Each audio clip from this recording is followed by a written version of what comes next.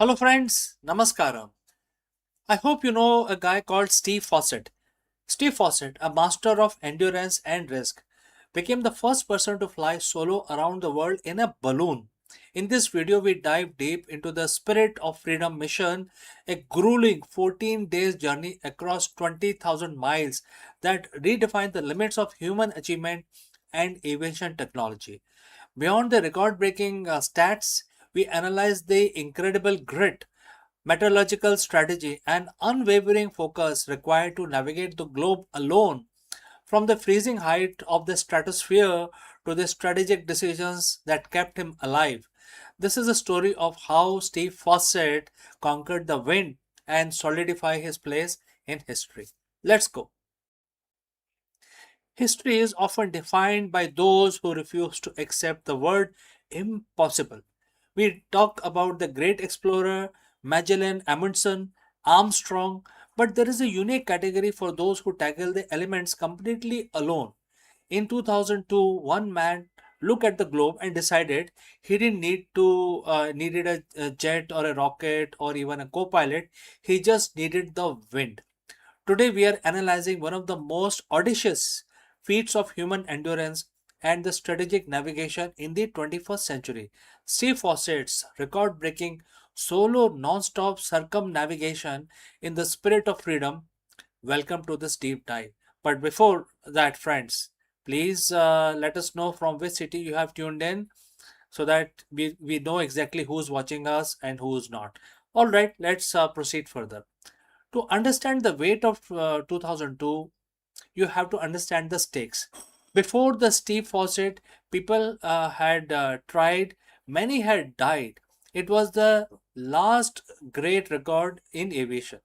Fawcett wasn't just an adventurer, he was a master of logistics and risk management.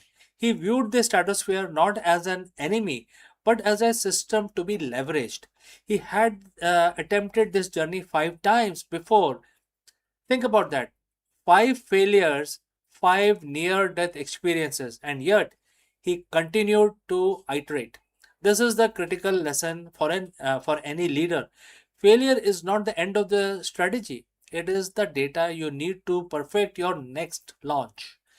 In 2002, in Nottingham, Western Australia, the Spirit of Freedom, a massive 140-foot tall balloon, began its ascent. The goal? To fly around the world solo, non-stop, in under 20 days. The capsule was size of a walk-in closet, roughly 7 feet by 5 feet. For 14 days, this would be his entire universe. Technologically, the Spirit of Freedom was a marvel of the time. It utilized a Rosier design, combining helium for a constant lift and hot air for vertical control. But the real strategy was in the navigation. Fawcett had to stay within a specific jet stream. If he dipped into lower altitude, he hit turbulence. Too high, he risked extreme cold and oxygen deprivation. He didn't have the modern AI navigator, but he had a team of metallurgists feeding him data, and he had to process it with absolute calm. This is the definition of the equanimity under pressure, a concept we talk about frequently here on the channel also. Whether you are a leading corporation or a piloting a balloon over the Southern Ocean, the ability to process the data, discard the noise, and execute the core task is what separates the masters from the amateurs. For 2 weeks, the world watched, but inside the capsule, absolute silence. The physical toll was immense. He slept in 45 minutes intervals. He dealt with mechanical failures, burner malfunctions, and constant crushing psychological reality of being miles above the earth, absolutely alone. One of the most dangerous moments occurred over the Southern Ocean where the temperature plummeted, threatening the integrity of the balloon fabric. A normal person would panic. A strategist looked for the lever. Fawcett had to manipulate his altitude constantly to catch the right current, essentially surfing the atmosphere. When you study his flight, you see a man who was entirely in sync with his environment. He wasn't fighting the wind, he was negotiating with it. This is the profound leadership lesson. True success doesn't come from the brute forcing your way through a crisis. It comes from understanding the forces at play and positioning yourself where the current naturally carries you towards your objective. On July 3rd, 2002, after 14 days, 19 hours and 50 minutes, Steve Fawcett touched down in Queensland, Australia. He had done it. He was the first person to circumnavigate the globe solo in a balloon. He didn't just set a record, he closed a chapter in human exploration. He proved that with the right combination of preparation, iterative learning, and mental discipline, the impossible becomes merely the next milestone. So, why does this matter to us today? Why are we discussing a 2002 balloon flight on a channel focused on AI education and executive strategy? Because the landscape of business is changing just as rapidly as weather system uh, faucet had to navigate. Whether it's a shift towards AI, the changing global economic order, or the demand for real time education, we are all in our own spirit of freedom capsule.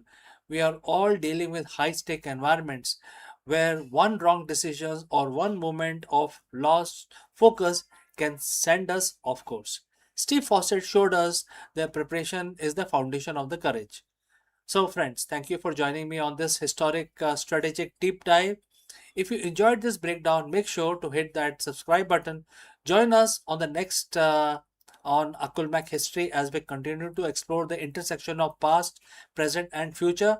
I am CK, and I will see you again very soon in the next one.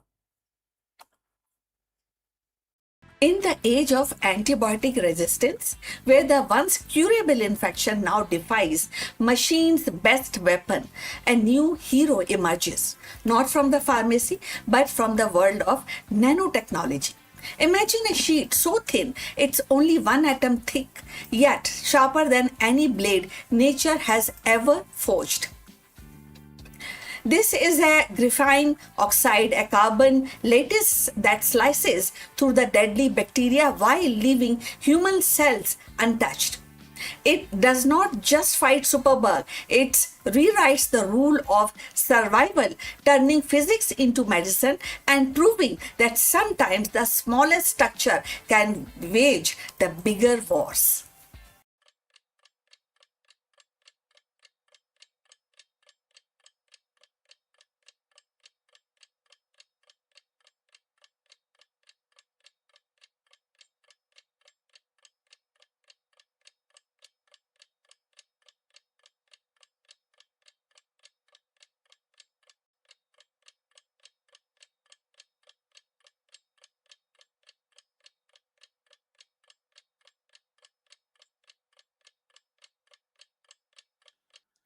Hello, friends.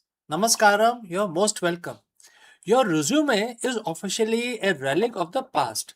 As of today, July 14, 2026, the world's top corporation has stopped looking at where you went to school and started measuring how your brain processes chaos in real time. You aren't now applying for a job anymore.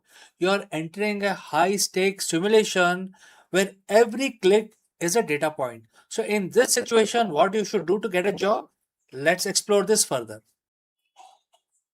Tell me about a time you overcame a challenge. If you've applied for a job in the last decade, you know that question. You have rehearsed that answer. You have polished it. You have delivered it to a panel of people who are trying to read your body language while you are trying to hide the fact that your palms are sweating. But what if I told you that the day of that you know performative, scripted, anxiety inducing interview are fading? Welcome to 2026. If you are currently on the job hunt, you might have noticed something strange. You applied for a position, and instead of getting a request for a Zoom call, you got a link to an interactive simulation, which is a game. Today, we are talking about why your next job interview will be a video game And more importantly, why the old rules, the ones you have been following since 2010 or even before, might just result in a game over screen before you even get to meet a human being. Let's be honest, the traditional interview is fundamentally broken. It relies on two flawed metrics: the resume, which is basically a marketing brochure, and the interview, which is a test of who is the best at acting. Companies have realized what a well written resume doesn't mean you can solve the problem. It just means you know how to write a resume. And a charismatic interview doesn't mean you have leadership skill. It just means you are good at chatting. For years, the HR department have been looking for an objective way to assess candidate. They wanted to strip away the biases, the unconscious preferences for people who went to the same school or talk the same way or share the same hobbies. They wanted data. They found it in the one place they didn't expect, which is the video game industry. So, what does a gamified interview actually look like in 2026? It is not a Super Mario. You're not jumping over the barrels. You're stepping onto the digital environment, a simulation of the roles you're applying for. Imagine you're applying for a project manager role. Instead of saying, I am good at prioritizing, the game put you in a room. You have three projects with conflicting deadlines, a budget deficit, and a team member who's underperforming. The clock is ticking, the AI is watching. It is not measuring if you win the game, it is measuring how you play. It's tracking your reaction time to the stressors. It is mapping your decision making patterns. It is analyzing whether you prioritize the budget, the team's morale, or the long term strategic goal. You aren't answering a question, you are demonstrating your competency in real time. For the employer, this is a gold mine. They aren't getting your story, they are getting your behavioral data. They can see how you handle the pressure when the screen starts flashing red. They can see how you communicate when the AI avatars challenge your authority. It's an efficient, it is scalable, and for the candidate who know how to play, it's actually kind of fun. But here is where the game is over and the warning comes in. This isn't just about the simulation, it's about the massive AI architecture that sits behind the curtain. In 2026, many companies are using what I call the cultural fit algorithm. When you play these gamified assessment, you aren't just sending data to a recruiter, you are actually feeding a massive neural network driven predictive model. This model has analyzed thousands of top performing employees at that company. It knows the DNA of their success. When you interact with the simulation, the AI is comparing your DNA, your decision making style, your adaptability, your risk tolerance against their high performers. If the algorithm determines you are a 40% match, you might be auto rejected. No human ever see your face, no human ever read your cover letter. This sounds harsh, I know, but it is the reality of high volume hiring world in 2026. The algorithm is the gatekeeper and the gatekeeper has no patience for ambiguity. I know it sounds something out of a dystopian science fiction movie, but take a deep breath. There is a massive upside to this shift. Think about the traditional hiring process. You have to hope that the recruiter is in a good mood. You have to hope that they don't have a bias against your university, your accent, or your background. Gamification and AI assessment actually strip a lot of that away. The algorithm doesn't care about the pedigree. It doesn't care about the name on your degree. It cares about your output. It cares about your potential. If you are a talented person who didn't go to an Ivy League school or who has a non traditional background, these games are the best friends.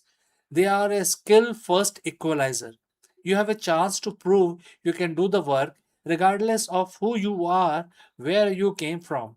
The interview of 2026 is becoming a meritocracy. You just have to learn how to play the game. So, how do you prepare for an interview that feels like a video game? Stop rehearsing answers. Start training skills. Don't memorize script. You need to sharpen your decision making and your emotional intelligence. Practice high pressure scenarios. Understand the why. If the game presents a crisis, don't just react. Think about the values the company is looking for. Are they a fast paced, risk taker culture or a collaborative, risk averse culture? The game will likely lean towards one of those. Don't panic at the failure state. In many of these simulations, there is no perfect score. The game might intentionally throw a disaster at you to see if you crumble. If things go wrong in simulation, don't shut down. The algorithm is looking for resilience. How you recover from bad movie, um, bad project is often more important than the move itself. The job market is changing. The rules are being rewritten by AI, by data, and by the gamification of your work lives. It can be intimidating, but it's also an opportunity. It means the resume black hole is finally being replaced by a direct assessment of your potential. Your next interview might be a video game, but remember, every game has a tutorial, and now you know what to look for. Stay adaptable, keep your head in the game, get ready to level up your career. Friends, if you have any questions, please do not hesitate to send it across, and I will see you in the next or the next level, next stage, or next level, or the next one. Bye for now.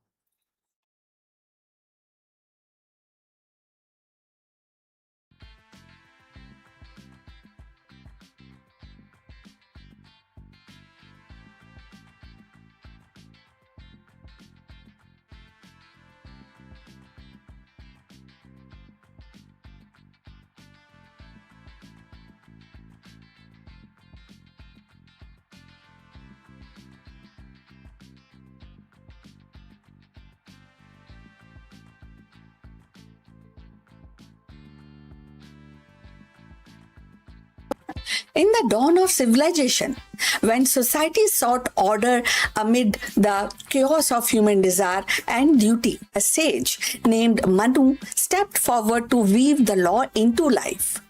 His vision was not confined to ritual or governance alone.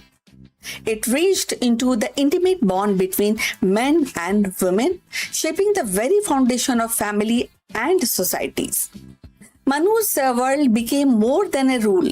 They were a mirror of cosmic balance, binding love, duty, and hierarchy into the framework that endured for centuries.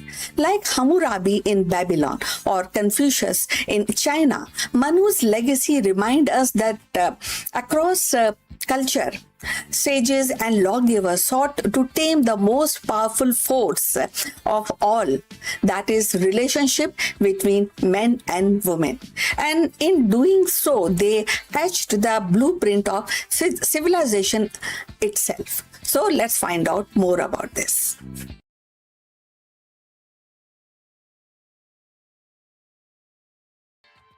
In the tapestry of ancient Indian thought, few figures loom as prominently as Manu, the legendary lawgiver whose name is inseparably tied to the Manusmriti, a text that sought to codify the rhythm of human life.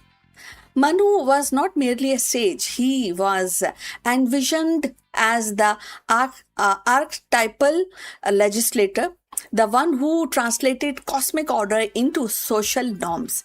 His laws, particularly those governing the relationship between men and women, revealed both the aspiration and the anxieties of civilization, striving to balance duty, morality, and hierarchy. So the Manu Smriti present marriage not as a private contract, but as a sacred institution woven into the fabric of dharma, which is righteousness. Manu's vision of gender relationship was deeply rooted in the idea of complement the men and women, and the men and women were seen as two halves of cosmic order, cosmic as a whole, each with a distinct role that together sustained society.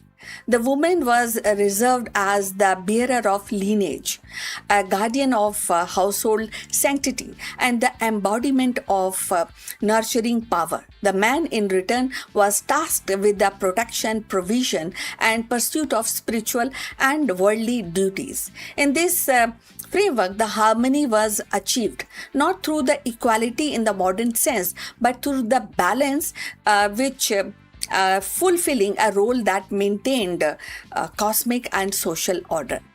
So, if you have reached this far, please inform us from which city you have tuned in and in which language you are watching this video. That will help us to determine the reach of our channel. So, moving forward on this topic. Yet the Manu's law also reflect the patriarchal structure of his time. Through Manu actually elevated the feminine principle in symbolic way.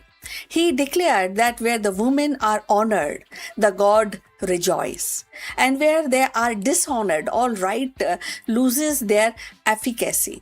And sometimes this kind of few restrictions that actually become paradox when we talk about the modern times, and it also maybe and actually resulted in the paradox of ancient gender norms. So the influence of Manu's vision extended far beyond domestic life by codifying rules of marriage, inheritance, and the conduct. He shaped the very architecture of society. His laws became a reference point for centuries, debated and adopted and sometimes restricted, but never ignored. So they provided a framework for order in the world where the oral tradition and the ritual practice needed the anchor to written codes or a written duty mentioning. So parallel to Manu can be found across the civilization. In the West, figures like Hammurabi of Babylon emerged as counterpart. Hammurabi's famous code inscribed on stone also sought to regulate family life, property, and justice, embodying the patriarchal norms within the broader vision of social stability. In the ancient Rome, the 12 table performed the similar function, defining the rights and duties of men and women within the civil order. In China, Confucian's teaching, though not codified in the same way, established the enduring principle of family hierarchy and gender role, and emphasizing the kind of all the duties, and at the same time it also mentioned the subordination of women within the household. So like of these lawgivers or traditions, when we talk about these distinct codings, like Manu, they also sought to anchor the society in a vision of order that linked cosmic or moral principle with everyday relationship. But what makes Manu distinctive is the spiritual dimension he infused into law. For him, the regulation of men and women relationship was not merely a pragmatic, but a sacred, a reflection of dharma itself. So marriage was a right, not a contract. The household was a microcosm of the universe, and the woman as its center was both revered and bound by duty. This intertwined of the law, ritual, and cosmology gave Manu's vision a depth that continues to provoke reflection. So, in the modern age, Manu's legacy is contested, sometimes criticized, but critics highlight the restrictive aspect of his law, especially regarding women's autonomy. While others emphasize the symbolic reverence and the attempt to harmonize the social life with cosmic principle. His parallel Hammurabi, Confucius, and Roman jurist reminded us that every civilization has grappled with the same challenge: how to regulate human relationship in a way that preserve the order, morality, and continuity. The answer differs, but the impulse is universal. Ultimately, Manu stands as both a product of his time, a figure of enduring influence, and his law revealed the ancient Indian attempt to weave the gender relation into a larger fabric of dharma, that is, righteousness, balancing reverence with restriction and symbolism with social control. In his vision, the relationship between men and women was not merely personal but civilizational, a cornerstone upon which the base of the society rested. And in this vision, we glimpse the perennial human quest to align the intimate bond of a family with the vast order of cosmos. So, Manu's vision of men and women was not merely about domestic order. It was about aligning human bonds with cosmic laws. His words inscribed in the Smriti actually became both revered and contested, shaping the centuries of thought on duty, family, and society. Like Hammurabi's stone tablet or Confucius' teaching, Manu's legacy reminds us that every civilization sought to anchor relationship in principle larger than themselves.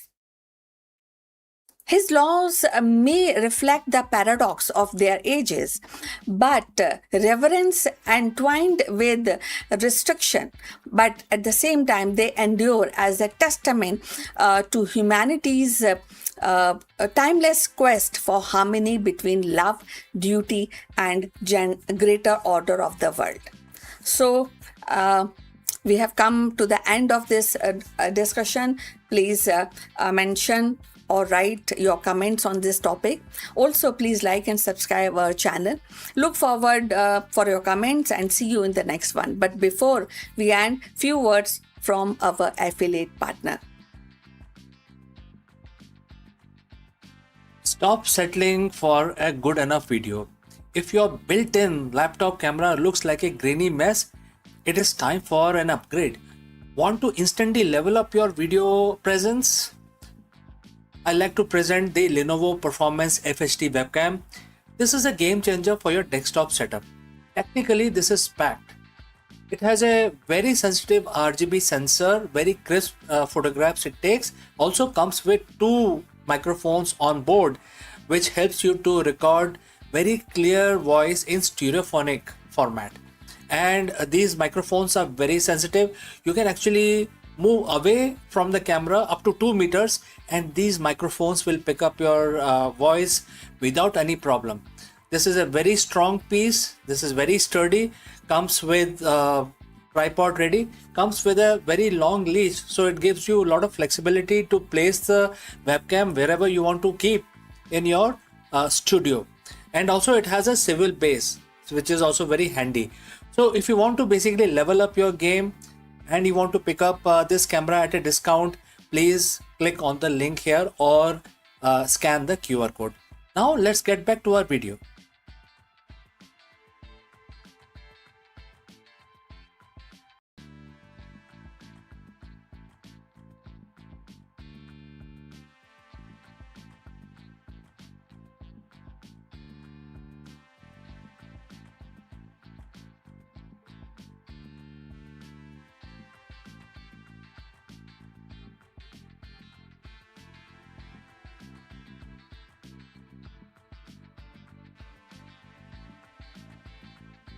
Long before forests rustled with the leaves and vertebrates carved their path across the continent, the earth was a silent stage of stone and shallow seas.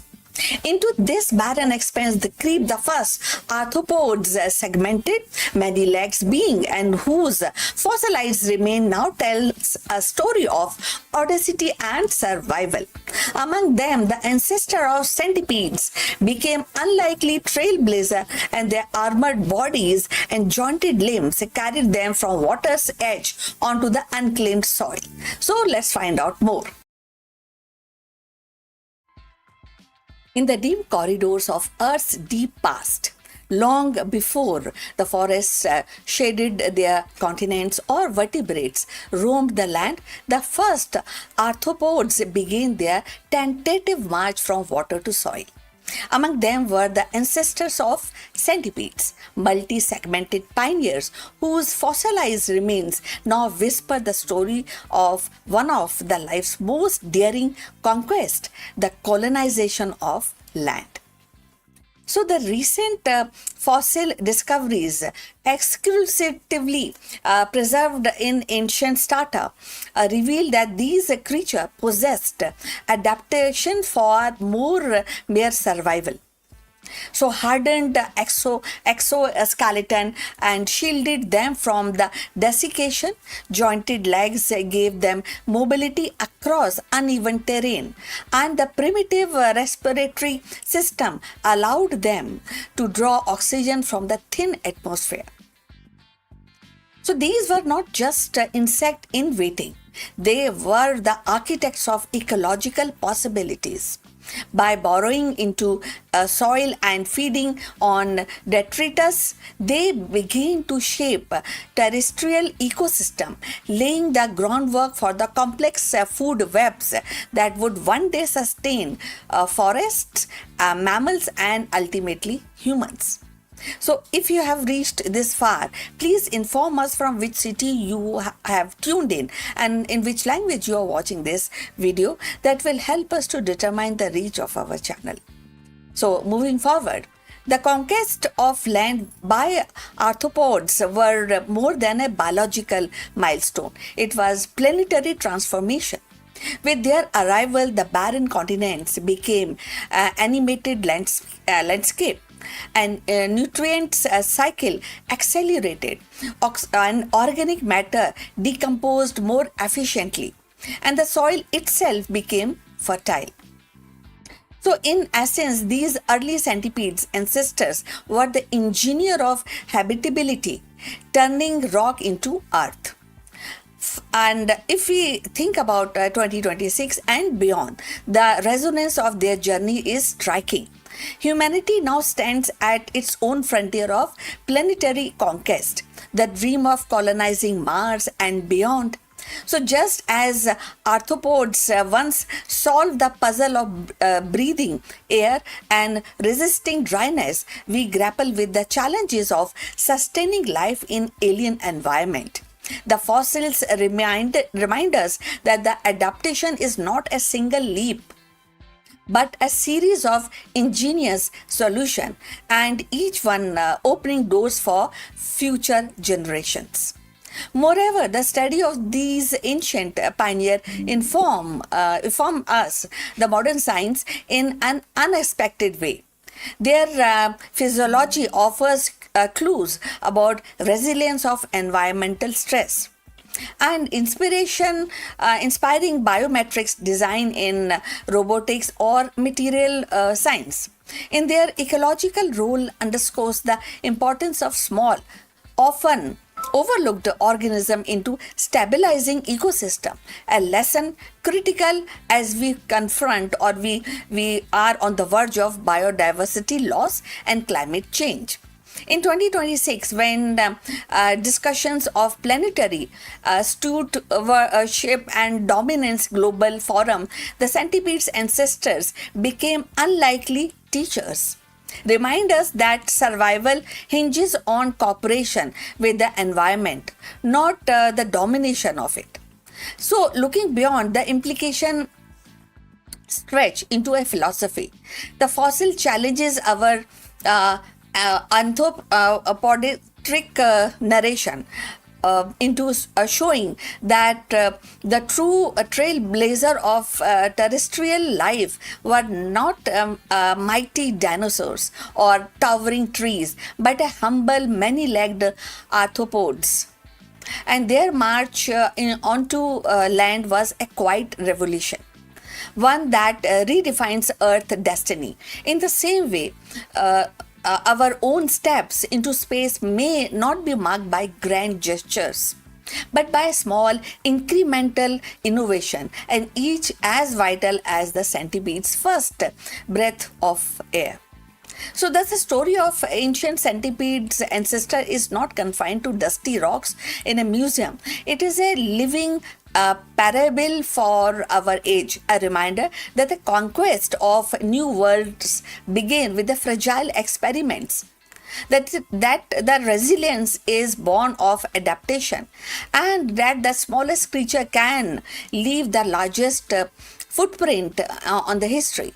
As we move through 2026 and beyond, their legacy urges us to trend thoughtfully, to innovate boldly, and to recognize that every frontier, whether soil or star, and demands humility as much as ambition. So, the march of those many legged pioneers was not just a step into the soil, it was the first rehearsal of resilience. The earliest proof that life could reinvent itself to meet new frontiers. And in their quiet conquest, they transformed a barren stone into a fertile earth. And in doing so, they wrote the opening chapter of terrestrial history. As we stand in 2026, poised at our own threshold of planetary exploration, their legacy echoes across the time. Survival is born of adaptation. Progress is carved by persistence, and the smallest step can alter the destinies of the world. So the centipede's ancestors reminds us that every frontier, whether soil beneath our feet or the star above our head, demands humility and ingenuity and definitely a great amount of courage. So we have come to the end of this subject. I will look forward for your comments on this subject. Thanks for watching. Please like and subscribe our channel, and see you in the next one. But before we end, few words about our affiliate partner. Stop settling for a good enough video. If your built in laptop camera looks like a grainy mess, it is time for an upgrade. Want to instantly level up your video presence?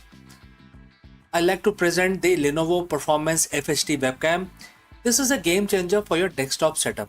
Technically, this is packed. It has a very sensitive RGB sensor, very crisp photographs it takes. Also comes with two microphones on board, which helps you to record very clear voice in stereophonic format. And these microphones are very sensitive. You can actually move away from the camera up to 2 meters, and these microphones will pick up your voice without any problem. This is a very strong piece. This is very sturdy. Comes with tripod ready. Comes with a very long leash, so it gives you a lot of flexibility to place the webcam wherever you want to keep in your studio. And also it has a swivel base, which is also very handy.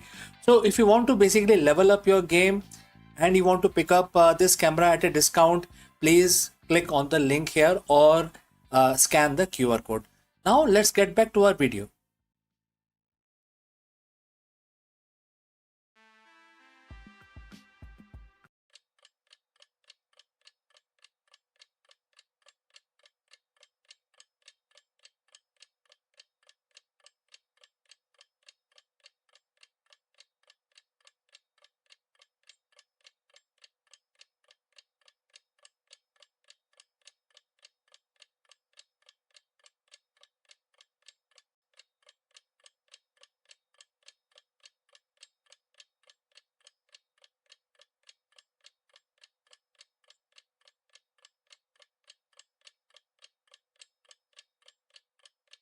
Hello, friends.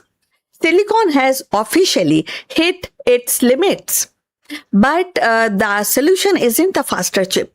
It is a 1,000-year-old tree. We are hijacking the subterranean electrical pulses of ancient redwood to build the world's fastest living supercomputer.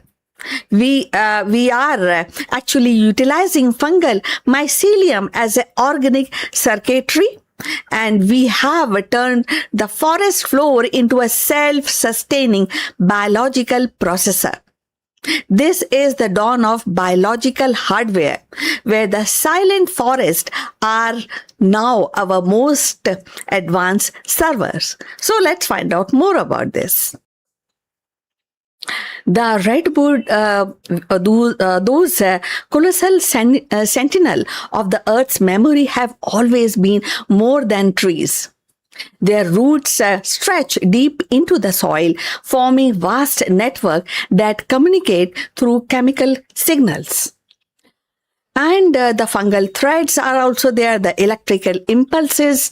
All this is a combination of these redwood kind of communication. The scientist once called this the wood wide web, a poetic metaphor for nature's hidden connectivity. But in 2026, that metaphor became literal. So researchers discovered that the electrochemical pattern within the redwood root could be harnessed as a computational signal, and which is organic equivalent to the binary code, may be capable of storing and transmitting data with astonishing efficiency. The first phase of redwood root began with observation. Biologists and the computer engineers worked side by side, mapping the natural signal pathway of the forest. They found that the redwood's root system operates like distributed neural networks, capable of adapting, learning. And when the nutrients shifted or the environmental stress occur, the tree adjusts their internal communication pattern as an organic form of problem solving. This revolution sparked the idea that what if we could interface with these neutral network, not to dominate them but to collaborate. Now, by 2026, the forest had become a living lab. Beneath the canopy, transparent, the cores and pulsed with the green light, emerged synthetic biochips with the roots themselves. So these chips didn't impose artificial logic. They translated human data into biological language, electrical rhythms and molecular signals that tree could understand. So the result was hybrid intelligence, a system that processed information through a living tissue. Unlike traditional supercomputer, which consume vast amount of energy and generate heat, the redwood bio supercomputer thrive on sunlight, water, and soil nutrients. So its cooling system was the forest breeze, its power source photosynthesis. So the data is processed, wasn't confirmed to number. It include environmental patterns, genetic sequences, and even the emotional data from human neutral scans. The forest began to think in a way that transcends human logic, and forming the correlations between climate cycles, biodiversity, and human behavior.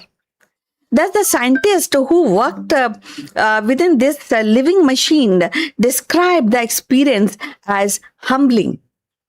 They weren't programming the forest, they were conversing with it.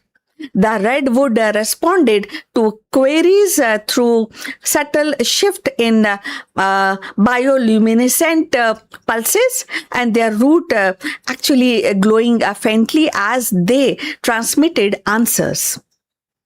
So the forest has become the sentinel archive and capable of predicting ecological changes and suggesting sustainable solutions.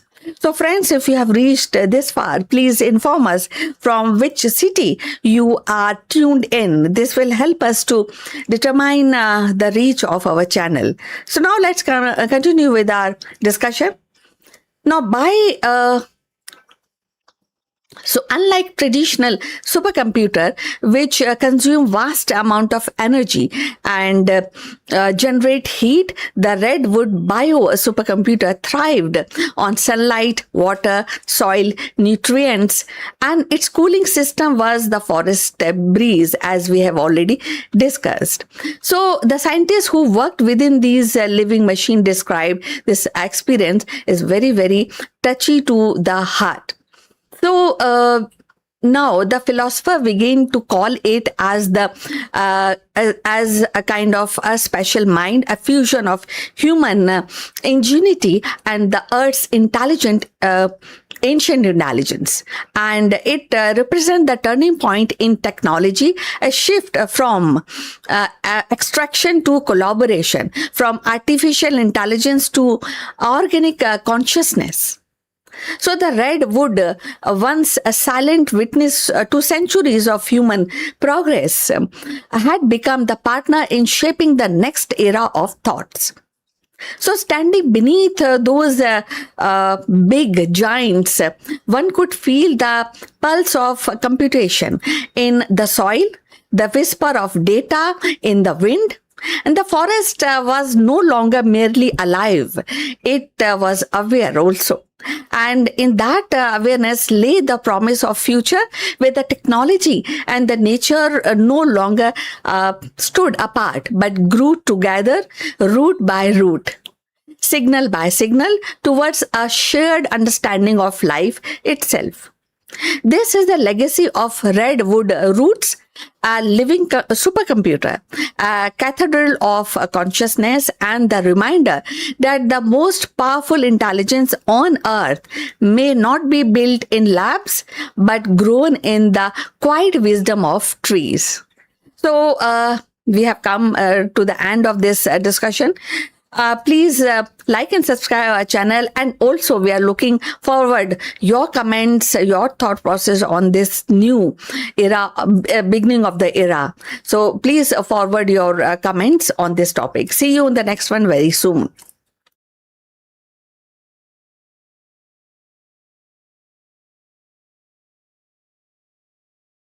The idea of robots living alongside us has been belonged to the realm of science fiction. Yet today it is edging into the reality. With the debut of AI-powered robot designed specially for home use, the boundary between futuristic imagination and everyday life is dissolving. These machines are no longer confined to factory floors or research labs. They are stepping into kitchen, living room, bedroom, promising to transform the domestic routine. The debut of AI robots for domestic use is not just a technological milestone, it is a cultural one also. It sparks curiosity, inspires hope, ignites debate. So, are we welcoming helpful assistants into our lives or surveillance device disguised as a companion? The answer may shape not only the future of our household but also the broader relationship between human and intelligent machine. Artificial intelligence has begun to step out of the research lab and corporate offices into the most intimate of the space, our home. So debut of AI powered domestic robots marks a turning point in consumer technology, one that blends convenience with controversy. So these machines are designed to handle everyday tasks, tidying rooms, monitoring energy use, assisting with cooking, or even offering companionship.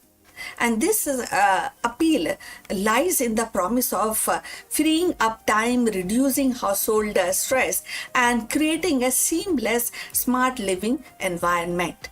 For many consumers, the idea of robot that can anticipate the need and act automatically and feel natural is the next step after smart speakers and connected appliances.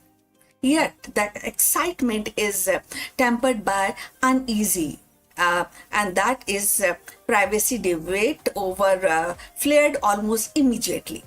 Unlike a vacuum robot that simply mop your floor plans, and these new AI robots can equipped with advanced sensory cameras, microphones. So they don't just clean, they observe, interpret, and learn. That means that they are constantly collecting data from household routine, personal habits, even private conversations. So, for some, this feels like inviting a surveillance device into the living room. The questions become who owns that data and how securely it is stored. So, if you have reached this far, please inform us from which city you have tuned in and in which language you are watching this video. This will determine the reach of our channel. So, going forward, the consumer interest is undeniable. Early demonstrations have drawn crowds, and pre-order suggests a strong demand.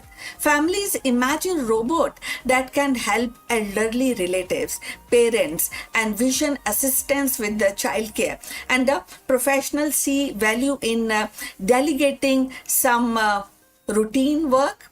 So, but alongside with enthusiasm, the critics warn of the risk of dependency and erosion of boundaries.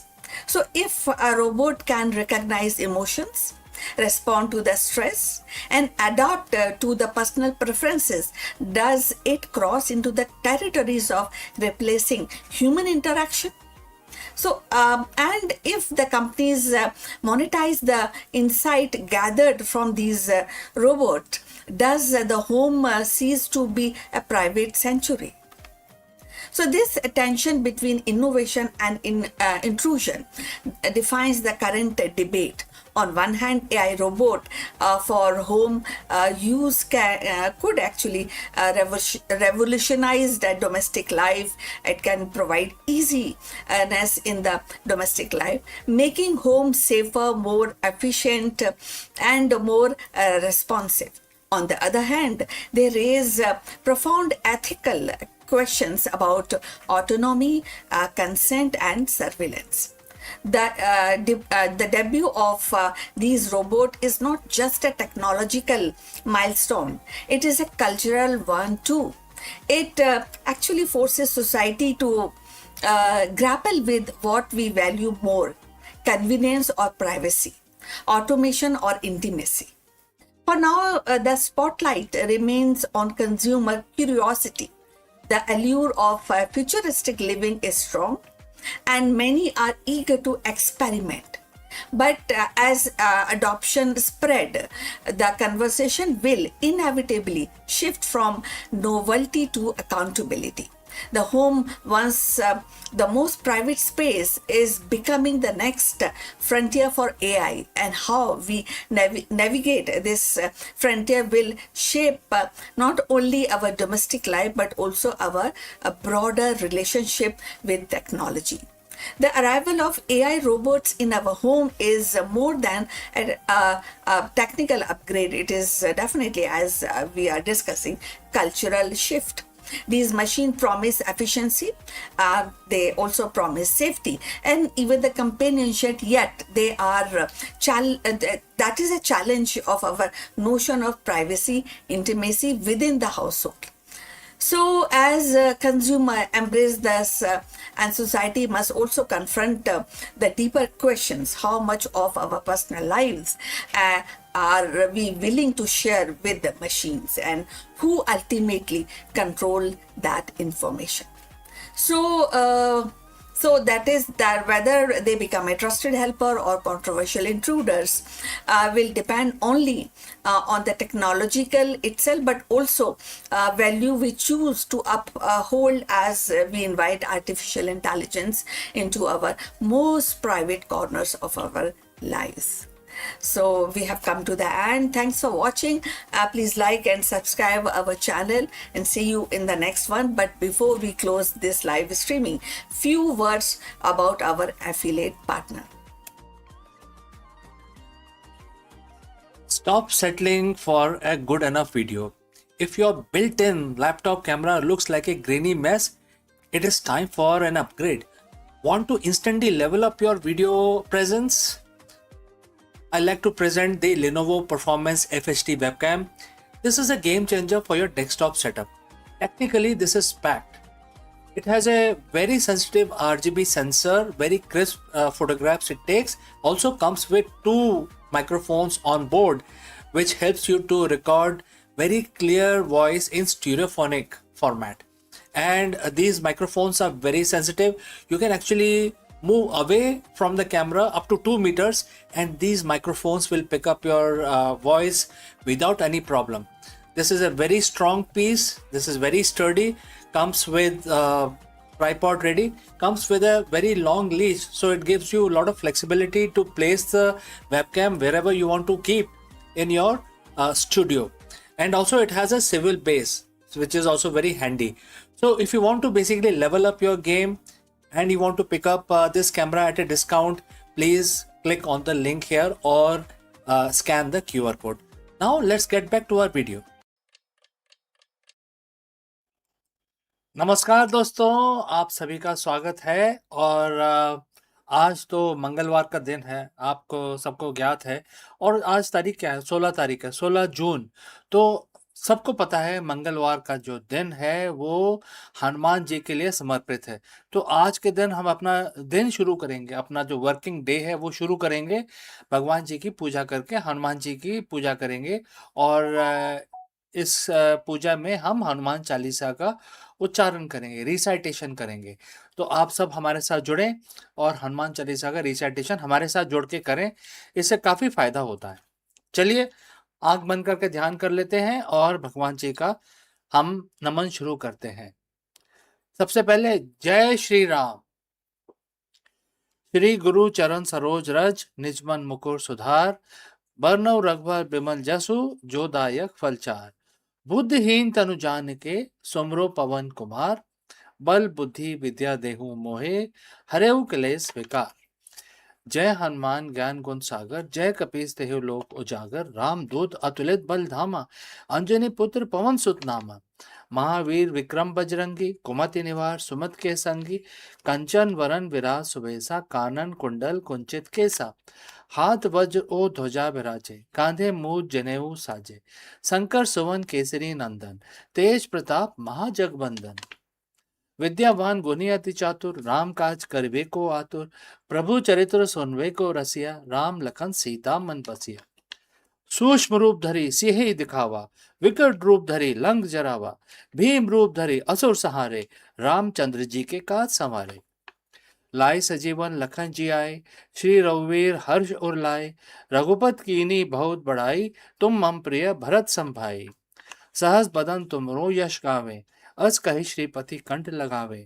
सनकादि ब्रह्मादि मुनीसा, नारद सारद सहित अहिसा।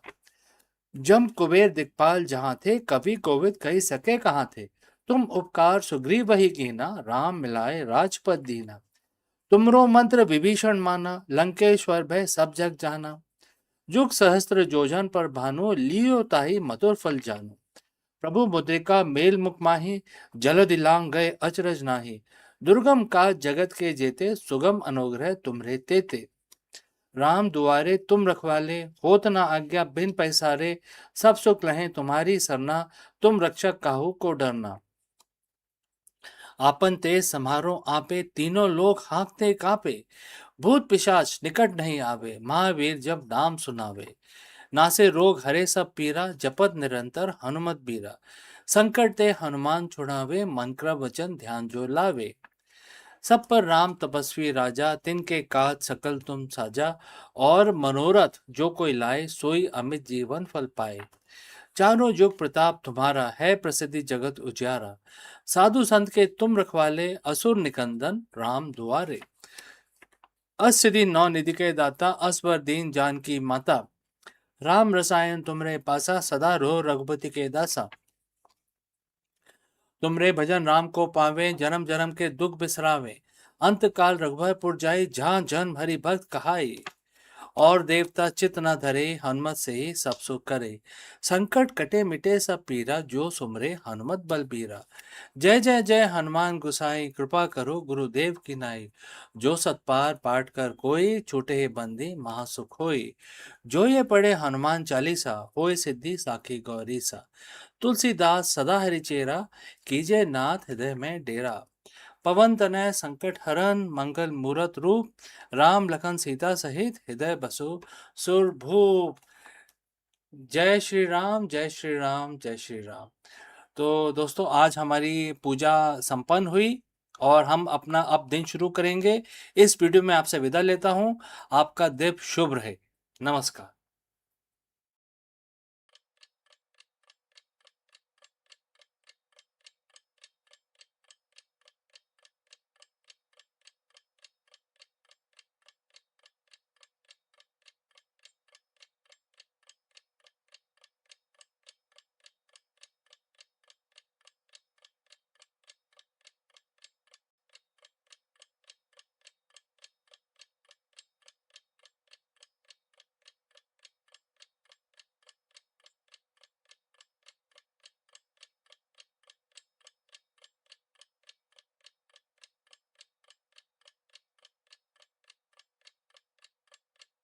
Come, Namaskaram. Let me ask you, are you constantly caught in the cycle of shiny object syndrome? Or does your team feel like a ship blown off the course by every passing market trend? In this video, we explore the timeless wisdom of Bhagavad Gita in order to understand this particular phenomena. And we will also explore the direct application to the high pressure world of modern business that explains all of this. When the mind is unsettled by desire and external distractions, the intelligence, your greatest strategic asset, becomes compromised. What we can do? Let's explore this further. Friends, every leader knows the feeling. It's pretty late every day. Let's say on a Tuesday evening, your inbox is overflowing and the competitors just launched a feature you didn't see coming. Your board is asking for the quarterly growth projections, and your internal team is buzzing with the latest industry trend that everyone says you must adopt. In the moment, you are not just a CEO, you are the captain of the ship in the middle of a storm. We are often told that leadership is about pivoting. We are told to be agile, to move fast, to react. But there is a silent danger in the way modern business is conducted, a danger that leads to burnout, the strategic drift, and eventually failure. Today, we aren't talking about the latest management fad or the newest AI tool. We are going back over 5,000 years to a piece of wisdom found in Bhagavad Gita, chapter 2 and verse 67. The verse translates roughly to this, and the quote starts: if the mind hankers for the fulfillment of the desire, one of the wandering senses can carry away the intelligence as easily as the wind blows away a ship from its course in the open seas. And the quote close. In the next few minutes, we are going to explore how this ancient warning is the most important lesson you will ever receive on strategic decision making chart. Let's break down the metaphor. The ship is your company, your strategy, your vision, and your mission. The sea is the market environment. The wind represents your senses, your desires, and your impulses. Most CEOs think that desire only means greed or money. In the context of this verse, desire is much more subtle. It is the desire to be validated by the market. It is a desire to chase the shiny object that your competitor just announced. It is the fear of missing out. FOMO, in other words. When you allow these impulses to dictate your decision making, your intelligence, the very capacity for clear strategic thought, is completely hijacked. You aren't steering the ship anymore, the wind is steering it for you. Have you ever looked back at a failed initiative and realized, I knew it wasn't the right move, but we did it because everyone else was doing it? And that is a drift. That is your intelligence being carried away by the wind. Why does this happen so easily? Because the modern business is designed to trigger your senses. Social media, real time data dashboards, 24-hour news cycle, they all are designed to keep you in a state of reaction. If you are constantly reacting, you are never creating. When you operate from a place of reaction, you suffer from three major strategic losses. Number one, loss of clarity. You lose sight of your why. You start doing things because they look good. They appear good, not because they align with your core values. Number two, loss of team trust. Your team needs a lighthouse, not a weather balloon. If you change direction with every gust of wind, your best talent will burn out trying to chase your shifting priorities. Number three is loss of longevity. The wind might blow you somewhere, but it is the destination you choose is nowhere in sight. The drift rarely leads to destination you actually want to arrive at, but a different one. So how do we stop the drift? How do we build an internal anchor so that even when the storm comes, the ship stays on course? We have to move from reaction to steady intelligence. And here are the three practical steps that I would like to suggest. Step one, define your North Star, which is basically a fixed point in your strategy. Your strategy needs to be anchored in values that do not change when the market changes. Ask yourself, if this current crisis, the wind did not exist, would I still make the decision based on my long term vision? If the answer is no, you are reacting, not leading. Write your core objective down, keep them visible, use them as the filter for every new opportunity. Step 2, create a pause protocol. Bhagavad Gita teaches that intelligence is carried away when the mind follow the senses. The gap between the input, which is a market trend, and your response is where your power lies. When a big idea or a sudden impulse hit you, build in a 24-hour rule. Tell yourself, I will evaluate this tomorrow.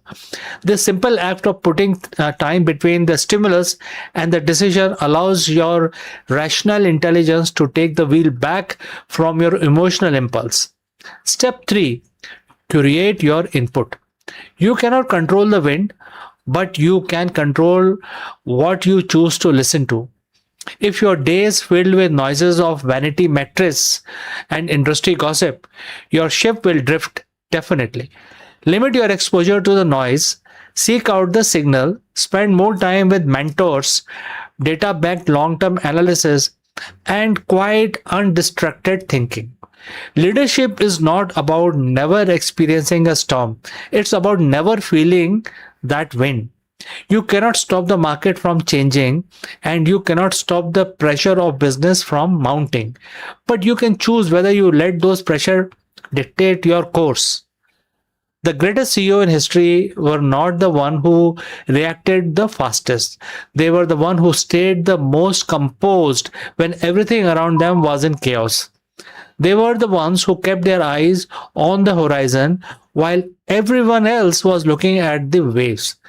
Remember this verse. Remember that you are actually riding a ship. Don't let the wind of temporary desire, temporary pressure, or temporary fear blow you off course.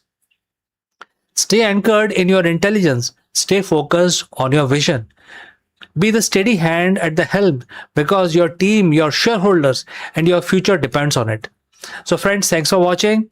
If this resonated with you, take a moment to pause, reflect, and share what keeps you anchored in your business today. Stay steady, and I will catch you soon, very soon, in the next one.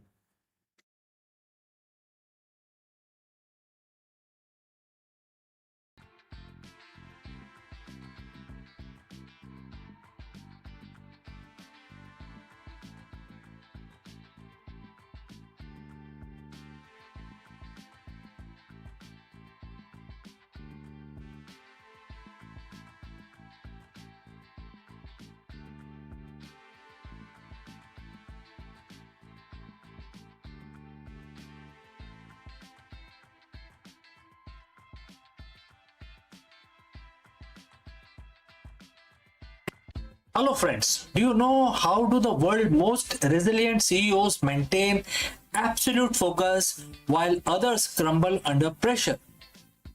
It's a very big question. Therefore, in this video, we dive deep into Bhagavad Gita and try to answer this question. Bhagavad Gita offers a timeless blueprint for high-stake leadership, and we explore the concept of duality, the swinging pendulum between success and failure, and how it creates a delusion that clouds executive judgment. Let's go and discuss this further. Think about the last time your company landed a major contract or exceeded the quarterly projections. You felt on top of the world, right? Now think about the last time a key hire resigned or a product launch flopped. That sinking feeling in your gut, that's the CEO's pendulum. Most leaders spend their entire career swinging between these two poles, the euphoria of success and the anxiety of failure. We call it the grind, but the Bhagavad Gita calls it something else. Bhagavad Gita says duality. In chapter 7 and verse 28, Bhagwan Krishna offers a profound solution to this exhaustion. He speaks of a state where a leader is no longer a slave to these swings, a state of leadership beyond duality. And today we are going to break down this verse to see how the ancient wisdom can solve the most modern executive problems, which is the loss of focus. So friends, if you have reached this far, please inform us from which city you have tuned in and in which language you are watching this video.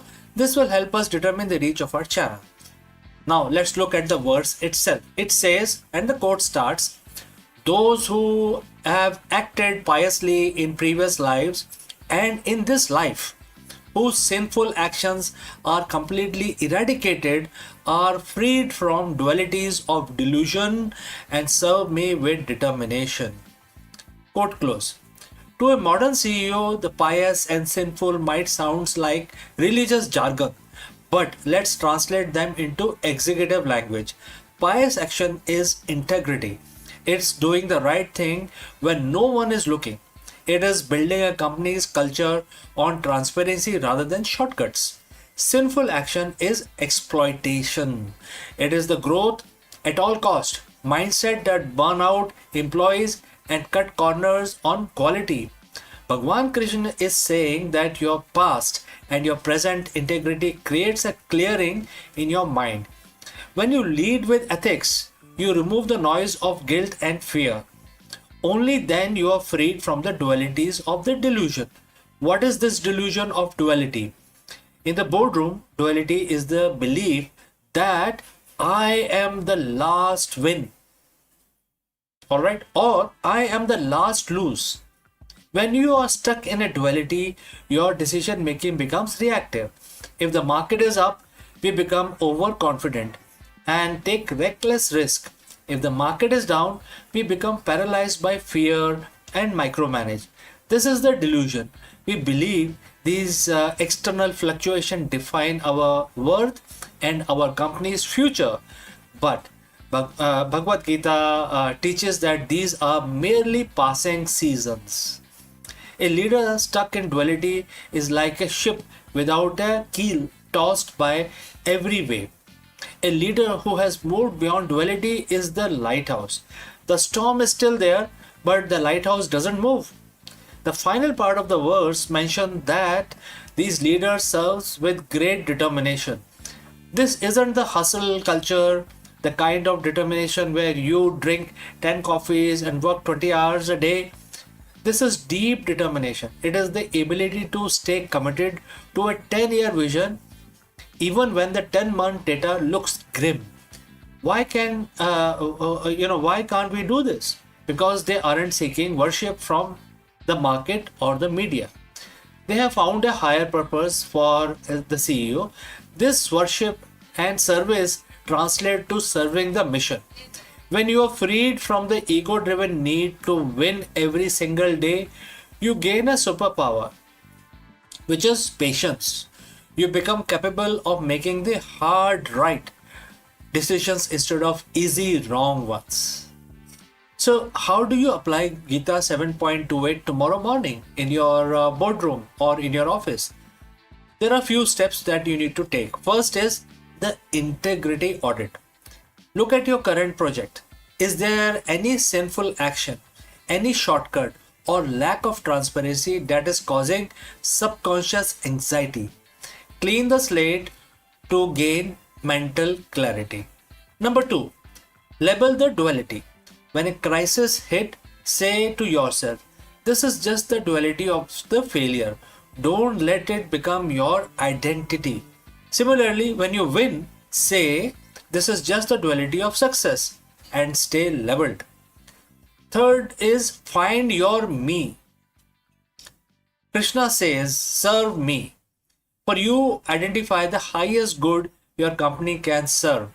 Is it solving a problem? Helping customer? When you serve the mission rather than your ego, determination becomes effortless. The world doesn't need more CEOs who ride the emotional roller coaster of the stock market. We need leaders who are grounded in something deeper. By living a life of integrity, past and present, you earn the right to be calm. You earn the right to be clear. And most importantly, you earn the right to lead with determination that doesn't waver when the wind changes direction. So, as you go back to your team today, remember success and failure are just two sides of the same coin. Your job is to be the hand that hold the coin, not the coin itself. Lead with integrity, lead beyond duality. Friends, thanks for watching. Thanks for listening to me. If you have any questions, please feel free to send it across. Before I end this session, a word about our affiliate partner. Stop settling for a good enough video. If your built-in laptop camera looks like a grainy mess, it is time for an upgrade. Want to instantly level up your video presence? I like to present the Lenovo Performance FHD webcam. This is a game changer for your desktop setup. Technically, this is packed. It has a very sensitive RGB sensor, very crisp photographs it takes. Also comes with two microphones on board, which helps you to record very clear voice in stereophonic format. And these microphones are very sensitive. You can actually move away from the camera up to 2 meters and these microphones will pick up your voice without any problem. This is a very strong piece. This is very sturdy. Comes with tripod ready. Comes with a very long leash, so it gives you a lot of flexibility to place the webcam wherever you want to keep in your studio. And also it has a swivel base, which is also very handy. So if you want to basically level up your game and you want to pick up this camera at a discount, please click on the link here or scan the QR code. Now let's get back to our video.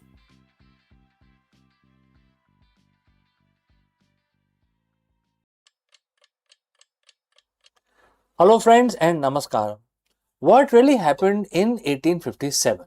Was it a Sepoy mutiny or the first spark of revolution that would change history forever. In this deep dive, we explore the explosive events of 1857 uprising and how India shook the British crown to its core. Let's go. History is rarely a straight line.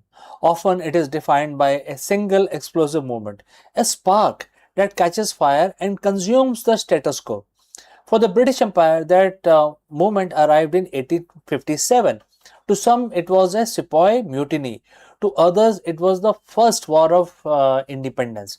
But regardless of the label, one thing is certain. In 1857, the heartbeat of the British Empire was stuttered. Today, we are diving into the dramatic, bloody, and world changing event of 1857 uprising. How did a collection of disgruntled soldiers and local rulers manage to shake the most powerful empire on earth? Let's find out. To understand the explosion, we have to look at the pressure cooker that was India under the East India Company. By the mid 19th century, the British were no longer just traders, they were masters. They controlled the vast land through a mixture of treaties and outright annexation, and the doctrine of lapse, a policy that allowed the British to seize any princely state where the ruler died without a direct male heir. But it wasn't just the king and the queens who were angry. The common people were suffering under heavy taxation, and the soldiers, the sepoys, felt their dignity being systematically eroded. The British were dismissive of the local customs, and rumors began to circulate that the company was planning to forcefully convert the population to Christianity. The stage was set. All that was needed was a matchstick. So, friends, if you have reached this far, please inform us from which city you have tuned in and in which language you are watching this video. This will help us determine the reach of our channel. That match arrived in the form of a rifle, the pattern 1853 Enfield. The new cartridge for this rifle was rumored to be greased with a mixture of cow and pig fat. Think about the implications. For Hindus soldiers, the cow is sacred. For Muslim soldiers, the pig is forbidden. To use these cartridges, a soldier had to bite off the end of the paper casing, effectively forcing them to consume materials that violate their most sacred religious beliefs. In January 1857, the outrage began to boil over. It wasn't just about religion, it was manifestation of the deep-seated humiliation. In March, a young soldier named Mangal Pandey refused to use the cartridge and attacked his British officer. His execution turned him into a martyr, and within a week, the spark in one garrison became a wildfire across North India. The rebellion officially ignited in Meerut on May 10, 1857. Soldiers marched on Delhi, the former seat of Mughal Empire, and declared the aging Emperor Bahadur Shah Zafar as their leader. The uprising was not a single coordinated military campaign, it was a massive decentralized eruption. In cities like Lucknow, Kanpur, and Jhansi, the rebellion took different forms. In Jhansi, the Rani Lakshmi Bai became an icon of defiance, leading her troops against the British with unmatched courage. For the British, the situation was dire. They were quite spread thinly, caught off guard, and for a few months they were genuinely terrified that they would be driven out of the subcontinent entirely. The invincible British administration was scrambling for its dear life. The British reaction was swift and brutal. They poured reinforcement into India and launched a series of counter-offensives that were as ruthless as the rebellion had been chaotic. The siege, massacre, and the betrayal defined the final stages of the conflict. By 1858, the rebellion was effectively crushed. But the victory came at a massive cost. The British realized they could no longer govern India through a private company. the East India Company was dissolved and control was transferred directly to the British Crown. The British Raj had begun and the political landscape of India was permanently altered. So, did this uprising fail? If you look at the immediate military outcome, yes, definitely. The British remained in control for another 90 years. But if you look at the soul of the nation, it was the greatest victory imaginable. 1857 was the moment Indian across different regions, religions, and social classes realized they could challenge the imperial giants. It planted the seed of nationalism that would eventually lead the way to freedom movement of the 20th century, which is the largest freedom movement. Finally, we got the independence in 1947. When we look back at the event of 1857, we aren't just looking at a battle. We are looking at the moment India stood up, shook the chains of colonial rule, and began the long journey towards reclaiming its destiny. So friends, thanks for watching. If you enjoyed this deep dive into history, don't forget to like, subscribe, and share your thoughts in the comments below. Do you think 1857 was inevitable? Let me know, and I will see you again very soon in the next one. नमस्कार दोस्तों, आप सबका स्वागत है। आज जुलाई 23 है और आज बृहस्पतिवार है, थर्सडे। तो आज का दिन आप सब जानते हैं कि भगवान विष्णु के लिए समर्पित होता है। तो आज हम अपना दिन शुरू करेंगे भगवान विष्णु की वंदना करके, स्तुति करके। तो एक छोटा सा मंत्र है जो भगवान विष्णु के लिए हम रिसाइट करेंगे। आप भी हमारे साथ जुड़िए और इस मंत्र को रिसाइट करिए। तो चलिए स्टार्ट करते हैं। पहले अपने हाथ जोड़ लीजिए और भगवान जी को याद करिए और उनका नमन करते हैं। अब हम आंख बंद करके 11 दफ़ा इस मंत्र का उच्चारण करना है। मंत्र मैं पहले बता देता हूँ। ओम वासुदेवाय नमः। बहुत ही आसान है। ओम वासुदेवाय नमः। चलिए अब हाथ जोड़ लीजिए, हम शुरुआत करते हैं। ओम वासुदेवाय नमः। ओम वासुदेवाय नमः। ओम वासुदेवाय नमः।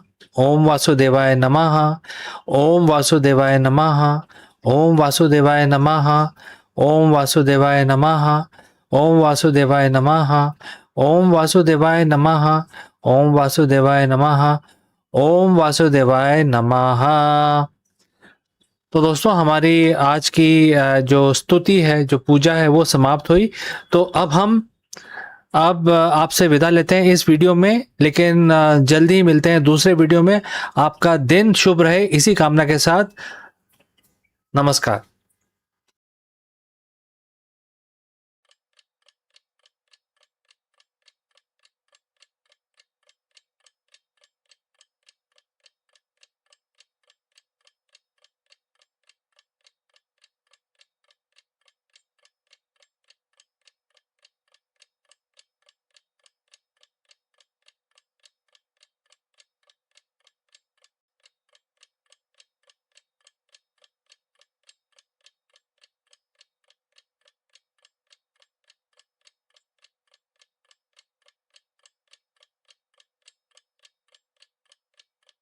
Hello, friends. What happens when the world's most powerful firm trade their algorithm for ancient philosophy? We are dissecting the high-stake friction between ruthless efficiency and the human need for meaning. It is July 2026 and the era of silicon-driven productivity has hit a wall. To survive this year's market shift, the world's most powerful CEO are bridging the gap between high-tech metrics and the human-centric wisdom. Discover how redefining modern leadership through the purpose rather than mere data points is the only way to build a future-proof corporate culture. So let's find out more about this. In the early years of a digital revolution, algorithms were hailed as the ultimate arbiter of efficiency. They promise precision, speed, and the elimination of human error. Corporations invested billions in predictive analytics, machine learning model, and automated decision system, and they were convinced that the future of strategy lay in the cold logic of computation. Yet, as the dust of technological euphoria settles, a new reality is emerging, and that is human capital. The creativity, the intuitions, and the adaptability of people is outperforming the algorithm in the most critical arena of strategy. The shift began with the recognition that the algorithm, while powerful, are bounded by the data they consume. They excels at pattern recognition, but flatter when they're confronted with the ambiguity and or novelty or maybe ethical complexity. Human being, by contrast, thrives in uncertainty. So our strategy, which who is in navigating the volatile market, geopolitical upheavals, and cultural shift, cannot rely solely on historical data sets. So they must interpret the signals, the imagine possibilities, and craft narratives that inspire collective actions. So this is where the human capital assert its superiority. So in the ability to connect dots that machine cannot see, or maybe, and to imbue the decision with the meaning that algorithm cannot generate. So consider the realm of leadership. Algorithm can optimize supply chain or forecast consumers' behavior, but they cannot galvanize a workforce around a shared vision. So leaders who harness the empathy, storytelling, and the moral conviction create momentum that no machine can replicate. So the pandemic underscored this truth. Organizations that thrived were not those with the most sophisticated predictive model, but those whose leader communicated trust, adapted policies with compassion, and empowered the team to innovate under pressure. So human capital became the decisive factor in resilience. Creativity is another domain where the human outperform. Algorithm can remix existing ideas. But genuine breakthrough, whether in art or in science or in entrepreneurship, spring from the human capacity to dream beyond constraints. So the innovation of the electric car, or the rise of social enterprise, or the fusion of ancient wisdom with modern leadership practices are not a product of algorithm, and it cannot be calculated by algorithms. So they are the fruit of imagination, risk taking, and the courage that defy conventions. So in this sense, human capital is not merely outperforming our algorithm. It is also redefining the very boundaries of progress. So friends, if you have reached this far, please inform us from which city you have tuned in, and this will definitely help us to determine the reach of our channel. So now continue with our discussion. Now comes the kind of a question of ethics and value. Now, ethics and value further highlight the limit of automation. Algorithm can recommend action, but they cannot actually find out the moral consequences. Should a company prioritize the profit over sustainability? Should a government deploy surveillance technology at the cost of privacy? So these are not computational questions, they are human dilemmas. The strategy shift acknowledge the decision of consequences must be grounded in values, and only human judgment can navigate the terrain of responsibility. So in fact, the most forward-thinking organizations are embedding the ethic officers, diversity actually companion. They are appointing diversity companions and cultural stewards into their strategy team role that algorithm cannot fulfill. So the irony is that the triumph of human capital does not diminish the importance of algorithm. Instead, it reframes them as a tool rather than the masters. So algorithm provide insight, but human decide which insight matters. Machine accelerate the processes, but human determines the decision of continue with that kind of decision way or decision, maybe a direction of travel. The strategy shift is not about rejecting a technology. It is about reclaiming the agency. It is about recognizing that the ultimate competitive advantage lies not in faster computation, but in a deeper connection between people, ideas, and value. This shift also signals a new era of organizational design. Companies are investing less in rigid automation and more in cultivating the adaptive talent. So training programs emphasize critical thinking, emotional intelligence, and cross-disciplinary collaboration. So recruitment strategies giving priority to diverse of perspective, knowing the innovation that flourishes at the intersection of differences. So the workplace is being reimagined as a lab of human potential, where algorithms serve as an assistant, not as the architects. So the implication ripple outward.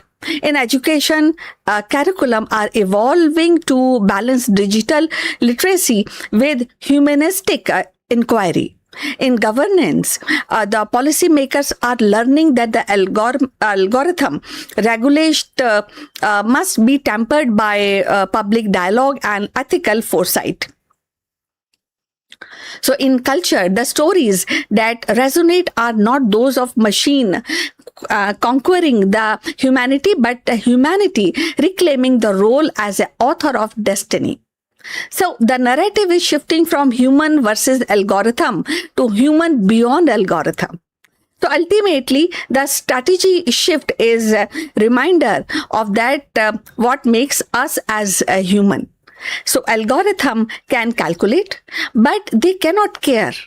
They can predict, but they cannot hope. So they can optimize, but they cannot dream. So human capital outperform because it transcends the measurable. It brings to strategy that intangible forces of imagination, empathy, and the moral courage. And in the world where the uncertainty is only a certainty, and those forces are not luxuries but necessities. The future strategy then is not a contest between human and machine. It is a partnership in which the algorithm handles the mechanics while the human shapes the meaning. The organization that will lead tomorrow are those that understands this balance. So they invest in the technology, but more importantly, invest in people. For in the end, it is human capital, that living, breathing, dreaming essence of humanity that outperform the outlast and outshine the algorithm. So lesson of this era is very clear. Algorithm may calculate the probabilities, but it is human capital that defines possibilities. Strategies are no longer about who has the fastest machine or the deepest data set. It is about who can imagine, inspire, and adapt. So the organization that will endure are those that treat technology as an ally, not as a replacement, a place where the greatest investment in people. For in the grand contest between code and consciousness, it is the human spirit, curious, creative, and courageous, that ultimately outperform. So future belongs not to the algorithm, but to the strategies who knows how to wield it while never surrendering the irreplaceable power of human judgment. So what do you think about this? And please post your comments on this topic. Also, kindly like and subscribe our channel. So we'll meet in the next one. Till then, take care. Bye.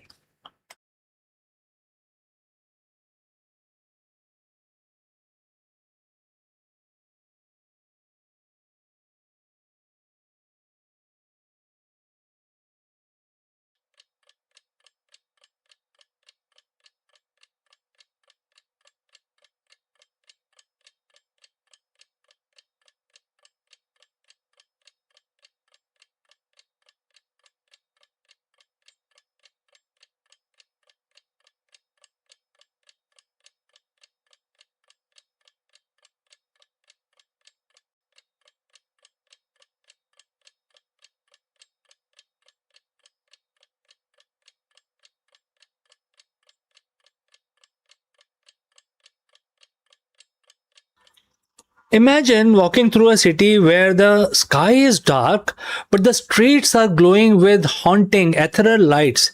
We are officially deleting the street light and replacing them with genetically modified trees that breathe and glow. By splicing the firefly DNA with urban flora, we have turned the entire electric grid into a living biological masterpiece. Let us discuss more about this new technology. Namaskaram, friends, you are most welcome. When you step outside your front door at midnight, in the old days, the 20th century or even early 21st century, you would be met by a harsh amber glare of high pressure sodium streetlight or the clinical buzzing white LEDs. You would look up at the stars, would be drowned out by the thick dome of urban light pollution. Now, in future, when you look up, what you will see night sky. It is absolute velvet black, pricked by thousands of brilliant uninterrupted stars. But when you look around you, the street isn't dark. It is bathed in a haunting ethereal living glow. We are officially deleting the street lights. We are pulling up the copper cables, dismantling the grid tied pole, and replacing them with something radically different. Genetically modified trees that breathe, the photosynthesize, and illuminate our world. By splicing the bioluminescent pathways from nature into urban flora, we have transformed the city from dead ecosystem of concrete and silicon into living biological masterpiece. This is not a science fiction. This is the dawn of bioluminescent cities. For over centuries, our cities have been built on a model of brute force energy consumption. We dig up fossil fuel or harness nuclear power, transmit high voltage electricity across miles of fragile transmission lines, and push electrons through tungsten filaments or semiconductor chips just so we can see where we are walking. It is when you stop thinking about it an absurdly inefficient loop. We burn coal to create light, which in turn radiate heat, attracts pests, disrupt nocturnal wildlife, and bathe human habitat in an unnatural, disruptive glare. Light pollution has erased the cosmos for billions of people. Furthermore, the infrastructure required to maintain this system is staggering. Thousands of miles of underground wiring, billions of metal poles prone to corrosion, constant maintenance, and massive carbon footprint. Enter the synthetic biology. Instead of fighting nature to build our cities, what if we let nature do the heavy lifting? What if our infrastructure was capable of self healing, self powering, and self sustaining? The concept of bioillumination asks a fundamental question. Why generate electricity to light up a dead street when you can engineer a living organism to do it for free, powered entirely by sunlight and water? To understand how we engineered the bioluminescent city, we have to look at the chemistry of light. In nature, bioluminescence is commonly found in fireflies, deep sea lanternfish, and certain species of fungi. The secret lies in the chemical reaction between substrate called luciferin and the enzyme called luciferase interacting with oxygen and something called ATP to release energy in the form of soft, cold light. Earlier pioneer in bioengineering spent decades trying to port these genes into plants. The first attempt yielded sickly dim tobacco plant that required external chemical spray to emit a faint green glow. But the breakthrough came with the integration of fungal bioluminescent pathways, specifically from luminescent mushrooms, which is also known as Neonthoponus nambi. Unlike firefly genes, which requires a continuous supply of added chemical substrate, fungal pathways are entirely autonomous. The plant's own metabolic processes recycle the necessary molecules, creating a continuous self-sustaining loop. Scientists took this genetic blueprint and introduced it to the Planetus occidentalis, the American sycamore. While the sycamore, because its broad canopy, robust urban adaptability, rapid growth, and extensive vascular system. When night falls, the sycamore's cellular machinery shifts gear. Instead of purely storing energy, the tree utilizes its internal sugar to fuel the luciferous reactions across its leaves and bark. The tree's vascular network acts like a natural fiber optic cable, distributing soft, luminescent glow throughout every branch, twig, and leaf. The result is towering, living pillar of light. Walking down a boulevard in modern bioluminescent city redefines the urban experience. Gone are the rigid geometric grid of steel lampposts. Instead, the streets are flanked with magnificent arching sycamores that form a natural cathedral overhead.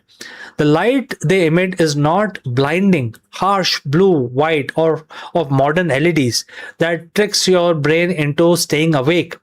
It is soft, deep sea cyan or warm bioluminescent green wavelength that harmonizes with human biology and preserves melatonin production. The engineering behind these streets goes far beyond just dropping a seed into the ground. It is radical urban integration. And there are a few things that we must talk about, which is first starting with adaptive luminosity. The trees are engineered with photosensitive promoters. In moonless nights, when visibility is low, their glow intensifies. On nights with bright full moon or during the early morning hours, their metabolic output dials back, dimming the canopy to conserve energy and respect the natural darkness of the midnight hour. Next is a root grid energy exchange. While the trees provide light, their root system are integrated into municipal water recycling system. They absorb grey water runoff from the street, filtering heavy metals and pollutant through bioengineering tissues while simultaneously feeding urban organic waste. Next is acoustic and thermal dampening. Unlike concrete and metal, living wood absorbs sound. Bioluminescent boulevards are remarkably quiet. Furthermore, the expensive canopies provide, natural urban cooling, drastically reducing the urban heat island effect without extending a single watt of air conditioning.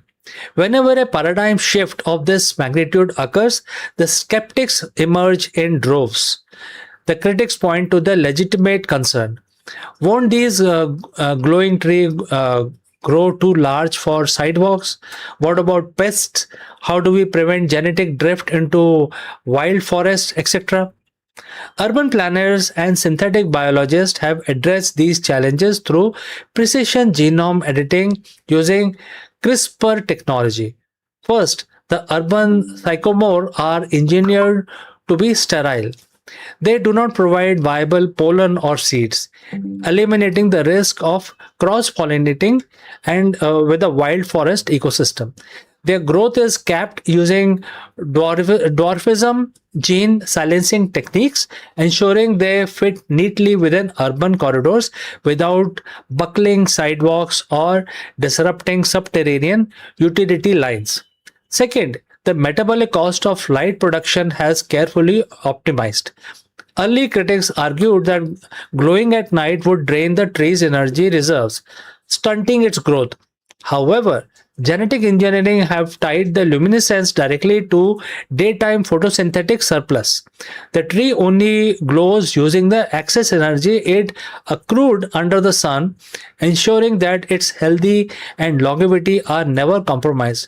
In fact, many bioengineering urban trees shows increased resilience to urban stressors as the metabolic pathways introduced also enhances their resistance to drought and diseases. Perhaps the most profound impact of the bioluminescent city is the psychological and ecological. For centuries, urbanization has meant the eradication of nature.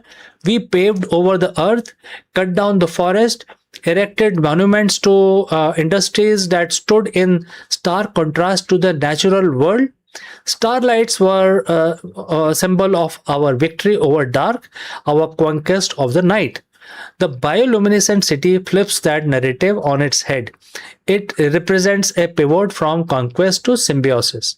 When your street lamp is living organism, your relationship with city changes.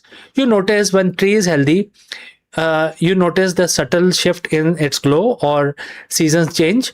Urban wildlife, bats, moths, nocturnal birds find themselves navigating in an environment that speaks an evolutionary language they understand, rather than blinding, disorienting glare of high voltage grids. Children grow up touching rough, glowing bark instead of cold, painted iron poles. They learn that technology and nature are not opposing forces, but perhaps partner in design. So, in conclusion, friends, the horizon of living infrastructure is definitely looks very promising. We stand on the precipice of a profound architectural revolution. The era of dead infrastructure of concrete, copper, and carbon heavy grid is drawing to a close. The radical engineering of living infrastructure proves that the most advanced technology on earth is life itself. We are moving towards a future where our building will self heal like skin, our bridges will grow like bones, and our street will glow with quiet, pulsing heartbeat of engineered flora.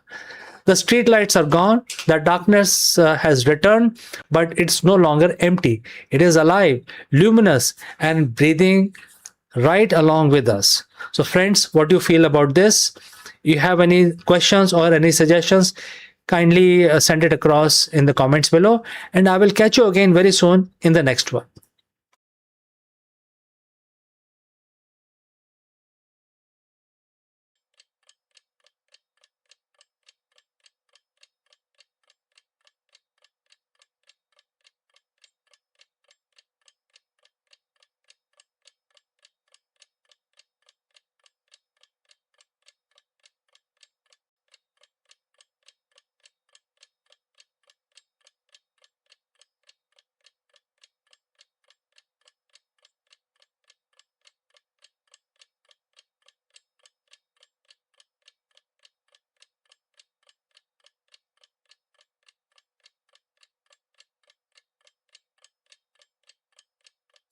नमस्कार दोस्तों।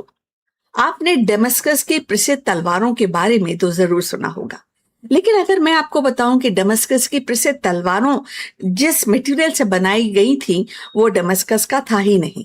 वे दक्षिण भारती की तपती भट्टियों में जन्मी थी और इतिहास की किताबें कहती हैं कि युद्ध तकनीक में पश्चिम सबसे आगे था। लेकिन सच्चाई सिल्क रूट की मिस्टीरियस साउथ इंडियन स्टील व्यापार श्रृंखला में छुपा है। मध्यकालीन यूरोप की सैन्य ताकत असल में उस रहस्यमयी दक्षिण भारतीय स्टील पर निर्भर थी जो सदियों तक पश्चिम लोहे से कहीं बेहतर साबित हुआ। वैज्ञानिकों ने अब इसके यूनिक मॉलिक्यूलर सिग्नेचर के रहस्य को सुलझा लिया है। उन्होंने पाया कि स्टील की अनोखी संरचना तमिलनाडु की प्राचीन वर्कशॉप से जुड़ी हुई थी। इसका मतलब कि यूरोप के महान योद्धा अपनी तलवारों के लिए भारतीय धातु कला पर निर्भर थे। ये सिर्फ व्यापार नहीं था बल्कि एक प्राचीन हाईटेक हथियारों की दौड़ थी जिसने दुनिया का इतिहास बदल दिया। अब हम उस खोई हुई विज्ञान की गहराई में उतर रहे हैं दैट रीरोट द ग्लोबल हिस्ट्री।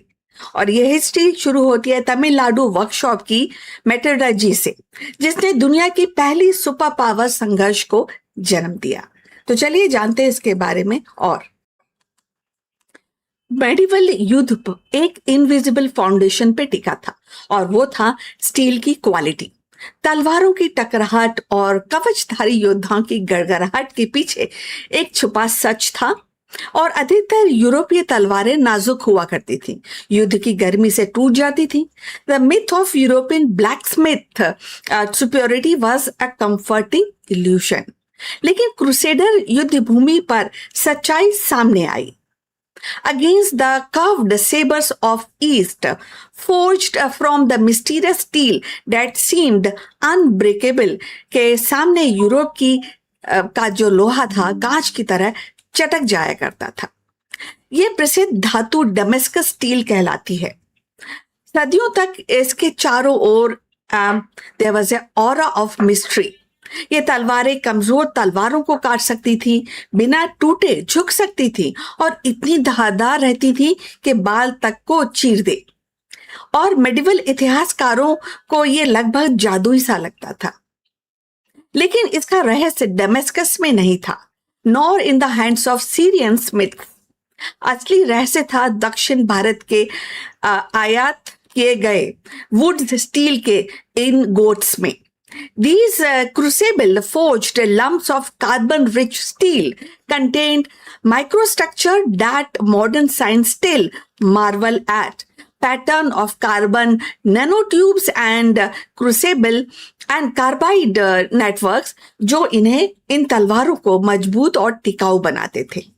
और ये कहानी दो दुनियाओं को जोड़ने की है। एक और यूरोप के क्रूसेडर युद्ध, कवच पहने घोड़े पर सवार जिनकी तलवारें अक्सर धोखा दिया करती थी, और दूसरी ओर प्राचीन तमिलनाडु की वर्षा भीगी वर्कशॉप जहां artisans perfected the art of smelting iron ore with the plant-based carbon in sealed crucibles.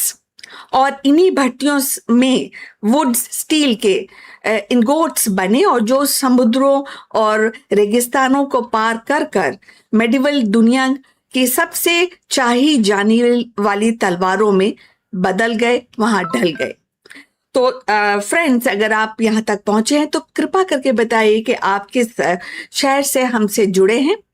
इससे हमें ये समझने में मदद मिलेगी कि हमारा चैनल कितनी दूर तक पहुंच रहा है। तो चलिए अब चर्चा को आगे बढ़ाते हैं। डेमेस्कस स्टील नाम खुद एक ऐतिहासिक भ्रम था। डेमेस्कस असल में एक व्यापारिक केंद्र था। जी हाँ, सीरिया का डेमेस्कस एक जाना माना शहर था और एक व्यापारिक केंद्र था जहां ये तलवारें भी खरीदी और बेची जाती थी। लेकिन इनका निर्माण वहां नहीं होता था। असली स्रोत दक्षिण भारत की खदानों और वर्कशॉप में था।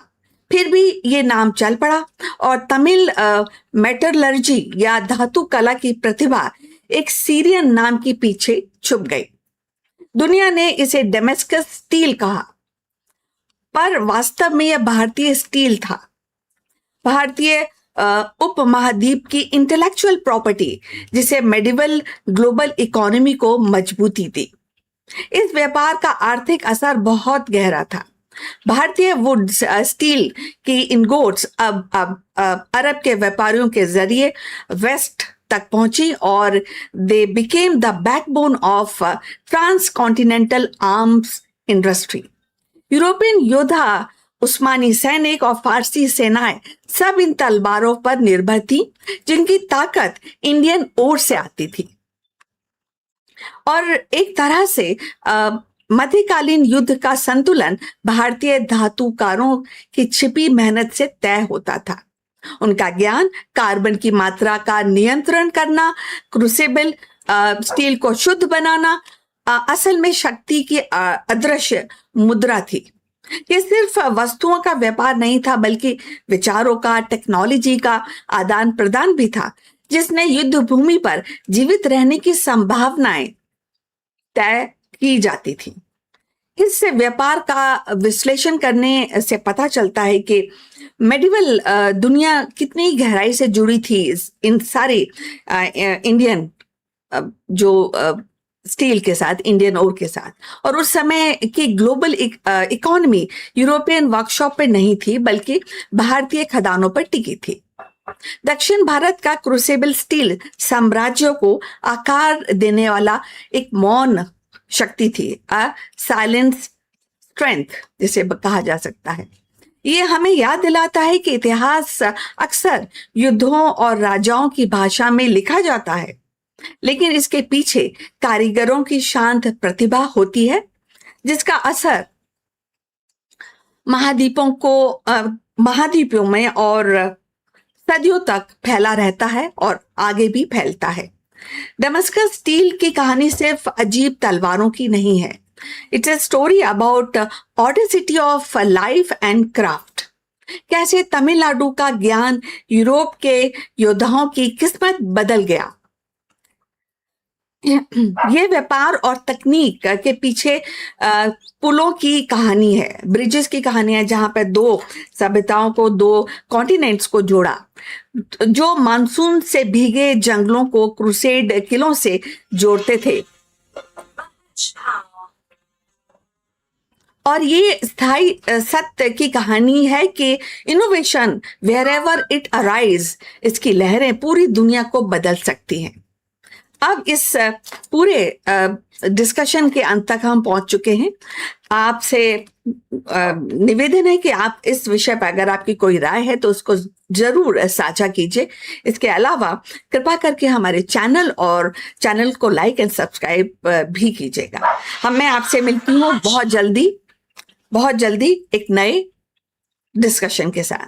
तब तक अपना ध्यान रखिए and see you in next one. Bye bye.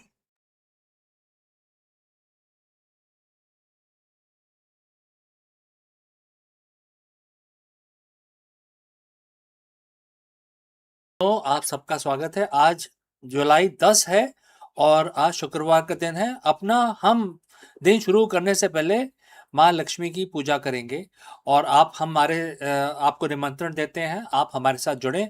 एक छोटा सा मंत्र है, 11 दफा पढ़ेंगे, श्री लक्ष्मी जी के लिए समर्पित है। चलिए हाथ जोड़ लीजिए और लक्ष्मी जी का ध्यान करें और हम अब शुरुआत करने वाले हैं। ओम श्री ह्रीं क्लीं श्री सिद्धे लक्ष्मी नमः।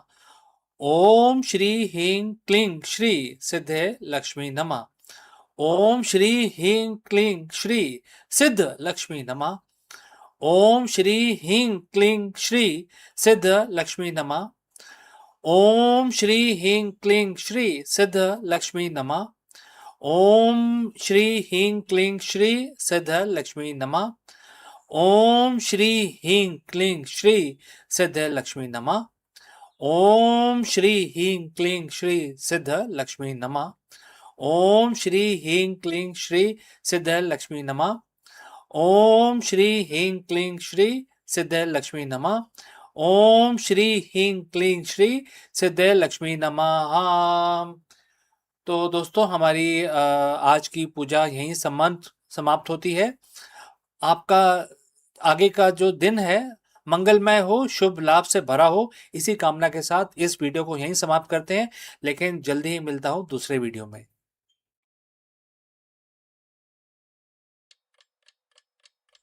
In the hollowed halls of Vedic debates, where sages wrestle with the mysteries of existence, one voice arose with fearless clarity, a woman's voice. Gargi, Vachak Navi, and Brahmavadini of Upanishads did not merely join the discourse. She challenged it, questioning the very fabric of reality and daring to ask what lies beyond space, beyond time, and beyond known. She established gender equality. For her, the presence in the Upanishadic assemblies demonstrated the wisdom was not confined to men, but accessible to all seekers. Her courage was not conquest of land, but conquest of thoughts. A victory that will still reverberates in 2026, reminding us that the pursuit of truth is not the greatest empire of all.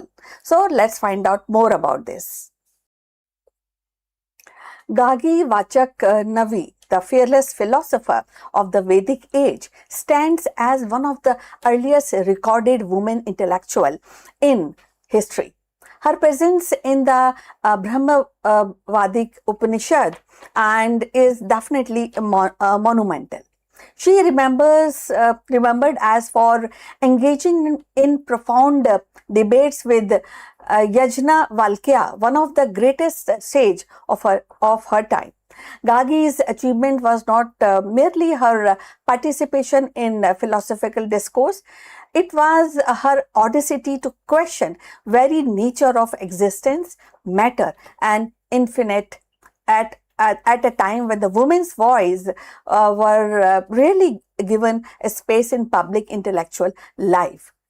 Her most famous inquiry with Yajna Valkya on what is the world woven, wrap, and woof.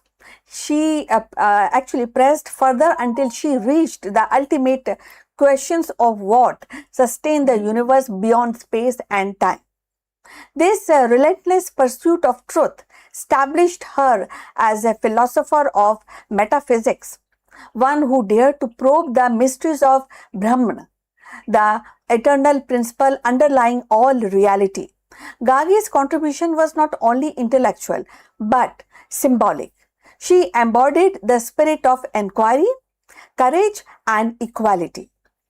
So, if you have reached this far, please inform us from which city you are tuned in and in which language you are watching this video. This will help us to determine the reach of our channel.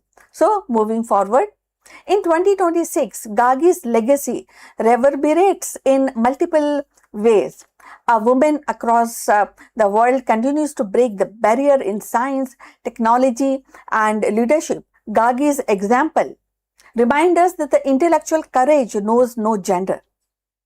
She insists on questioning the infinite mirror, which actually mirrors today's exploration in quantum physics, cosmology, and artificial intelligence, where the humanity seeks to understand what lies beyond observable matters. Gargi's voice beyond a timeless call to challenge the boundaries, to ask questions that unsettle, and to embrace inquiries as the highest drama. Beyond her celebrated debate, Gargi's achievement includes philosophical authority, as she was recognized as Brahmavadini, a woman who had mastered the Veda and philosophy. Her role in education is also profound. Gargi is said to have taught and inspired others, proving that women are integral part to intellectual fabric of ancient India. She established gender equality. Her presence in Upanishadic assemblies demonstrated the wisdom was not confined to men but accessible to all seekers. And culturally and historically, Gargi became the symbol of fearless inquiry. Her name invoked in later tradition as exemplar of women's intellectual and power. Her impact in 2026 is profound. In an era striving for inclusivity, Gargi's life reminds us that the root of equality and intellectual freedom run deep in Indian civilization. She challenged modern society to ensure that women's voices are not only heard but celebrated in every sphere, from philosophy to politics, from science to spirituality. Thus, Gargi Vachak Navi's achievement is twofold. She expanded the horizon of metaphysical thoughts and she shattered the barriers of gender in intellectual discourse. In 2026, her legacy inspires us to keep questioning, to embrace the diversity of thought, and to recognize that the pursuit of truth is the greatest achievement of all. Gargi Vachak Navi's voice, rising from the sacred assemblies of Upanishads, continue to echo across the centuries as the beacon of fearless inquiry. Her achievement was not only in questioning Yajan Valkya, but infinite and in proving that is definitely infinite in proving the wisdom, and wisdom has no boundaries, and her achievement also actually declaring that gender or tradition, there you can actually it's not confined to gender and tradition.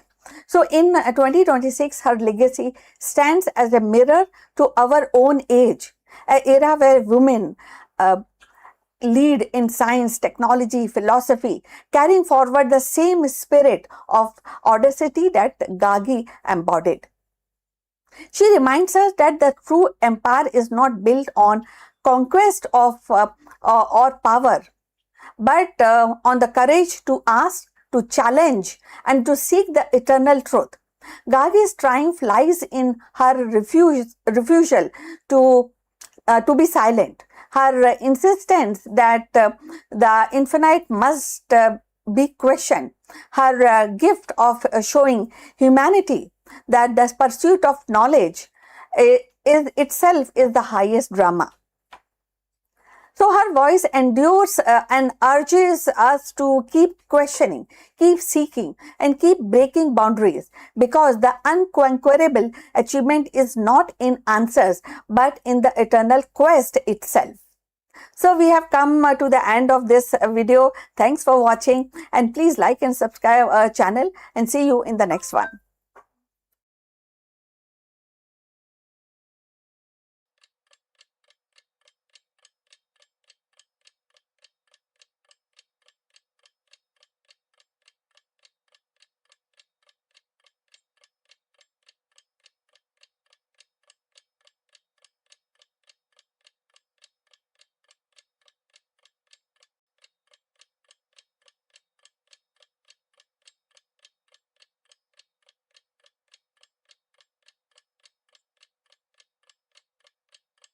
Hello friends, Namaskaram.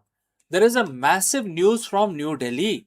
The 16th India Japan Annual Summit has officially concluded, making a historic turning point for the global diplomacy and the economy. With a staggering $68 billion, which is equal to 10 trillion yen, investment pledge over the next decade, India and Japan are redefining their partnership. In this video, we break down everything you need to know about this landmark pact and what it means for the future of both nations.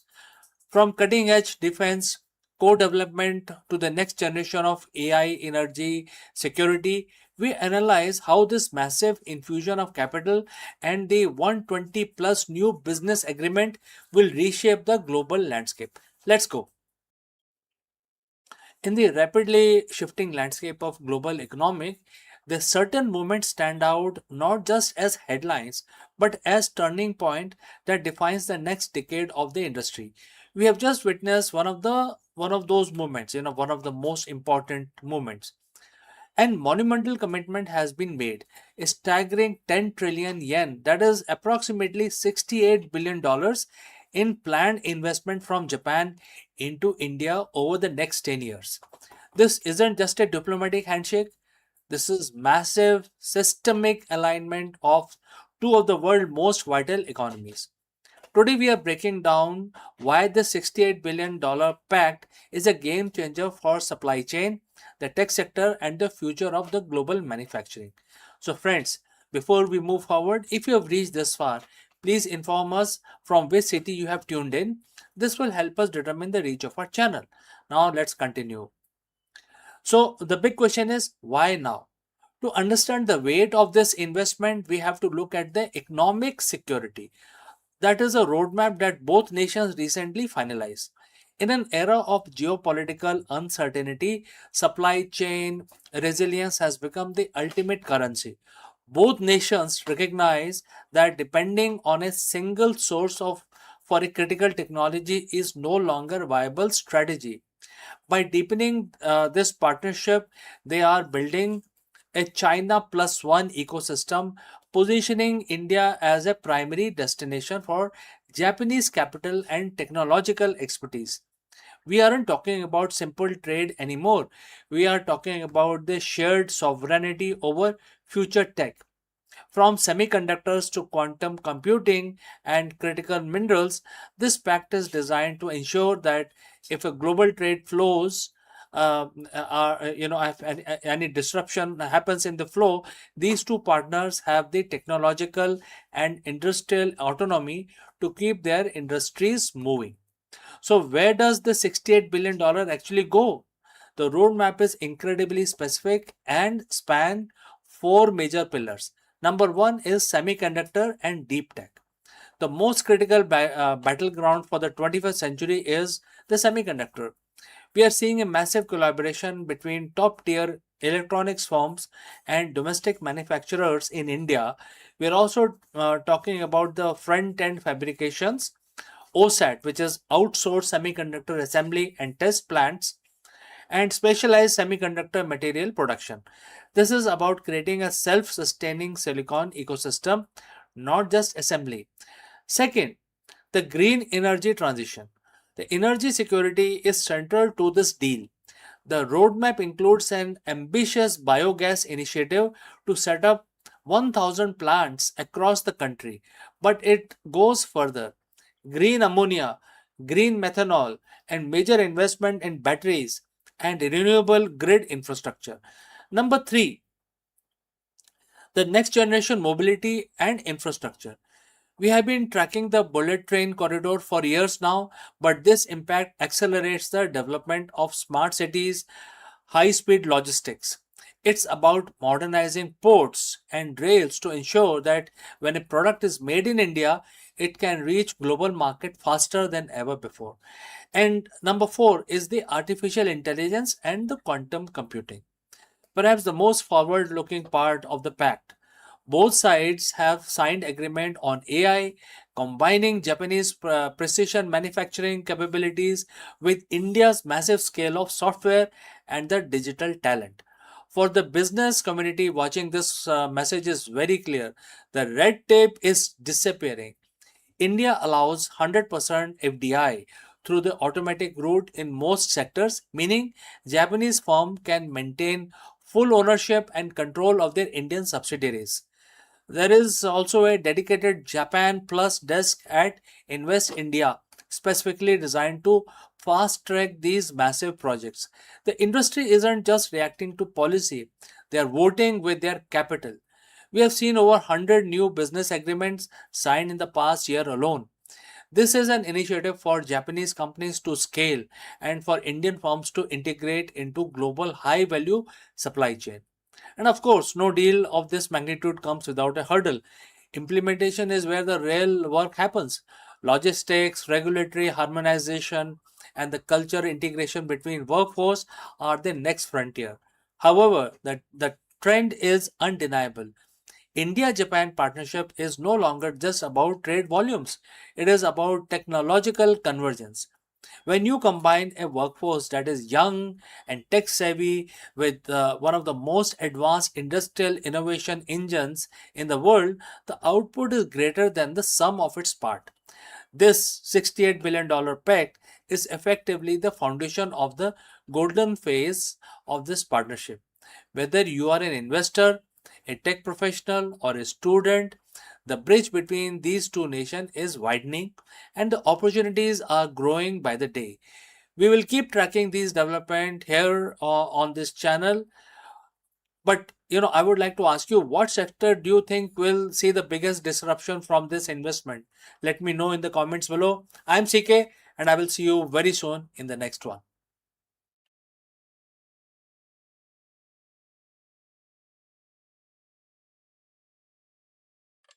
Hello, friends, and namaskaram.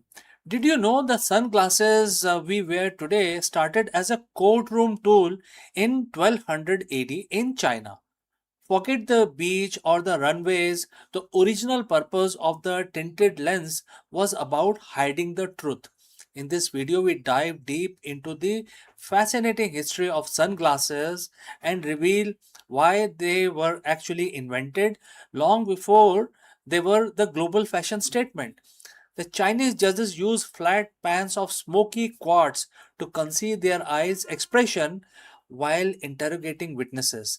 This poker face tactic was essential for maintaining authority and absolute impartiality in the courtroom. Let us explore this further. We wear them for style. We wear them for sun protection. We wear them because we stayed up too late in the night before and don't want world to know about our black eyes. Sunglasses are perhaps the most universal accessory on the planet. Whether you are on a sunny beach in California or a high-stake poker game in the Vegas, Sunglasses are a shield. They allow us to observe the world without letting the world observe us. But have you stopped to wonder when were they actually invented? You might think of the 20th century Hollywood elite or perhaps even early 20th century pilots, but you would be off by about 800 years.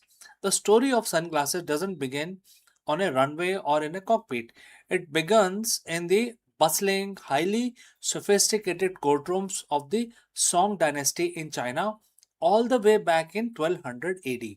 Today, we are peeling back the layers on the surprising, secretive, and truly fascinating origins of the first sunglass. It's a story of justice, psychology, and the ancient need for a impenetrable poker face. So, friends, if you have reached this far, please inform us from which city you have tuned in and in which language you are watching this video. This will help us determine the reach of our channel. Now, let us continue with our discussion. To understand why sunglasses were invented, we have to travel back to 1200 AD during Song dynasty. This was a period of incredible innovation in China. If you have lived during this time, you were living in a golden age of engineering, astronomy, judicial reforms, etc. The judicial system of Song dynasty was very complex. It relied heavily on the testimony of the witnesses, and the judge was ultimate arbiter of the truth. But there was a problem that had plagued the legal system for centuries, which is human biases. A judge had to be impartial.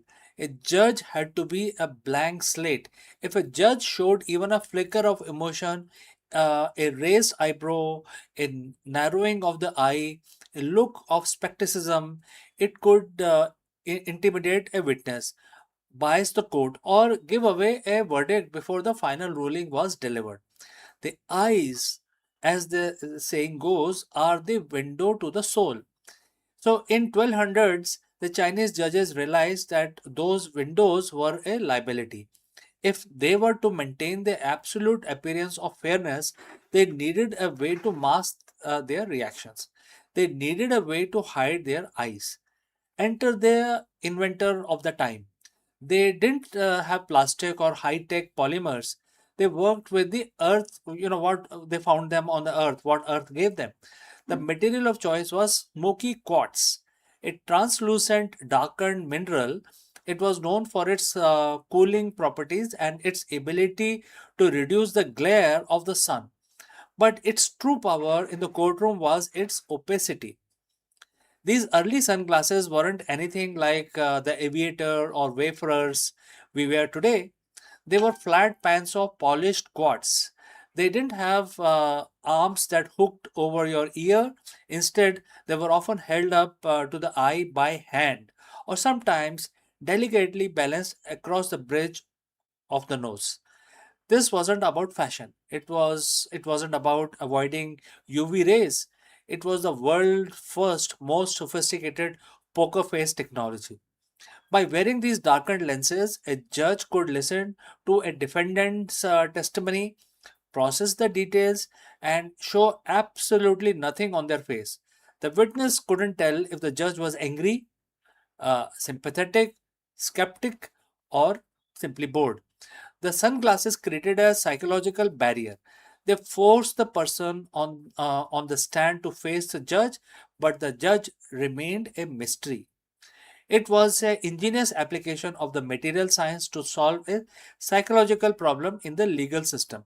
It was, in essence, the first time in human history that eyewear was used as a tool to control a flow of the information. For a long time, this remained a tool of the elite and the judicial class. It wasn't something the average citizen wore while strolling through the marketplace. It was a symbol of authority. But as with all the great invention, the idea began to spread.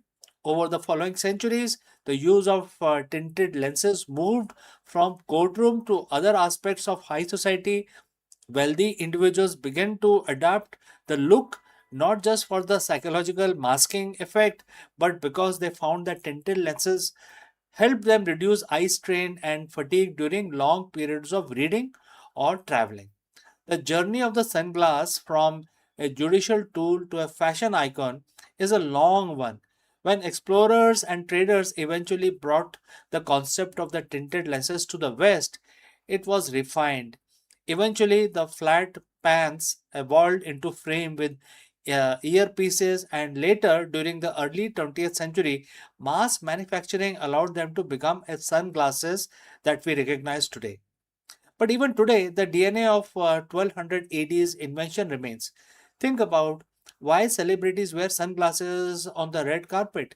Think about why professionals, poker players, wear them at their final table. We are, doing exactly what those Song dynasty judges were doing 8 centuries ago. We are creating a barrier. We are controlling what others can see, and they cannot. We are using pieces of tinted glass to preserve our mystery. It's humbling, isn't it? Every time you put on a pair of sunglasses before heading out into the sun, you are participating in a tradition that was over 800 years old.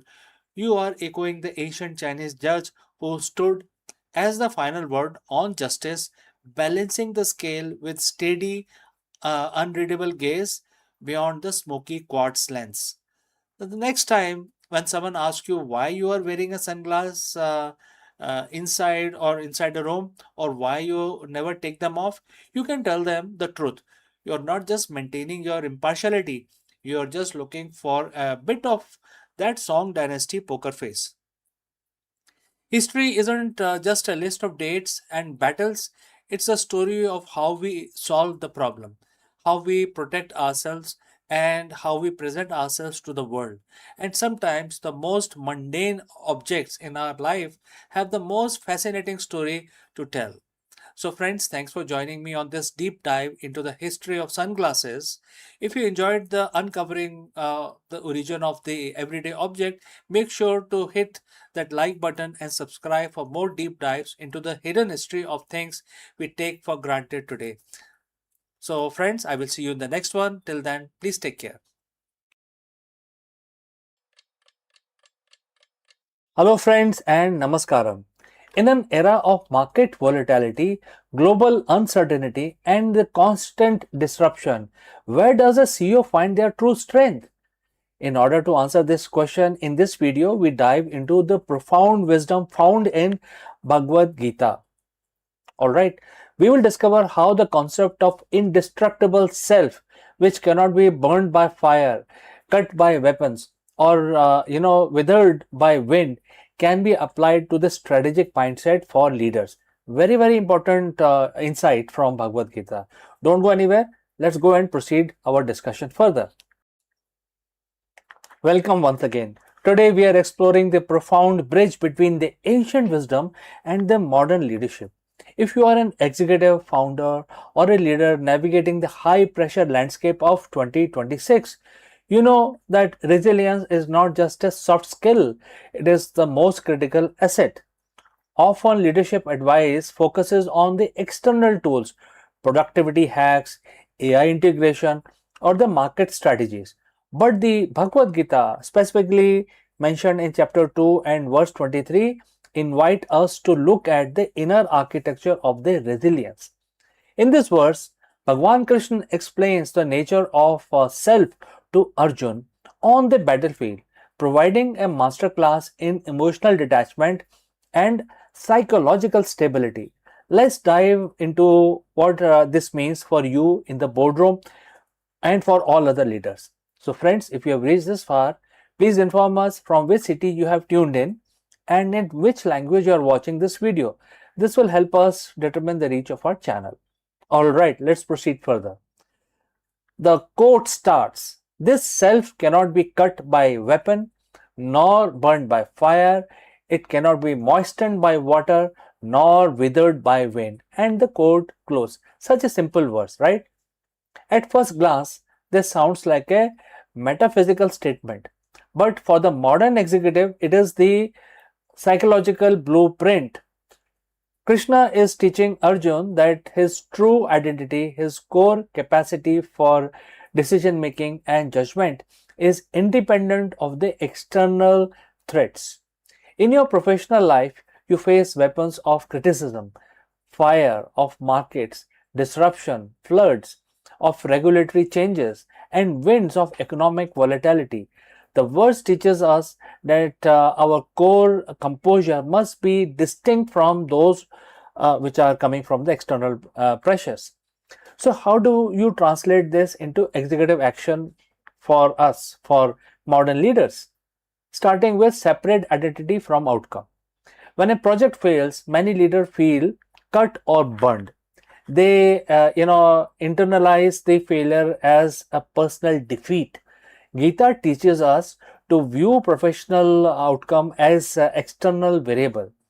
Your value as a leader, your clarity, your integrity, your vision remains untouched even when the specific business initiative fails. This is the ultimate form of detachment. Next is the maintaining equanimity. Bhagavad Gita teaches, balance, remaining balance in success and failure. When you realize that your inner self is resilient, you stop reacting erratically to market noises. You move from state of reaction to the state of responses, which is acting with purpose. Next is the unburnable mindset. And you can think about, you can imagine an image that a leader is sitting in the boardroom, completely grounded, while chaos swirl are outside all around in the boardroom. What is the visualization of verse 23? You are in the stillness in the center of the storm. When you cultivate this inner stability, your team feels it. A resilient leader provides a safe harbor for their organization during turbulent times. The biggest obstacle to resilience is the ego. We often tether our resilience to our titles, our stock prices, or our reputation to, again, to some ego based item. But the verse implies that these are the transient things, subject to fire, water, and wind. When you base your resilience on external achievements, you are brittle. When you base it on your inner values, what Gita calls you as your dharma, you become indestructible. The executive resilience, therefore, is not about hardening yourself like a wall. It's about understanding that your true source of strength is internal, and it is the ability to show up to the board during the board meeting with the same clarity after a massive success as you would after a major setback as well. So, basically, equanimity you need to maintain. So, how do you practice this tomorrow morning? First, the morning check-in. Before your first meeting, take 1 minute to reflect on this verse. Remind yourself, today external circumstances may fluctuate, but your ability to lead with clarity is not dependent on them. Next, neutral observation. During a crisis, pause. Instead of asking, why is this happening to me? Practice viewing the situation as an external event like fire or wind that you must navigate rather than something that defines your character. Third is outcome based detachment. Focus intensely on your action, which is your duty, and release your grip on specific results. You control the effort, the universe must force, and human behavior control the final outcome. So, as you move through your week, remember the image we have discussed, the unwavering strength of the soul that cannot be harmed by the element of the world. Your organization needs more than just a strategy. It needs a leader who's unshakable, a leader who acts from a place of deep inner calm. And that is a lesson of chapter 2, verse 23. It is the path to becoming not just successful executive, but a truly resilient human being. Thank you for your time. Go forth with clarity and lead from your center. See you in the next one.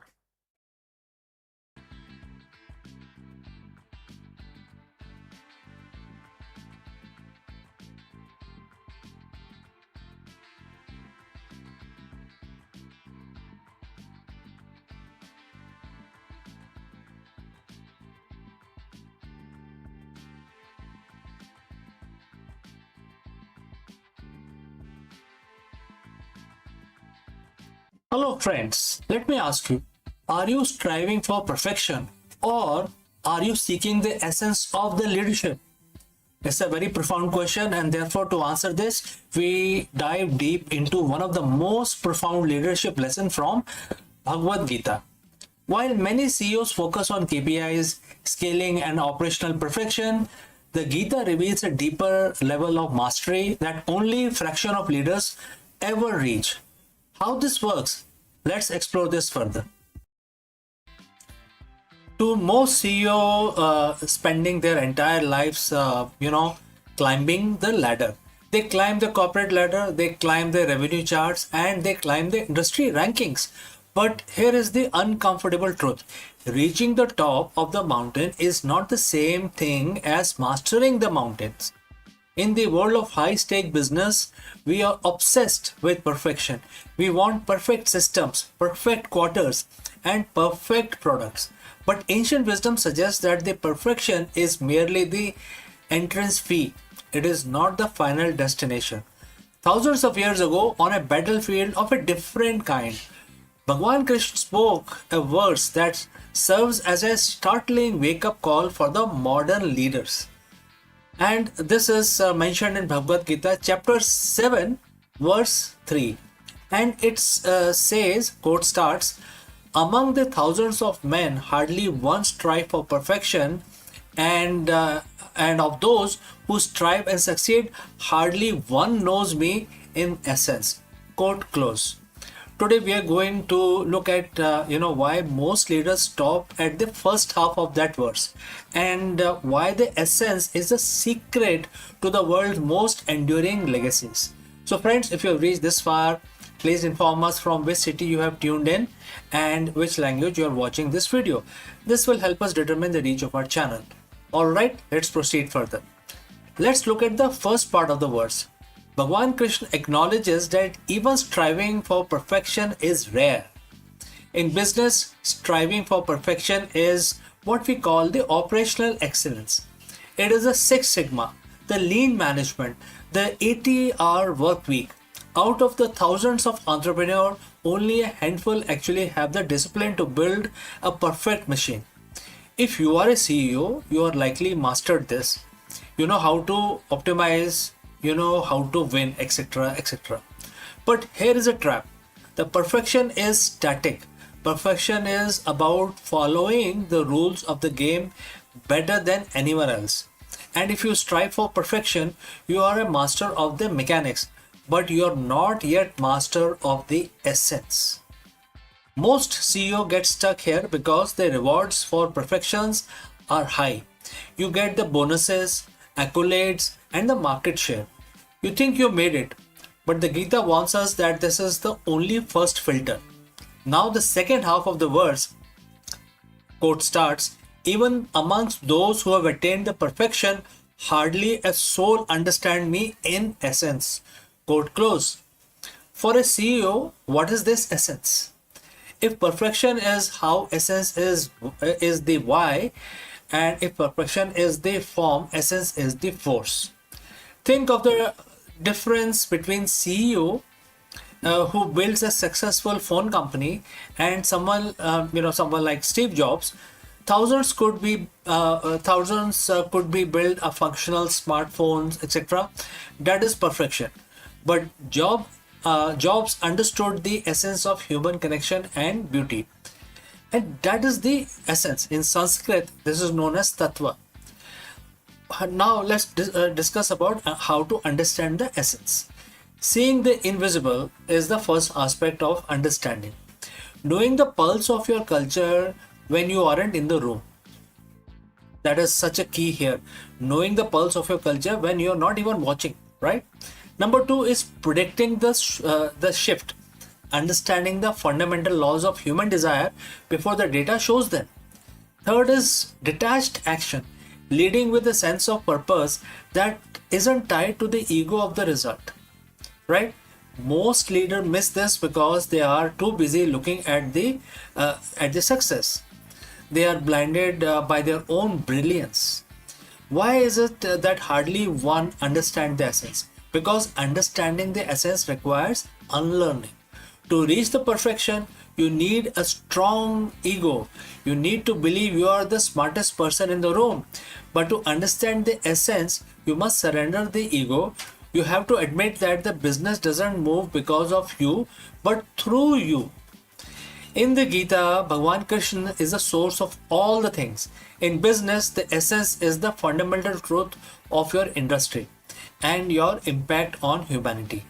When a CEO understands the essence, they stop reacting to competitors, they start responding to the truth, they move from managing people to moving souls.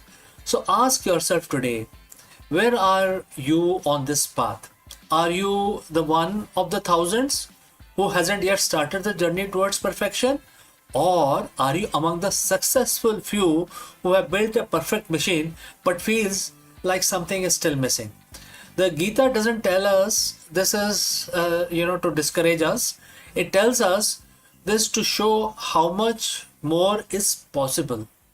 The greatest leader in history, the one who we talked for centuries, were the ones who moved past the how and touched the essence. They didn't just build the companies; they understood the fundamental laws of universe and applied them to their work. Your challenge this week, therefore, is look past your spreadsheet, look past your KPI, ask yourself, what is the essence of what we are doing here? Because perfection is the destination, but essence is the beginning. So, friends, thanks for watching. And if you're already moved from perfection to essence, subscribe for more leadership insight from world greatest wisdom traditions, which is mentioned in Bhagavad Gita. And if you have any questions, please do not hesitate to send it across. Before I wind up, a word about our affiliate partner. Stop settling for a good enough video. If your built-in laptop camera looks like a grainy mess, it is time for an upgrade. Want to instantly level up your video presence? I like to present the Lenovo Performance FHD webcam. This is a game changer for your desktop setup. Technically, this is packed. It has a very sensitive RGB sensor, very crisp photographs it takes. Also comes with two microphones on board, which helps you to record very clear voice in stereophonic format. And these microphones are very sensitive. You can actually move away from the camera up to 2 meters and these microphones will pick up your voice without any problem. This is a very strong piece. This is very sturdy. Comes with tripod ready. Comes with a very long leash, so it gives you a lot of flexibility to place the webcam wherever you want to keep in your studio. And also it has a swivel base, which is also very handy. So if you want to basically level up your game and you want to pick up this camera at a discount, please click on the link here or scan the QR code. Now let's get back to our video.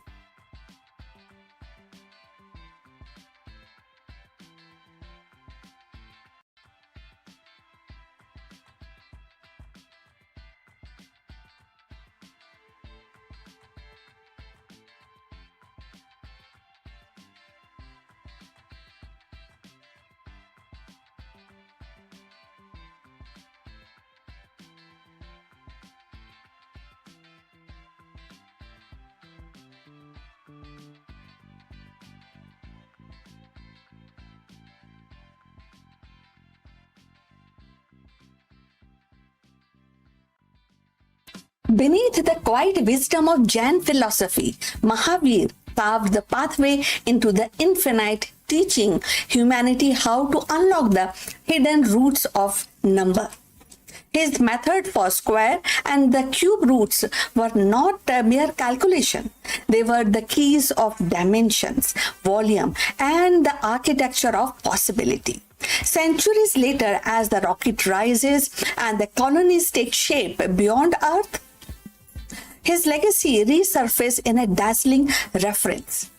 In 2026, when engineers measure domes on Mars or chart a spacecraft through the gravitational wells, they echo the same roots Mahavir once revealed. From ancient manuscripts to cosmic frontiers, his mathematics became the bridge, binding the silence of past with the roar of the future and proving that the roots of numbers are also the roots of destiny.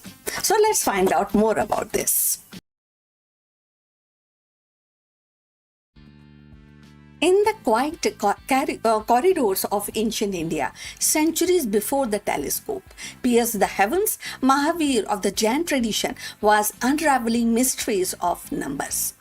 His genius lay not in the abstract speculations alone, but in the practical method, systematic way of calculating square and cube roots. So they were not trivial exercises. They were the foundation upon which the civilization could build precise architecture, measure land, and navigate the complexities of trade. Yet, in 2026, his legacy stretched far beyond the earthbound. It reaches into the cosmos where the humanities now dream of settlement among the stars. The square root and the cube roots are more than a mathematical curiosities. They are the language of geometry. They are the key to understand the volume, trajectories, and the hidden harmonies of space. Mahavir's method, refined in his treatise, offered clarity in the age when the numbers are still being tamed. So today, as the spacecraft plot course through the gravitational wells, or the engineer design habitat on Mars or moons or of Jupiter's, the same principle echo. The calculating the cube root of the volume is no different in the essence when the determining the dimensions of a pressurized dome on Europa. The maths of Mahavir became the mathematics of survival.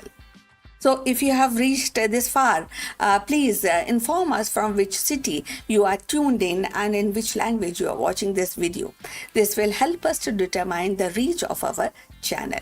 So moving forward on this interesting details about Mahavir and his mathematics.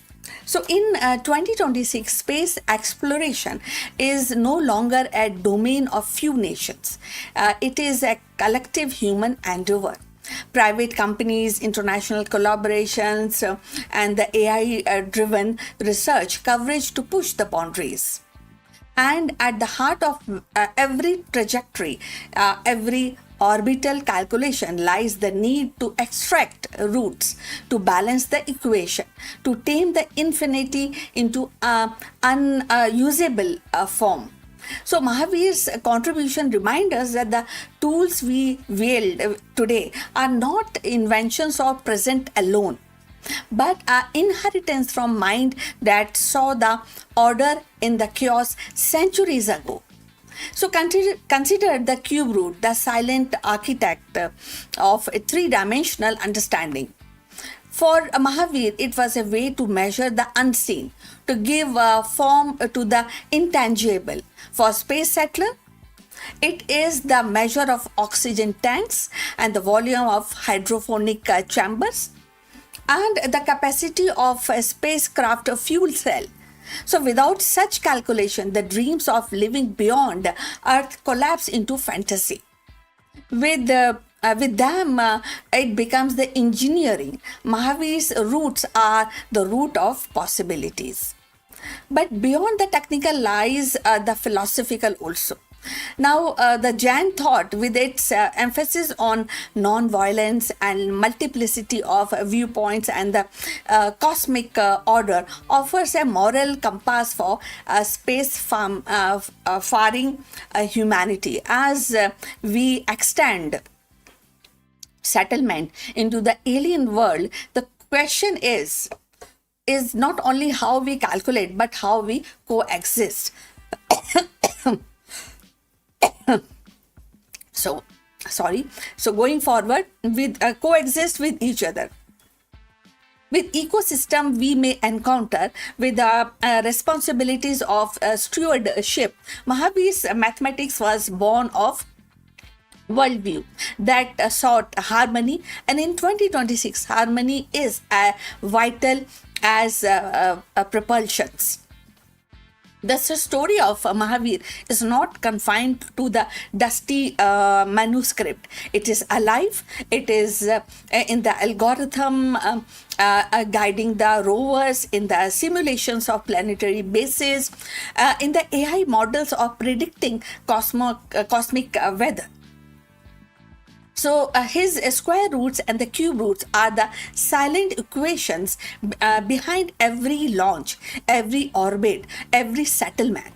So they remind us that the future is built on the past, that the stars we reach for are illuminated by the wisdom of those who first taught us to measure.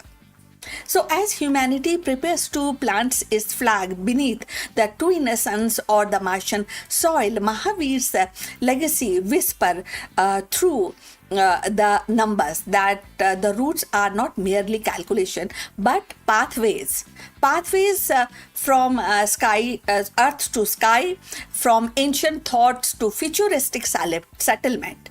And in 2026, as rockets rise and the colonies take shape, we are not just exploring space, we are expanding the vision of Jain mathematician who saw in numbers the architecture of infinity, of destiny. So, as humanity prepares to carve the settlements beyond Earth, Mahavir's legacy reminds us that the roots of numbers are also the roots of progress. His square and the cube roots method, born in ancient India, now echoes the calculation of spacecraft trajectories, the volume of Martian dooms, and the dimension of lunar habitat. In 2026, when the engineers and explorer measure the unknown, they are guided by the same principle that Mahavir once inscribed centuries ago. His mathematics is not confined to a manuscript, it is alive in every equation that carries us from Earth to the stars. And the Jain mathematician's vision become our compass, proving that from roots we rise and from numbers we build a future as vast as the cosmos itself. So we have come to the end of this video. We look forward for your comments on this information. Please like and subscribe our channel. Look forward in the next one. But before we end this video, few words from our affiliate partner.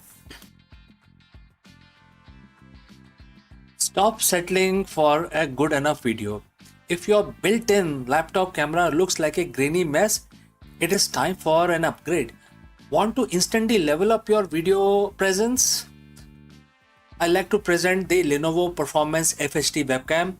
This is a game changer for your desktop setup. Technically, this is packed. It has a very sensitive RGB sensor, very crisp photographs it takes. Also comes with two microphones on board, which helps you to record very clear voice in stereophonic format. And these microphones are very sensitive. You can actually move away from the camera up to 2 meters and these microphones will pick up your voice without any problem. This is a very strong piece. This is very sturdy. Comes with tripod ready. Comes with a very long leash, so it gives you a lot of flexibility to place the webcam wherever you want to keep in your studio. And also it has a swivel base, which is also very handy. So if you want to basically level up your game and you want to pick up this camera at a discount, please click on the link here or scan the QR code. Now let's get back to our video.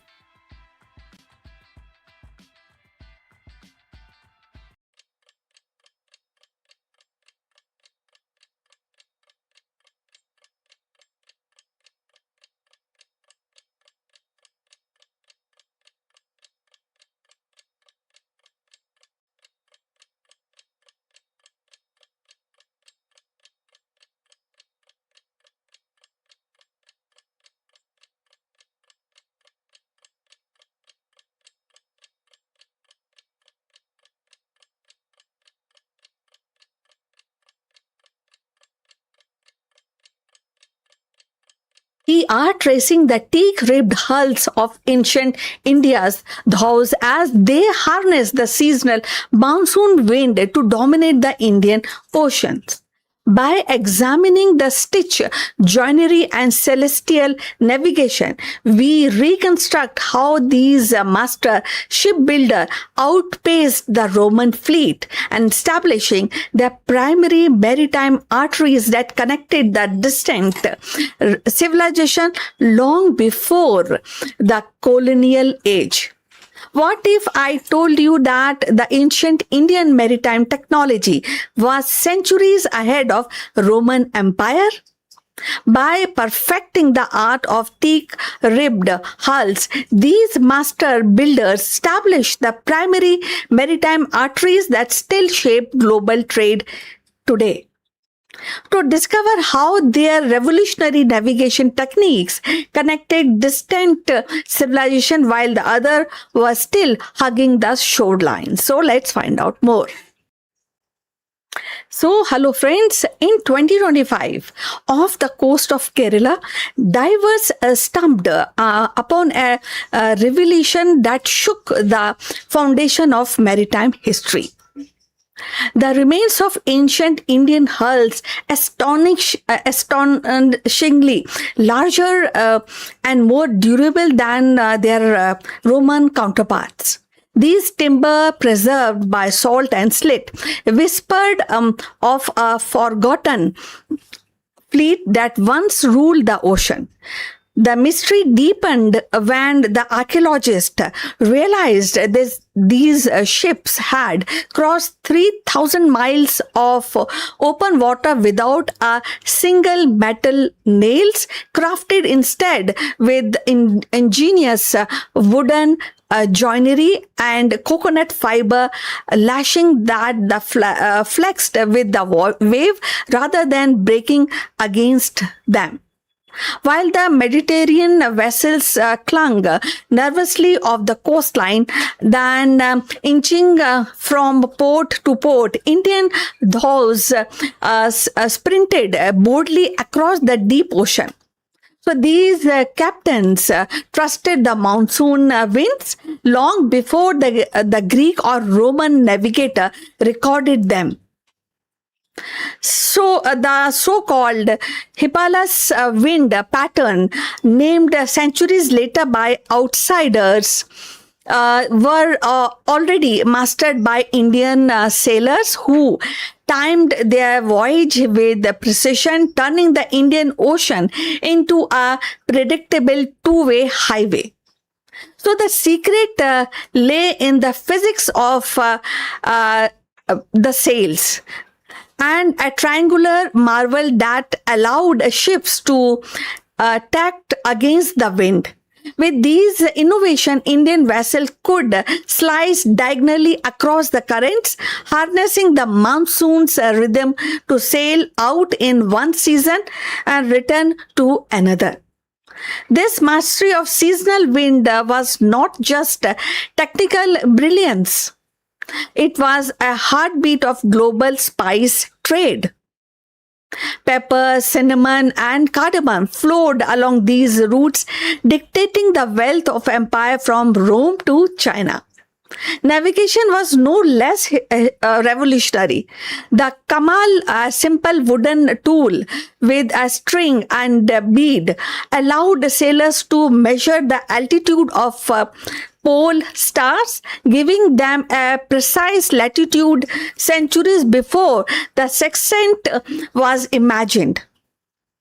The ancient Vedic astronomical texts, once used for ritual timing, were repurposed into a practical maritime charts. So these guides identified safe deep water corridors, enabling Indian captains to bypass the treacherous coastline and storms. In doing so, they laid the foundation for world's first global trade hubs. From Muzeris in Kerala to Lothal in Gujarat, Indian ports became crossroads of civilizations. Roman gold flowed eastwards, Chinese silk westward, and Indian spices northwards, weaving together the Roman Empire and the Han dynasty through the maritime arteries. So these routes were not accidental. They were engineered by generations of Indian sea surfers who understood the ocean as intimidating as farmers understood as soil. You know, so the DNA of these shipbuilding genius survives even today. The modern vessels still echo the principle of flexibility, wind harnessing, and seasonal timing pioneering in Indian Ocean. And as the maritime archaeology in 2026 continues to unearth the hulls, the anchors, and the charts, the narratives of globalization is being rewritten. The so-called age of discovery, long credited to European explorer, was in truth born 1,000 years earlier in Indian Ocean, when Indian ships dared to cross the horizon that others feared. The forgotten fleet is no longer forgotten. It stands revealed as the silent architect of a global trade, proving that India did not merely participate in history, it steered it with sails that caught the monsoon and the mind that mapped the stars. So, friends, if you have reached this far, please inform us from which city you are tuned in, and this will help us to determine the reach of our channel. Now, let's continue with our discussion. The story of how ancient Indian maritime routes created the first global economy is one of the vision, courage, and astonishing technological mastery. So long before modern trade networks and the digital globalization, India's shipbuilders and navigators had already woven the worlds together through the rhythm of the monsoon wind and the pulse of ocean currents.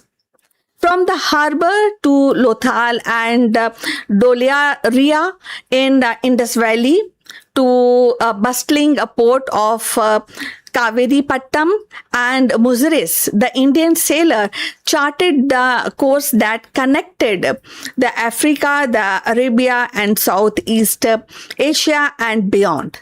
Their ship crafted with the teak, coconut fiber ropes, and ingenious waterproofing resin were not merely vessel but floating labs of ancient engineering. So these routes carried more than spice and silk.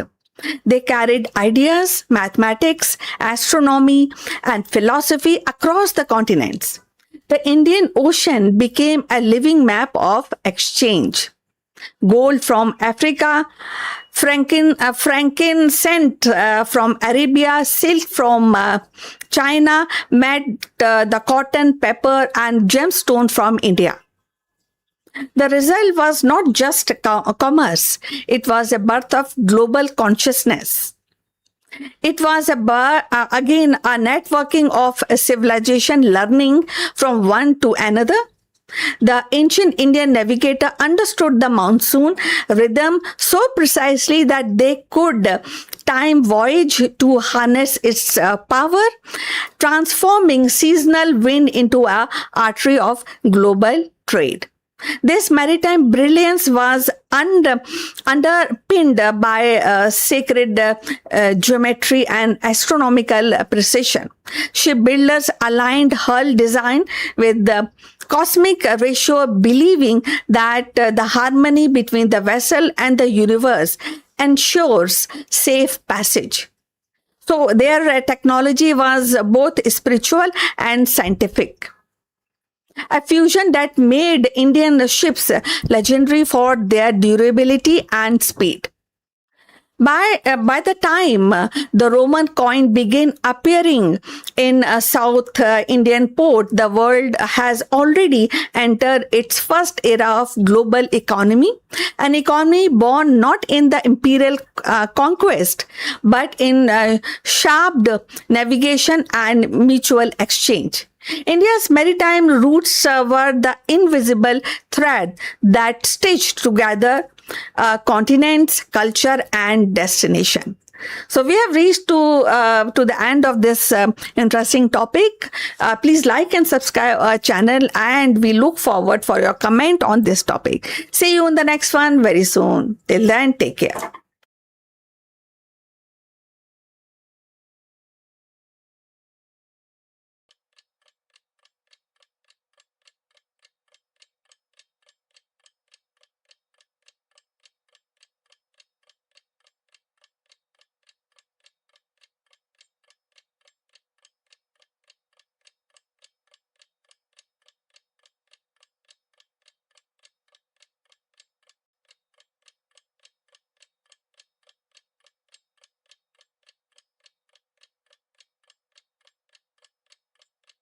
Namaskaram, you are most welcome.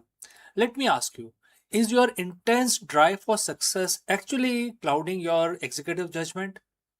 In the high stake world of business, ambition is often praised, but unconscious attachment to the specific outcome can be fatal flaw for a CEO. In this video, therefore, we break down a powerful 5,000-year-old leadership principle from Bhagavad Gita, and it applies to the modern business strategy as well.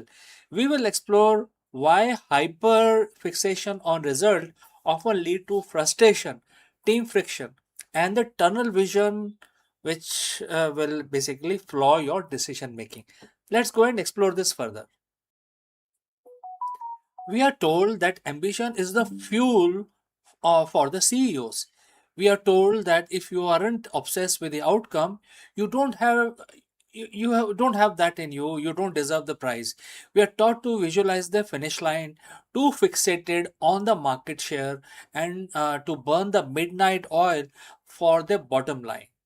But what if I told you that your greatest asset, your relentless drive, is actually the very thing sabotaging your strategy? In the world of high stakes business, we often confuse passion with attachment. We think that if we stop obsessing over the outcome, we have already lost our edge. But the ancient wisdom suggests exactly the opposite.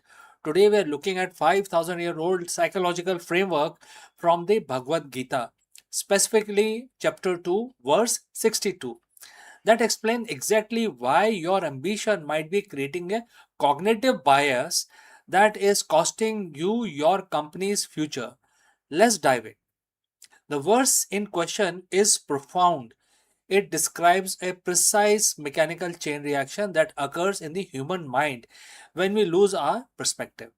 The Sanskrit verse effectively breaks down into ladder of a fall. Let's look at this particular verse. First is you are fixated on the object, which is basically contemplation. A specific revenue target, a competitor to beat, or a product launch. Next is attachment. That contemplation turns into the emotional dependency. You aren't just working towards the goal, your identity is tied to it. And next is desire, because you're attached. You develop an intense nagging desire for this specific outcome to happen exactly the way you have imagined. And lastly, the frustration. When reality inevitably doesn't align perfectly with your internal blueprint, frustration sets in. And what is the result? And from that frustration, anger, confusion, poor decision making, etc., will come out. Think about last time you made a bad decision. I don't mean a decision that had bad data. I mean a decision where you knew the market was shifting or you knew the product wasn't ready, but you push forward anyway. Why? Because you were attached to the idea of win. You weren't playing the market. You were playing your own ego. In the boardroom, we call this the tunnel vision. When the CEO becomes attached to an outcome, their ability to process new information gets completely shut down. If you're attached to the idea that your product must dominate the market now, you stop listening to the customer feedback that says the product needs some changes. You view the feedback not as data but as a threat to your goal. This is the sabotage. When you are attached, you are no longer the captain of the ship. You are a passenger of your own ego. You start forcing the strategy to fit your desire rather than adjusting your strategy to fit the reality. The verse tells us that when this desire is unfulfilled, it leads to anger. In a business context, this doesn't always look like shouting at the board meeting. It often looks like number one, refusing to cut losses on a falling project.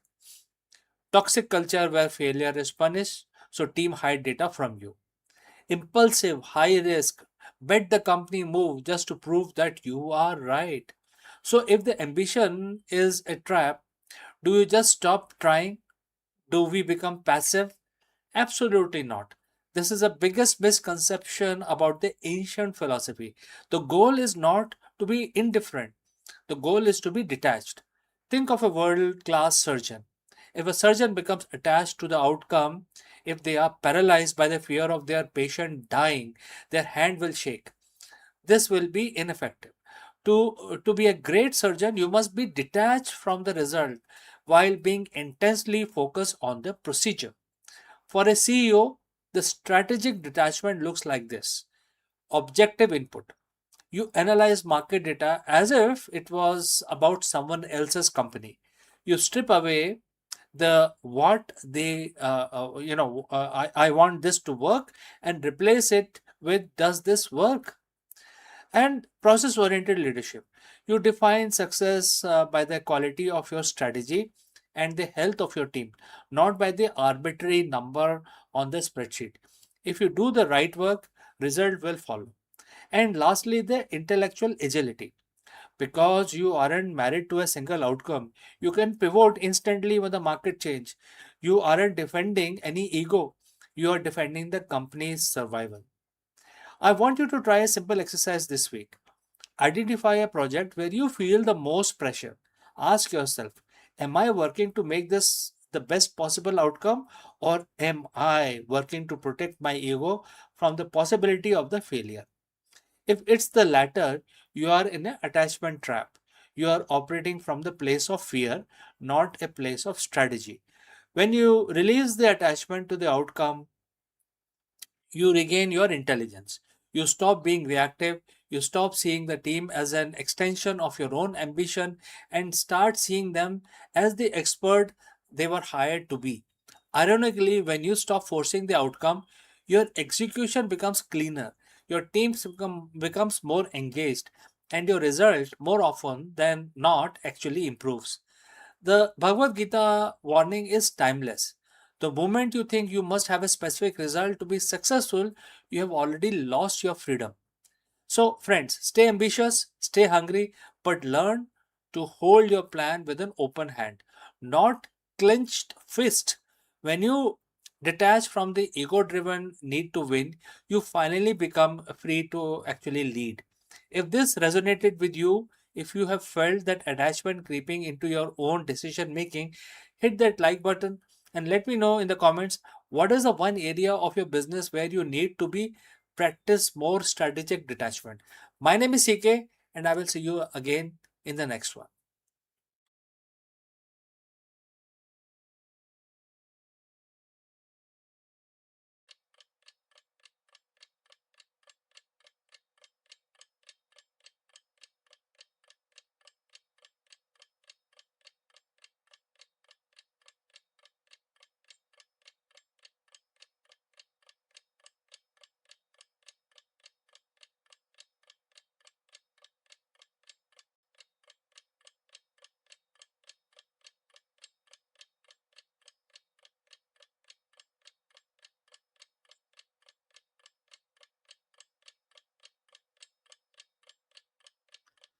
Hello, friends. Most welcome and namaskaram. Let me ask you today, let me break the ice by asking you a very profound question. Is the hustle culture actually holding your business back? In this video, we explore how a 5,000-year-old principle from Bhagavad Gita are the secret to the modern executive excellence. We break down why the true leadership starts with the mind, not just the market. We will discover why a disciplined CEO is the only one who can navigate the volatility with clear intelligence and sustainable peace.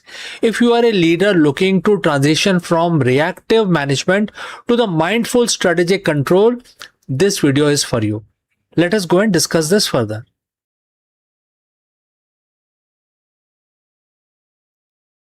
So, friends, if you are a CEO or a leader, uh, you always know the feeling. It's late in the night, it's probably 9 p.m., and you have been busy in back to back meetings since 7 a.m.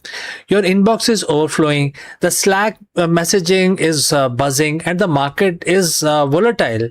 You are moving fast, but are you moving forward fast enough? We live in an age of hyper hustle. We are taught that the only way to scale is to do more and much faster. But as many of you have discovered, speed without direction is just a chaos. When your mind is scattered, and your strategy becomes reactive, and when your strategy is reactive, your business plateaus.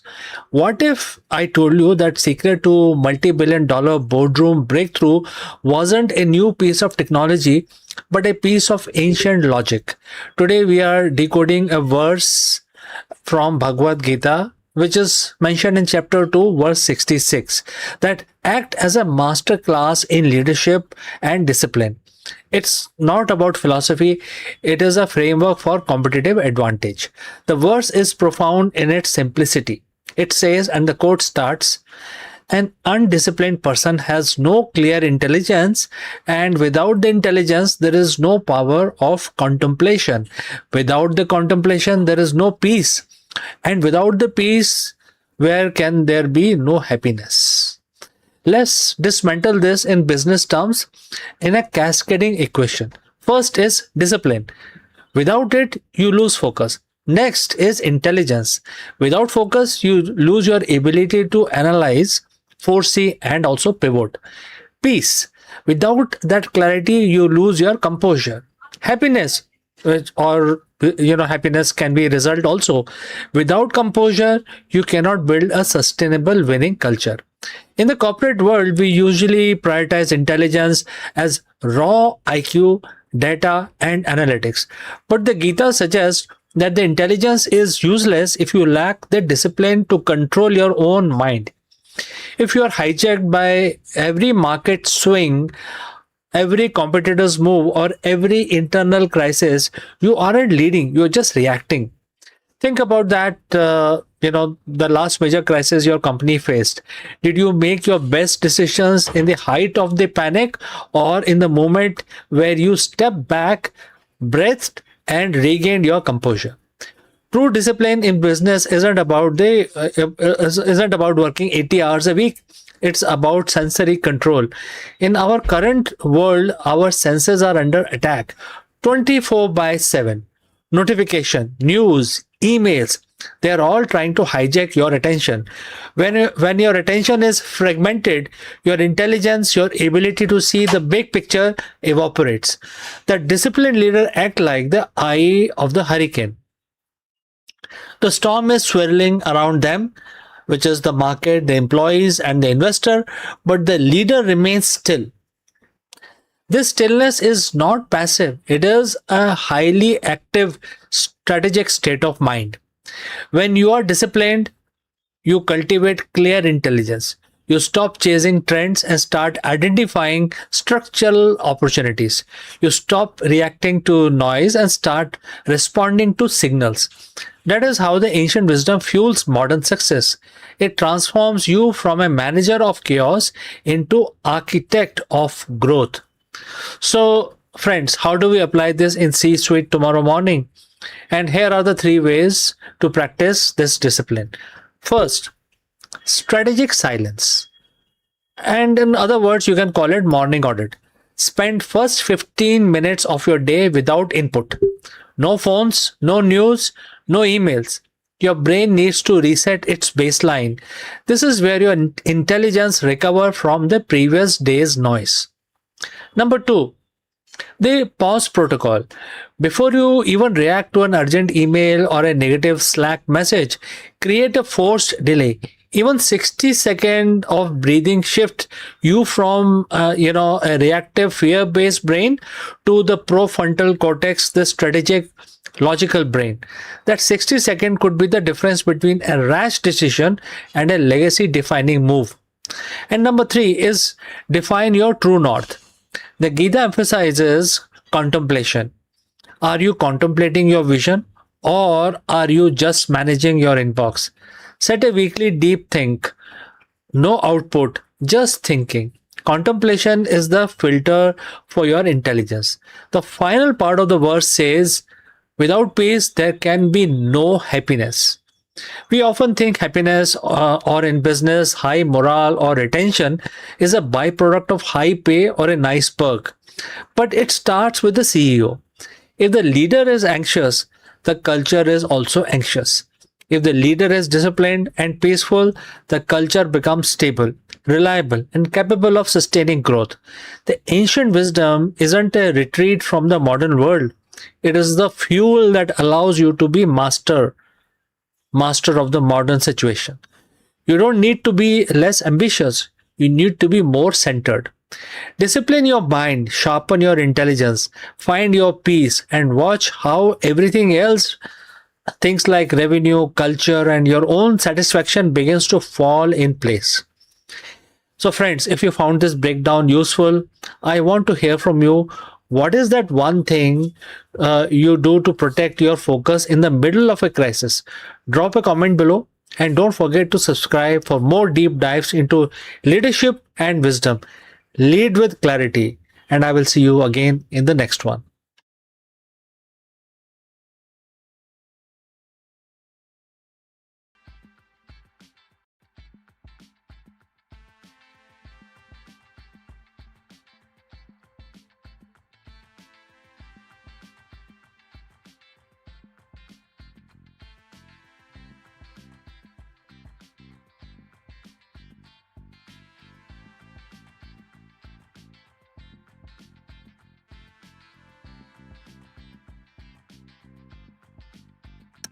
Hello friends, the month was June, year was 2024.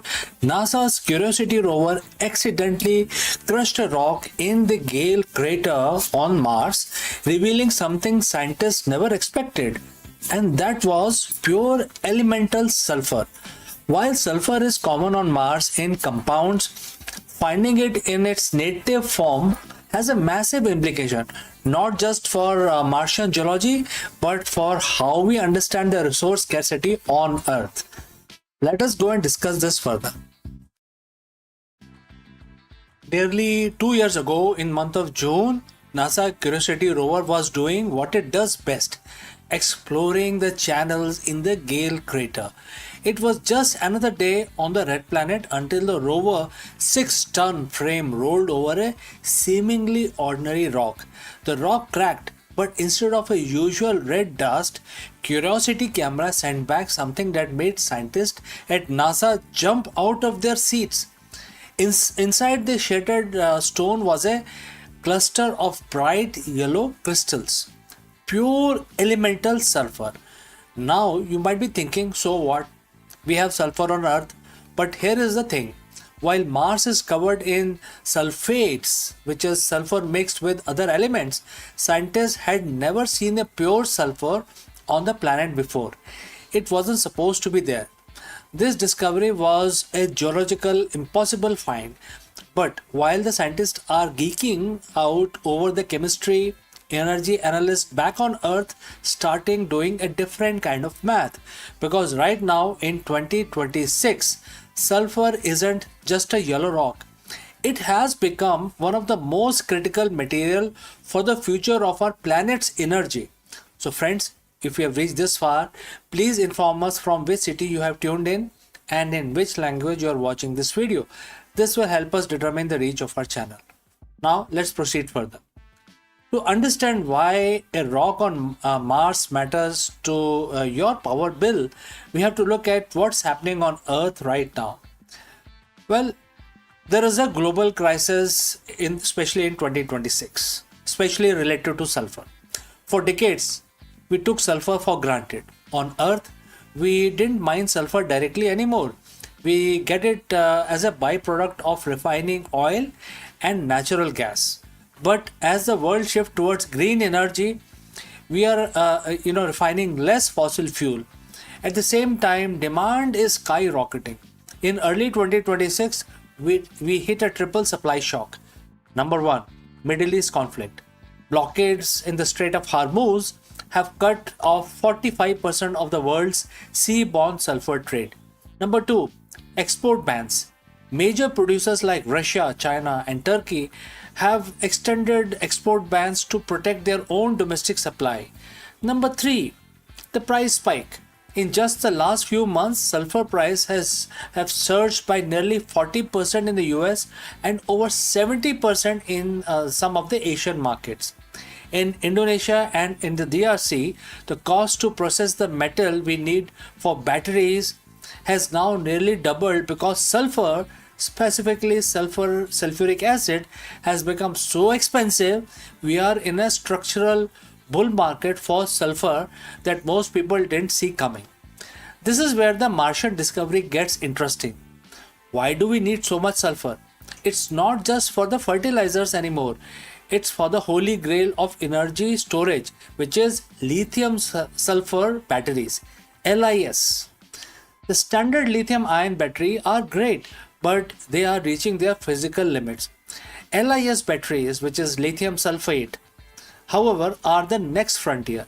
They can potentially hold 5 times more energy than the batteries in your phone or Tesla today.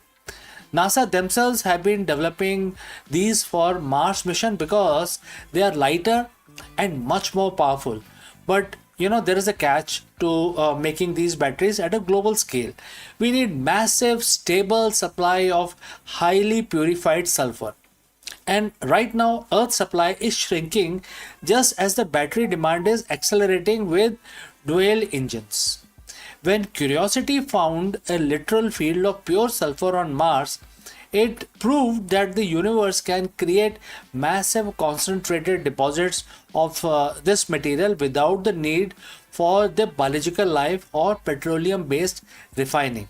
Now, I'm not saying that we are going to start shipping sulfur back from Mars tomorrow. The shipping cost would be astronomical. But the discovery changes the Martian economy. If humans are going to live on Mars, we need in situ resource utilization, or ISRU. This means using what is already there. Before this find, we thought that we had to bring sulfur from Earth or go through a complex chemical processing to get it to what we needed. Now we know there are literal piles of yellow gold just sitting on the surface.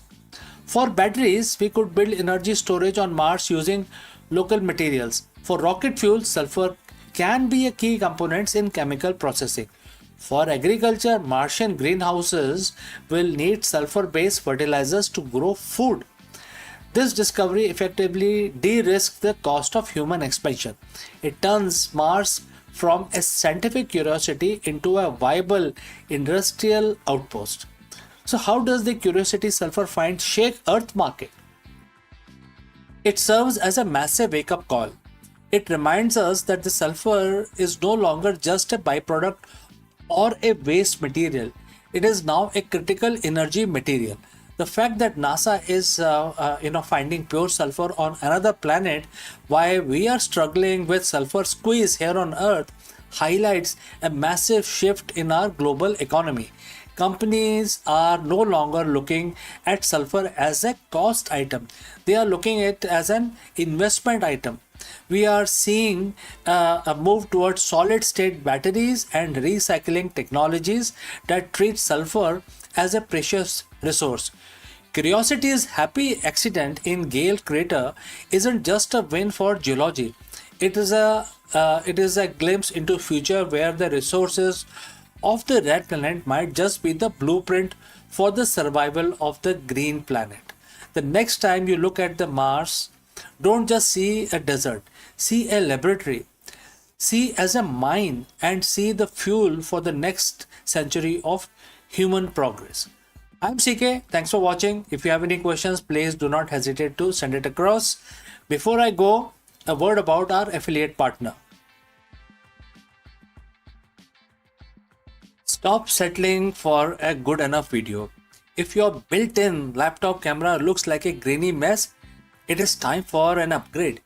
Want to instantly level up your video presence? I like to present the Lenovo Performance FHD webcam. This is a game changer for your desktop setup. Technically, this is packed. It has a very sensitive RGB sensor, very crisp photographs it takes. Also comes with two microphones on board, which helps you to record very clear voice in stereophonic format.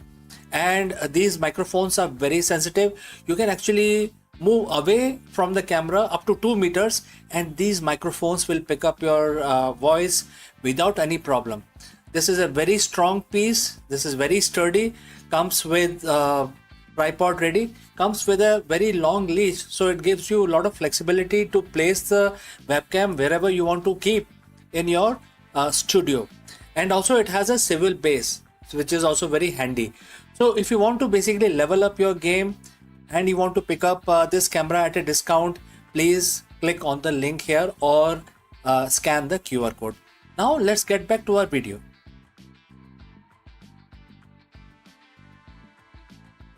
Friends, we all know that the stars, when they run out of their fuel, explodes into a supernova, especially the kind of star which are much larger than sun. They have to be larger than sun in order to become a supernova. However, there are certain stars which don't simply explode. They turn into a hot blowtorch. And this is a very specific phenomena. And to understand this type of supernova, we will take a deep dive into high energy astrophysics, and we will examine this phenomena, which is known as hotter than hell, also known in scientific term as the fast blue optical transient, and also known as the blue death. What is this phenomena? Let us explore this further. Kashmir की धरती ने अनेक महान शासकों को जन्म दिया, परंतु उसमें से एक नाम विशेष रूप से इतिहास में चमकता है। कश्मीर की वादियों में जब सत्ता डगमगाने लगी, तब एक महिला ने अपने साहस और बुद्धिमत्ता से इतिहास की दिशा बदल दी। वह थी रानी दिद्दा, विकलांगता के बावजूद अदम्य इच्छा शक्ति वाली शासक, जिन्हें कश्मीर की आयरन वुमन के नाम से भी जाना जाता है। उनका जीवन की जो कहानी है हमें बताती है कि शक्ति केवल शरीर में नहीं होती, बल्कि मन संकल्प में होती है। दिद्या का शासन का लगभग 22 वर्षों तक चला और उनका जीवन साहस, राजनीति की गहरी समझ और अदम्य इच्छा शक्ति का प्रतीक है। दिद्या का जन्म 1924 ईस्वी में हुआ था। बचपन से ही शारीरिक रूप से कमजोर थी। उनकी एक टांग विकलांग थी, लेकिन इस कमजोरी को उन्होंने कभी अपनी शक्ति पर हावी नहीं होने दिया। उनका मनोबल इतना दृढ़ था कि उन्होंने अपने जीवन को एक चुनौतीपूर्ण किंतु प्रेरणादायक यात्रा बना दिया। वह लोहारा वंश की राजकुमारी थी और कश्मीर के राजा क्षेम गुप्त से उनका विवाह हुआ था। विवाह के बाद वे कश्मीर की रानी बनी। क्षेम गुप्त की मृत्यु के बाद दिद्दा ने शासन की बागडोर अपने हाथों में ली। प्रारंभिक रूप में उन्होंने अपने पुत्र अभिमन्यु के साथ शासन किया। 1975 ईस्वी में पुत्र अभिमन्यु की मृत्यु हो गई और दिद्दा ने अपने पोते नरेंद्र गुप्त, त्रिभुवन गुप्त और भीम गुप्त को क्रमशः गद्दी पे बिठाया, परंतु वास्तविक सत्ता उनके हाथ में ही थी। एंड जल्द ही उन्होंने राजनीतिक क्षमता और कठोर निर्णय से इस पूरे क्षेत्र को एक वास्तविक सत्ता का केंद्र बना दिया। दिद्दा का शासन काल लगभग 22 वर्ष तक चला। इस दौरान उन्होंने अनेक षड्यंत्रों विरोधों का सामना किया। दरबार में उनके खिलाफ कई बार विद्रोह हुए, परंतु उन्होंने अपनी चतुराई और कठोर नीतियों के साथ उन सभी को परास्त किया। कहा जाता है कि उन्होंने अपने विरोधियों को समाप्त करने के लिए कोई भी एक्चुअली संकोच नहीं किया, चाहे वो दरबारी हो या उनके रिश्तेदार। और अगर उनके प्रशासनिक सुधार की बात की जाए तो वो भी काफी बड़े उन्होंने उस समय किए थे, जैसे कि कर व्यवस्था को सुदृढ़ किया और सेना को संगठित किया, सीमाओं की सुरक्षा सुनिश्चित की। और उन्होंने सबसे बड़ी अगर उपलब्धि मानी जाए तो उन्होंने कश्मीर को राजनीतिक अस्थिरता से बाहर निकाला और राज्य को एक मजबूत प्रशासनिक ढांचे में ढाला। उन्होंने ये व्यवस्था को सुदृढ़ किया और कश्मीर की जो सीमाएं हैं उसको भी सुरक्षित किया। दिदा का शासन काल अगर कई इतिहासकार बोलते हैं कठोर था, परंतु प्रभावी भी था। उन्होंने ये साबित किया कि एक महिला चाहे शारीरिक रूप से कमजोर ही क्यों ना हो, दृढ़ इच्छा शक्ति बुद्धिमत्ता से पूरे राज्य को संभाल सकती है। उनके शासन के बाद कश्मीर में लोहारा वंश की नींव और भी मजबूत हो गई। और यदि आप यहाँ तक पहुंचे हैं तो कृपा करके बताइए कि आप किस शहर से जुड़े हैं और किस भाषा में इस वीडियो को देख रहे हैं। इससे हमारे चैनल की पहुंच को समझने में हमें मदद मिलेगी। चलिए आगे बढ़ते हैं और इस चर्चा को आगे और बढ़ाते हैं। इतिहासकार जो हैं वो मानते हैं, कई इतिहासकार मानते हैं कि दिद्दा काफी निर्दयी शासक थी। तो कभी वो ये भी बताते हैं कि वो दूरदर्शी नेता भी थी। लेकिन इसमें कोई संदेह नहीं कि दिद्दा ने कश्मीर के इतिहास में अपनी अमिट छाप छोड़ी। उनकी कहानी हमें सिखाती है कि परिस्थितियां चाहे कितनी भी कठोर क्यों ना हो, साहस दृढ़ता से उन्हें बदला जा सकता है। रानी दिद्दा का जीवन हमें यह भी सिखाता है कि शक्ति शारीरिक सामर्थ्य में नहीं बल्कि दृढ़ संकल्प दूरदर्शिता में निहित होती है। विकलांगता के बावजूद उन्होंने कश्मीर की सत्ता संभाली, षड्यंत्रों को परास्त किया और राज्य की स्थिरता बनाए रखी।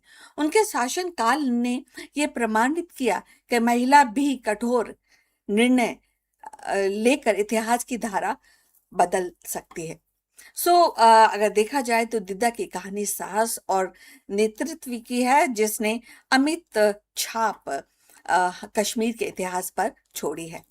कभी कई लोग उनको निर्दयी कहते हैं, कई दूरदर्शी कहते हैं, लेकिन उनकी गाथा हमें ये प्रेरणा देती है कि कठिन परिस्थितियों में भी यदि मनोबल अडिग रहे तो असंभव को भी संभव किया जा सकता है।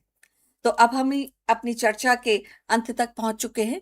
कृपा करके हमारे चैनल को लाइक और सब्सक्राइब कीजिए और विषय पर अगर आपकी कोई टिप्पणी हो तो उसको भी हमारे साथ साझा कीजिए।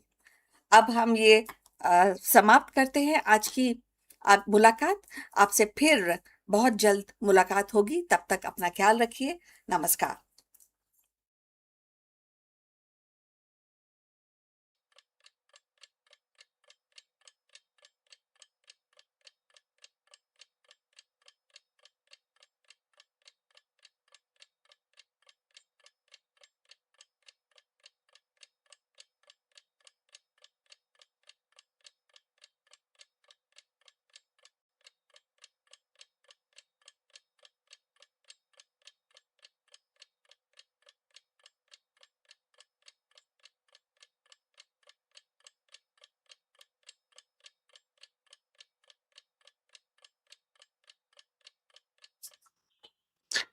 "6,000 meters below the ocean surface lies a treasure chest that could decide the future of the global power.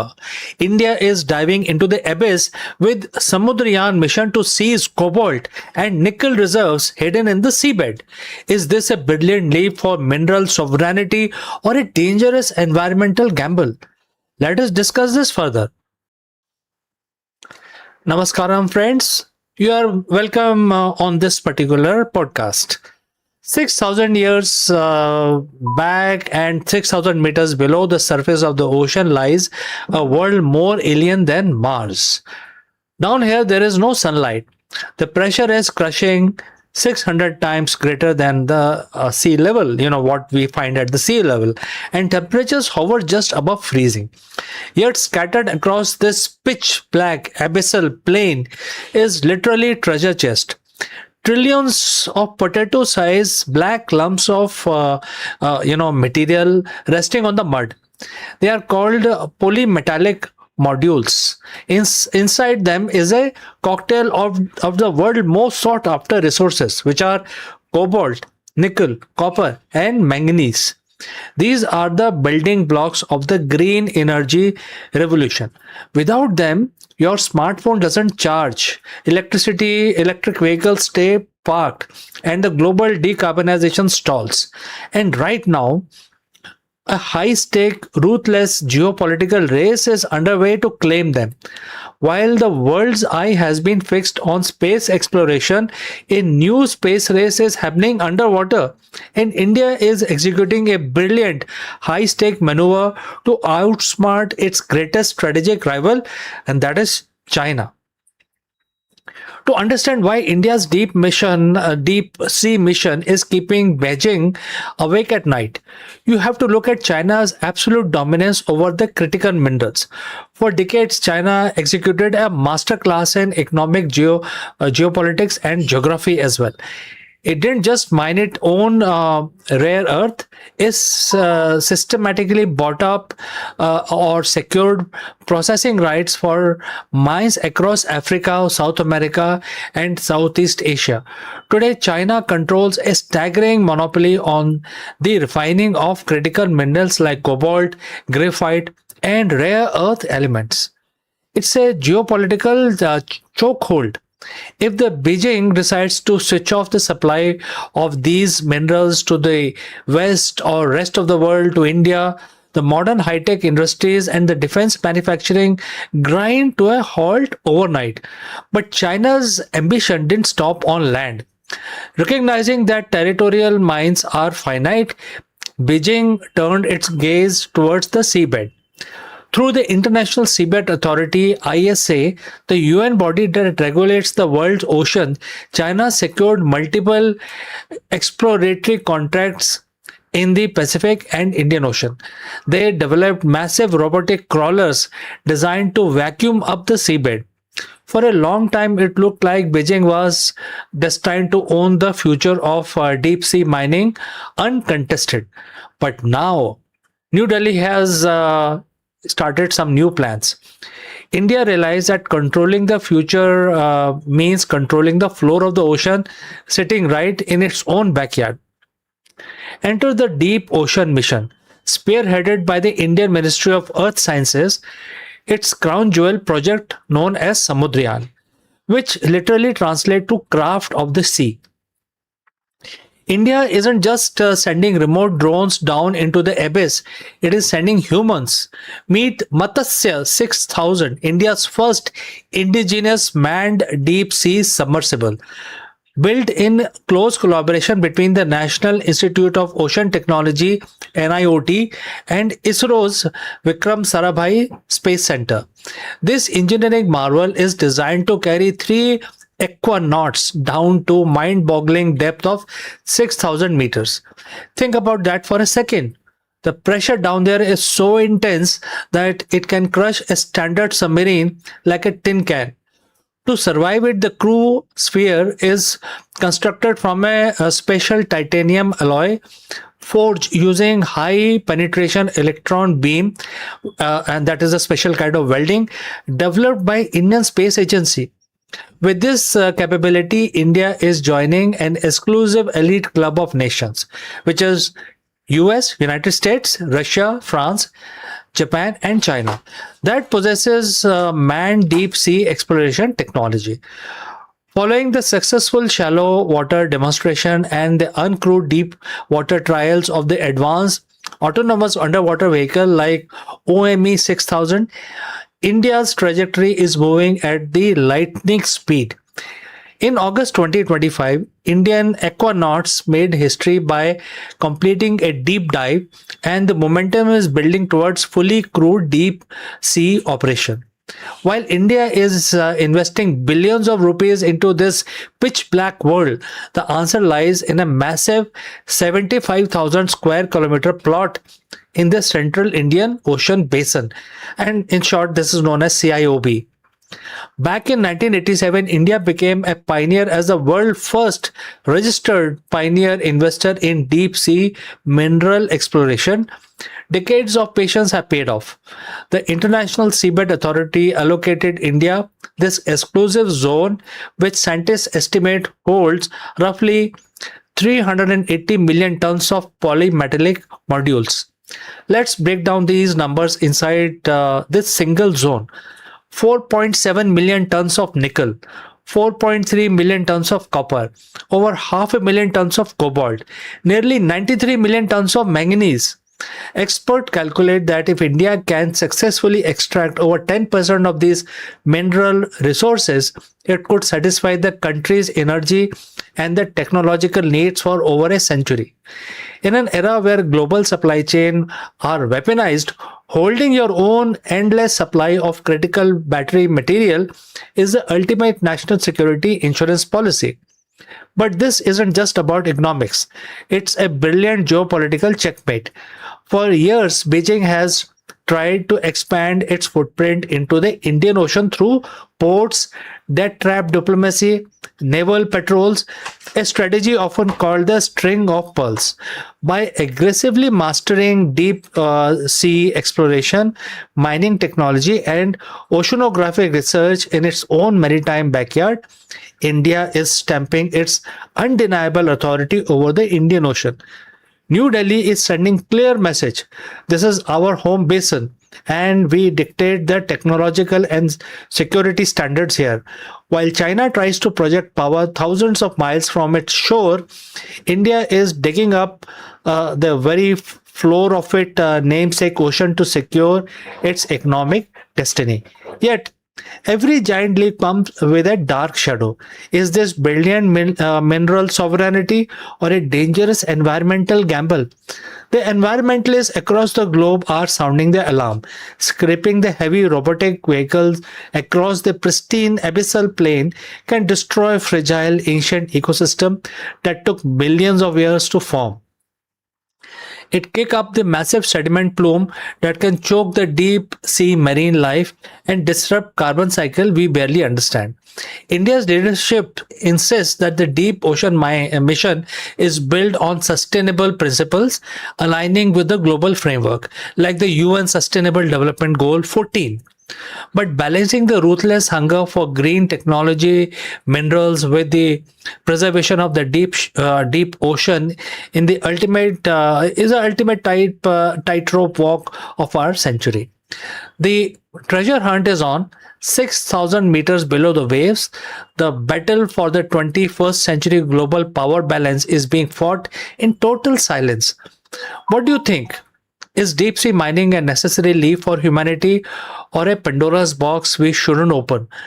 Let me know in the comments below and don't forget to subscribe for more deep dives into the global geopolitics and technology. Thanks for watching, friends, and I will catch you again very soon in the next one.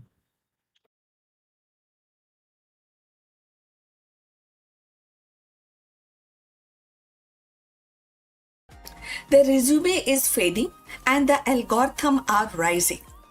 Welcome to the new age of hiring.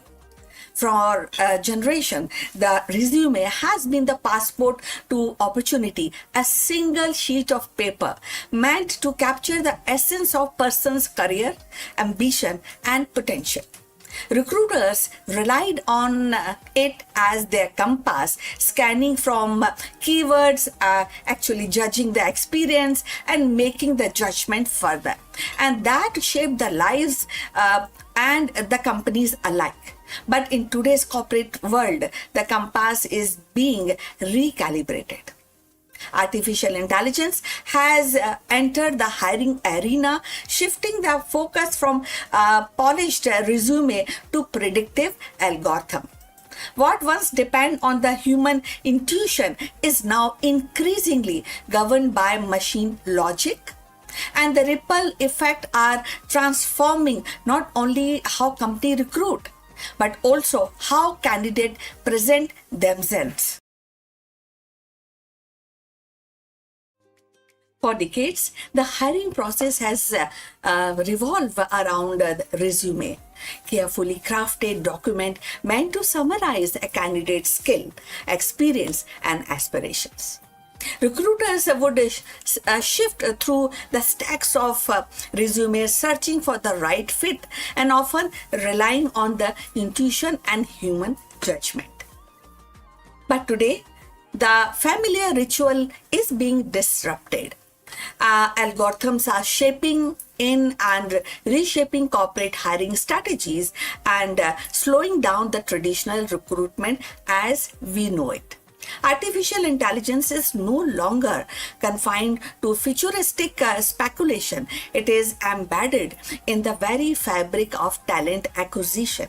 So companies are deploying AI-driven platform that scan thousands of applications in a second, identifying patterns invisible to human eye. And instead of recruiters spending hours and like judging the resumes and finding out the right candidate, machine learning models evaluated it very fast and very the behavioral clue and the skill is being judged by the machine, competencies are judged by the machines, and the result is hiring process is more faster, more data driven, and at least in theory more objective. Yet this shift is not without tension. Traditional recruitments relied heavily on human interaction. The handshake at the interview, the nuances, reading of a candidate's personality, the gut feeling that someone might be a cultural fit. AI challenges this by reducing the process in qualifying metrics. So algorithm can rank candidate by predictive job preferences, but they cannot replicate the warmth of human connection. And this raises a profound question. Are we hiring people or are we hiring data points? So if you have reached this far, please inform us from which city you have tuned in and in which language you are watching this video. This will help us to determine the reach of our channel.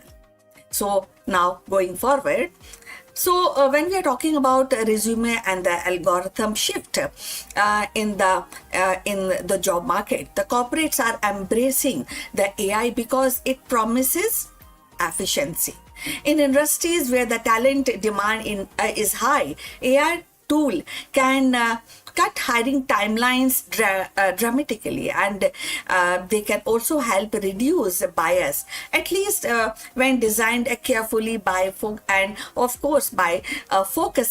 on the skill rather than demographic markers.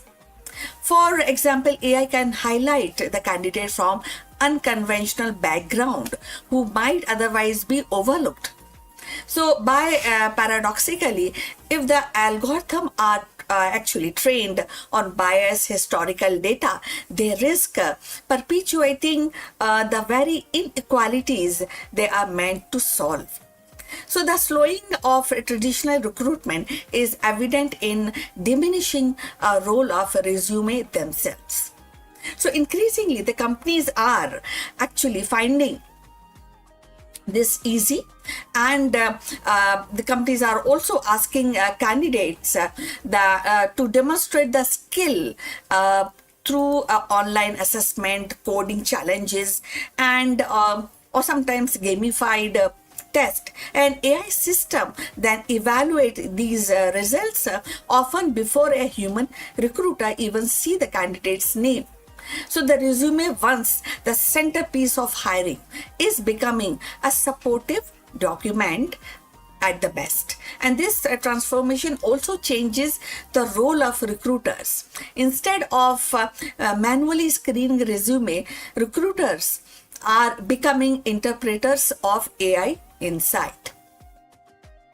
So this way, this is how the job market is evolving. Their job is shifting towards relationship building, employers branding, and ensuring that the human element is not lost in the set of algorithm. In this sense, AI is not eliminating recruiters, it is redefining their responsibilities. For job seekers, the implications are profound, very high. So, and I think you're also aware of this change in the market. So, when we talk about the candidates and the getting hired by big companies, by corporate, so there's the role of crafting a resume with a clever wording may no longer be enough. Candidate must learn to speak algorithm and tailoring their application to highlight measurable skills, and also the AI system which actually AI system recognize. At the same time, they must prepare for the recruitment journey that feels less personal, more automated, and sometimes opaque. Transparency is how these algorithms work and will be crucial to the meaning of trust for hiring also.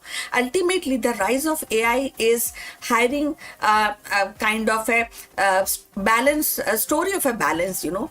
The efficiency and the scales are undeniable, definitely an advantage, but they must be they also weigh against the fairness sometimes, and maybe you can say more on empathy, or sometimes you may feel that they are less empathic. So the human judgment is not there that much, which was there earlier.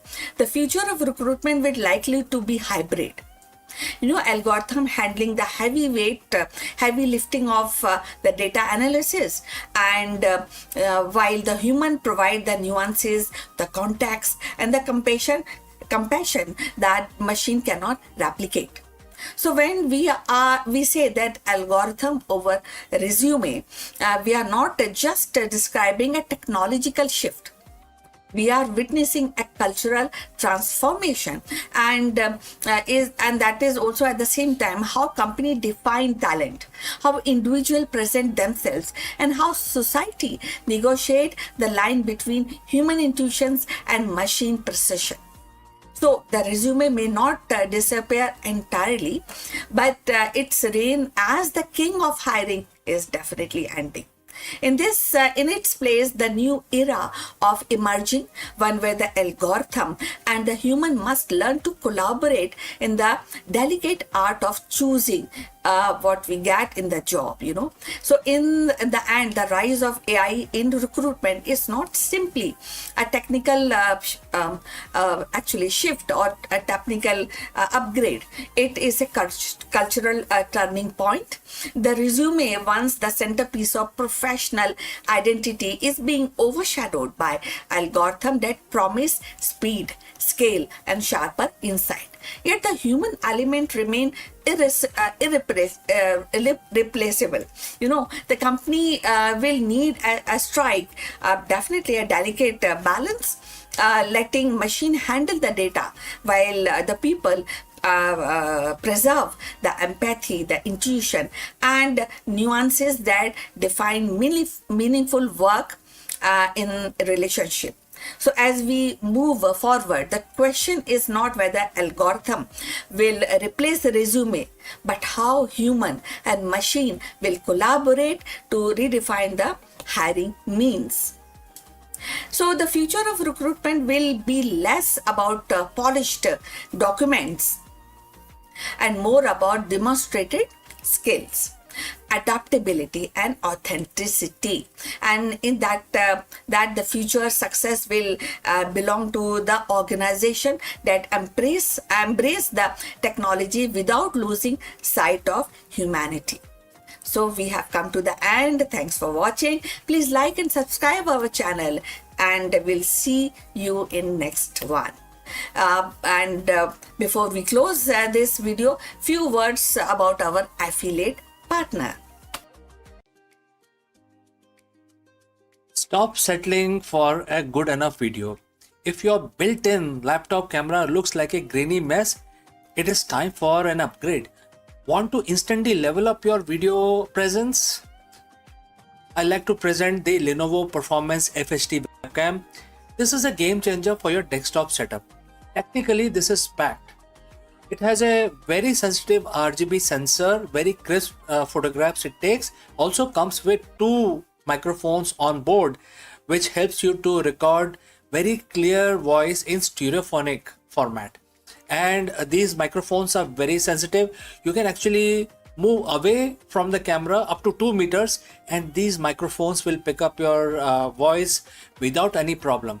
This is a very strong piece. This is very sturdy. Comes with tripod ready. Comes with a very long leash, so it gives you a lot of flexibility to place the webcam wherever you want to keep in your studio. And also it has a swivel base, which is also very handy. So if you want to basically level up your game and you want to pick up this camera at a discount, please click on the link here or scan the QR code. Now let's get back to our video. Hello दोस्तों, नमस्कार। हम सब जानते हैं कि जो market की अनिश्चितता है, जो कभी भी स्टेबल नहीं रहता है, और बहुत सारी चीज़ें होती हैं जो बिल्कुल अनस्टेबल रहती हैं मार्केट में, जैसे कि आपके डिजिटल डिसरप्शन जो हो रहा है, और कभी कभी ऐसा होता है कि गवर्नमेंट कभी नई पॉलिसीज़ लेके आती है। तो ऐसे बदलते हुए एनवायरनमेंट के अंदर एक महान सीईओ और एक अच्छा नेतृत्व वाला सीईओ में डिफरेंस क्या है? क्या ये सिर्फ स्ट्रेटजी है या लीडरशिप रेजिलियंस है? ये एक बहुत ही इंपॉर्टेंट क्वेश्चन है। इस क्वेश्चन का आंसर ढूंढने के लिए हम भगवत गीता का सहायता लेंगे और ये जानेंगे कि हमारी लीडरशिप को कैसे हम इतना स्ट्रांग बना दें कि वो बिल्कुल अनचेंजिंग सेल्फ की तरह और एक सिद्धांत की तरह सामने आए, और कोई भी लीडर अगर इस चीज़ को फॉलो करे तो कुछ भी हो जाए, किस तरह का भी मार्केट वॉलेटिलिटी हो जाए, लेकिन लीडरशिप पे कोई असर नहीं पड़ेगा। ये जानिए कैसे होगा। चलिए आगे बढ़ते हैं। देखिए दोस्तों, जो मार्केट का जो नॉइज होता है कभी नहीं रुकता, जो शोरगुल होता है वो कभी नहीं रुकता है। ये शोरगुल क्या होता है? जैसे कि क्वार्टरली प्रोजेक्शंस होते हैं, इसमें प्रोजेक्शन कभी ऊपर होते हैं कभी नीचे होते हैं। कॉम्पिटिटर डिसरप्टिवनेस होती है। कॉम्पिटिटर अपने प्रोडक्ट को कभी अच्छा करता है या अपने वैल्यूज को अच्छा करता है। कभी कभी सप्लाई चेन में फ्रैक्चर्स हो जाते हैं, और कभी कभी बोर्ड रूम में बहुत अलग तरीके के प्रेशर होते हैं, पॉलिटिकल और डिफरेंट तरीके के प्रेशर हो जाते हैं। ये एक ना रुकने वाला नोटिफिकेशन का शोर है जो हर सीईओ को सुनना पड़ता है, और इस जो नोटिफिकेशन है या नॉलेज है या इंफॉर्मेशन है, मार्केट रियलिटी जिसको हम बोलते हैं, इससे हमेशा उसको जो सीईओ है उसके दिमाग में ये रहता है, इनपुट रहता है, और उससे वो ड्राइव होता है। मतलब अगर ये इनपुट ना हो तो सीईओ को लगता है कि मुझे कुछ पता ही नहीं है मार्केट रियलिटी के बारे में, तो मैं ड्राइव नहीं कर पा रहा हूँ अपने स्ट्रेटेजी को। ये एक बहुत ही हाई फ्रिक्वेंसी हम की तरह महसूस होता है जो सीईओज होते हैं जो इस इनपुट को लेते हैं। लेकिन अगर मैं आपसे बोलूं कि इस ऐसा करने के बजाय, हाइपर विजिलेंट होने के बजाय, अगर आपको इस शोर से दूर होके फिर स्ट्रेटेजिक डिसीजन लेने का मौका मिले, तो क्या आपको लगेगा कि यह एक अच्छा तरीका है, या आपको लगेगा कि इससे हम आगे जा सकते हैं और इस शोर से दूर होके हम डिटैच होके हम डिसीजंस लें तो हमारे लिए ज़्यादा फायदेमंद रहेगा? तो इसी पॉइंट को आज हम डिस्कस करेंगे, और हम डिस्कस करेंगे इस क्वेश्चन का आंसर ढूंढेंगे भगवत गीता के चैप्टर 2 वर्स 25 से, जिसमें बहुत ही प्रोफाउंड साइकोलॉजिकल फ्रेमवर्क की व्याख्या की गई है, एंड ये आज मॉडर्न सीईओ के ऊपर एकदम लागू होता है। और ये एक मास्टर क्लास की तरह है जो एक एग्जीक्यूटिव स्टेबिलिटी की तरफ आपको ले जाता है अगर आप उसको फॉलो करें। तो दोस्तों, अगर आप यहाँ तक पहुंचे हैं तो आप हमें कृपया बताइए कि आप किस शहर से हमारा वीडियो देख रहे हैं और किस लैंग्वेज में हमारा वीडियो देखना पसंद करते हैं। चलिए आगे बढ़ते हैं, हम इस श्लोक को पढ़ेंगे अब। श्लोक में ये कहा गया है कि अपने जो चीज़ आपकी इनविजिबल है या इनकंसीवेबल है या अनचेंजेबल है, अगर इसको हम जानते हैं तो इसके ऊपर हमें ज़्यादा शोक नहीं करना चाहिए। मतलब हिंदी में आपको थोड़ा सा कन्वर्ट करके बताया मैंने, ये कि संस्कृत में है ये। नाउ अब इसको हम अप्लाई करते हैं अपने बिजनेस लैंग्वेज में, बिजनेस कॉन्टेक्स्ट के अंदर। इसमें क्या होता है कि जो हम बॉडी जिसकी हम बात कर रहे हैं, जो एक फ्रिजाइल है, इसके अंदर बहुत सारे बॉडी, मतलब कि आपका जो बिजनेस का जो शोर जो आ रहा है, जैसे कि पीएल एंड स्टेटमेंट है जो फ्लक्चुएट करता रहता है, स्टॉक प्राइजेस है जो हमेशा फ्लक्चुएट करते रहते हैं, ऑफिस स्पेस है, कभी ऑफिस आपको बढ़ाना पड़ता है, कभी आपको कम करना पड़ता है, प्रोडक्ट लॉन्चेस होते हैं, कभी कभी उनमें गड़बड़ हो जाती है, नए प्रोडक्ट लॉन्चेस होते हैं, एम्प्लॉय टर्नओवर भी होता है जो कभी कभी आपकी कंपनी को या आपको आपके लिए मुश्किल पैदा कर सकता है।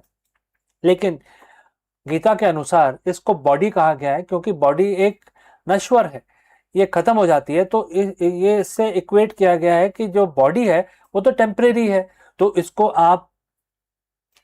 आप परमानेंट कैसे मान सकते हैं? जो मार्केट जो नॉलेज है, इसको आप कैसे ये मान सकते हैं कि यही एकदम सच है, राइट? तो इससे ये बोलते हैं भगवान कृष्ण अर्जुन को ये बोलते हैं कि आप जो नश्वर चीज है, जो परमानेंट नहीं है, उसके ऊपर शोक क्यों करते हैं? तो इसी तरह से अगर आज के जो सीईओज हैं, जो मार्केट नॉलेज है, शेयर प्राइसेस है, प्रोडक्ट लॉन्चेस है, इसके ऊपर आप क्यों उतना ध्यान देते हैं? अगर इसको ना ध्यान देके बेसिक्स पे ध्यान देंगे तो हो सकता है आपके डिसीजंस अलग तरीके के आए और लॉन्ग टर्म को ध्यान में रखते हुए आए। तो एक तो ये बात होगी। दूसरा ये है कि मोस्ट सीईओज जो हैं, 100% ऑफ द सीईओज वो इसी चीज को देखते हैं, वो लॉन्ग टर्म नहीं देखते। वो देखते हैं कि मार्केट नॉलेज क्या चल रही है, शेयर प्राइस क्या चल रहा है, इस क्वार्टर में क्या होने वाला है। तो उससे क्या होता है कि आपका जो डिसीजंस है they are very very knee jerk reaction के हिसाब से होते हैं, और जो आपको मार्केट बता रहा है उसी तरह से आप अपने डिसीजंस लेते हैं। अगर मार्केट आपको बता रहा है कि आप फ्लॉप होने वाले हैं तो आप हाथ पैर मारने लग जाते हैं और अपने आप को भूल जाते हैं। आप ये नहीं समझ पाते कि हमारे अंदर कितनी क्षमता है, और आप मार्केट आपको ही ड्राइव करने लगता है। मतलब मार्केट तो ड्राइव हो रहा है किसी भी तरीके से, लेकिन वो आपको भी ड्राइव करने लगता है, तो आप उसी के चपेट में आ जाते हैं। उससे क्या होता है? उससे ये होता है कि आपके जो डिसीजंस हैं वो गलत हो जाते हैं। अब आती है बात दूसरे शब्द की जो इस श्लोक में दिया गया है, उसका नाम है सेल्फ। सेल्फ का मतलब क्या है? सेल्फ का मतलब है कोर विजन, आपकी कंपनी का, आपका खुद का। और आपकी कंपनी बनी क्यों है? Why behind your organisation. आपकी कंपनी का काम क्या है? आपकी कंपनी का अनचेंजेबल मिशन क्या है? इनटेंजिबल आपकी स्ट्रेटेजी क्या है? चाहे क्वार्टर ग्रोथ 2% हो या 20%, लेकिन ऐसी क्या चीज है जो सेल्फ है, मतलब जो चेंज नहीं होती आपकी कंपनी में? तो उसको ध्यान न देके आप मार्केट वाली जो पहले जो मार्केट का शोर है उसके ऊपर ध्यान देते हैं। इसको सेल्फ को केयर नहीं करते, लेकिन जो मार्केट से जो टेम्परेरी इंफॉर्मेशन आती है उस पे आप ज्यादा ध्यान देते हैं। तो ये जो चीज है, ये पहले तो गीता का जब हम श्लोक पढ़ते हैं तो पहले हमें समझना चाहिए कि हम किस चीज के बारे में बात करें। तो आज दो चीजों के बारे में बात हो रही है, एक है बॉडी, दूसरा है self. Body is market noise और सेल्फ इज योर स्ट्रेटेजी, आपका मिशन, एक्सेट्रा। अब आप देखिए, कोई सर्जन है जो एक सीईओ के समान है, कभी भी फियर से पैरालाइज नहीं होता है। मतलब जो पेशेंट के ऊपर जो वो काम कर रहे होते हैं, अपना उनके ऊपर उपचार या इलाज कर रहे होते हैं, तो कभी इतना इमोशनल नहीं होते हैं। क्यों? इसका मतलब यही है कि अगर वो इमोशनल हो जाएंगे तो वो पेशेंट की ठीक तरीके से इलाज नहीं कर पाएंगे। तो इसी तरीके से सीईओ इतना इमोशनल नहीं होना चाहिए मार्केट नॉलेज को लेकर। अपने बेसिक, अपनी सेल्फ के ऊपर ज़्यादा ध्यान देना चाहिए, और अपने जो स्ट्रेटजी है उसको ऑपरेशनलाइज करने के लिए उसको एक लॉन्ग टर्म स्ट्रेटेजी बनानी चाहिए जो बिल्कुल चेंज ना हो, कभी चेंज ना हो, अनचेंजेबल जिसको बोलते हैं। तो भगवान कृष्ण ने बताया कि आपकी स्ट्रेटेजी, आपका मिशन, आपकी वैल्यूज बिल्कुल अनचेंजेबल होनी चाहिए। अब इन चीजों को हम करेंगे कैसे? अगर आपको आज ये करना हुआ तो ऑब्वियसली एक दिन में तो ये हो नहीं पाएगा। तो चार चीजें मैं अपनी तरफ से आपको बताता हूं जो आपको प्रैक्टिस करनी है। पहला है सेल्फ ऑडिट। आप किसी भी डिसीजन, कोई भी डिसीजन लेने से पहले आप पहले इस सिचुएशन का ऑडिट कर लें। ऑडिट का मतलब ये है कि अगर मैं कोई डिसीजन लेने वाला हूं या वाली हूं तो ये देख लें कि मैं डिसीजन जो ले रहा हूं लॉन्ग टर्म को ध्यान में रख के ले रहा हूं, या मैं जो मार्केट का नॉइज है, पैनिक होके, फियर के अंदर आके मैं इसको ले रहा हूं। तो ये ऑडिट करना बहुत ज़रूरी है। आपको 1 मिनट, 5 मिनट, आधा घंटा, 1 घंटा, जितना भी आपको टाइम लगे, इस चीज़ का आप ऑडिट करें और देखें कि मैं शॉर्ट टर्म से इफेक्ट हो रहा हूं क्या, या मैं लॉन्ग टर्म के को कंसिडर करते हुए इस पे काम कर रहा हूं। नंबर 2 है प्रैक्टिस रेडिकल एक्सेप्टेंस। आपको ये एक्सेप्ट करना चाहिए कि जो अनचेंजेबल है मार्केट के अंदर वो कभी चेंज नहीं हो सकता, उसको कोई भी हिला नहीं सकता है। उसके उसको कोई भी आ जाए, कितना भी ताकतवर आ जाए, जो अनचेंजेबल चीजें हैं उसको आप उसको आप चेंज नहीं कर सकते। तो आपके पावर में ही नहीं है, आपके और किसी के भी पावर में नहीं है। तो पहले उन चीज़ों को आपको समझना चाहिए, क्योंकि अगर आपको उस चीज़ की नॉलेज होगी कि ऐसी कौन सी चीज़ है जो बदली नहीं जा सकती, तो फिर आपके डिसीजंस बिल्कुल अलग तरीके से आएंगे और रिएक्टिव नहीं होंगे, फियरफुल नहीं होंगे आपके डिसीजंस। तीसरा जो सबसे इंपॉर्टेंट पार्ट है वो है लीड फ्रॉम द कोर। जब आपके पहले 2 पॉइंट आपने अच्छी तरह कर लिया, आपने ऑडिट कर लिया और आपने ये समझ लिया कि मार्केट में कौन सी अनशेकेबल, अनचेंजेबल चीज़ें हैं, तो फिर आप लीड फ्रॉम द कोर अपने डिसीजंस जो होंगे अनशेकेबल सीईओस की तरह आप लेंगे। और फिर आपको किसी चीज़ की फिक्र नहीं रहेगी, आपके सारे डिसीजंस एकदम लॉन्ग टर्म बेसिस पे होंगे, जो आपके ग्रुप को, आपकी कंपनी को, आपको हमेशा पॉजिटिव डायरेक्शन में लेके जाएंगे, हमेशा रेवेन्यू ग्रोथ देंगे।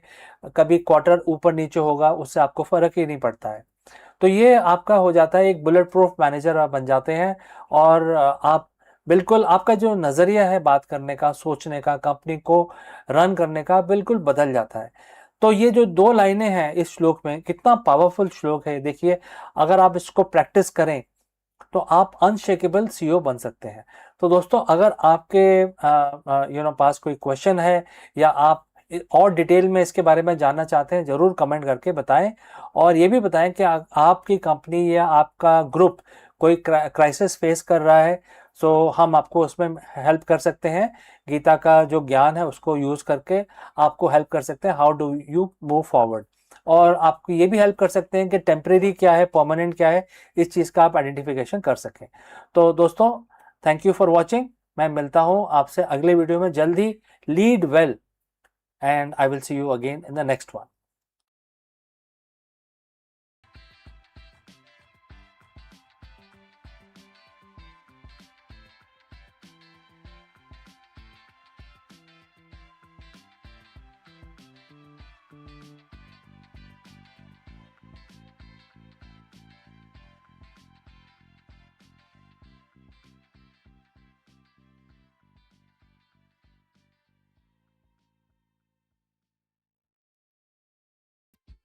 Hello friends, we have a very profound and very deep question to address today, and that is there a part of you that survives beyond the physical world or physical realm?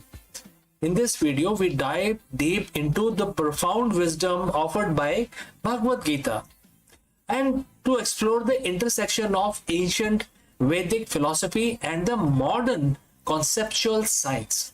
While our bodies changes from infancy to old age, our sense of I remains constant.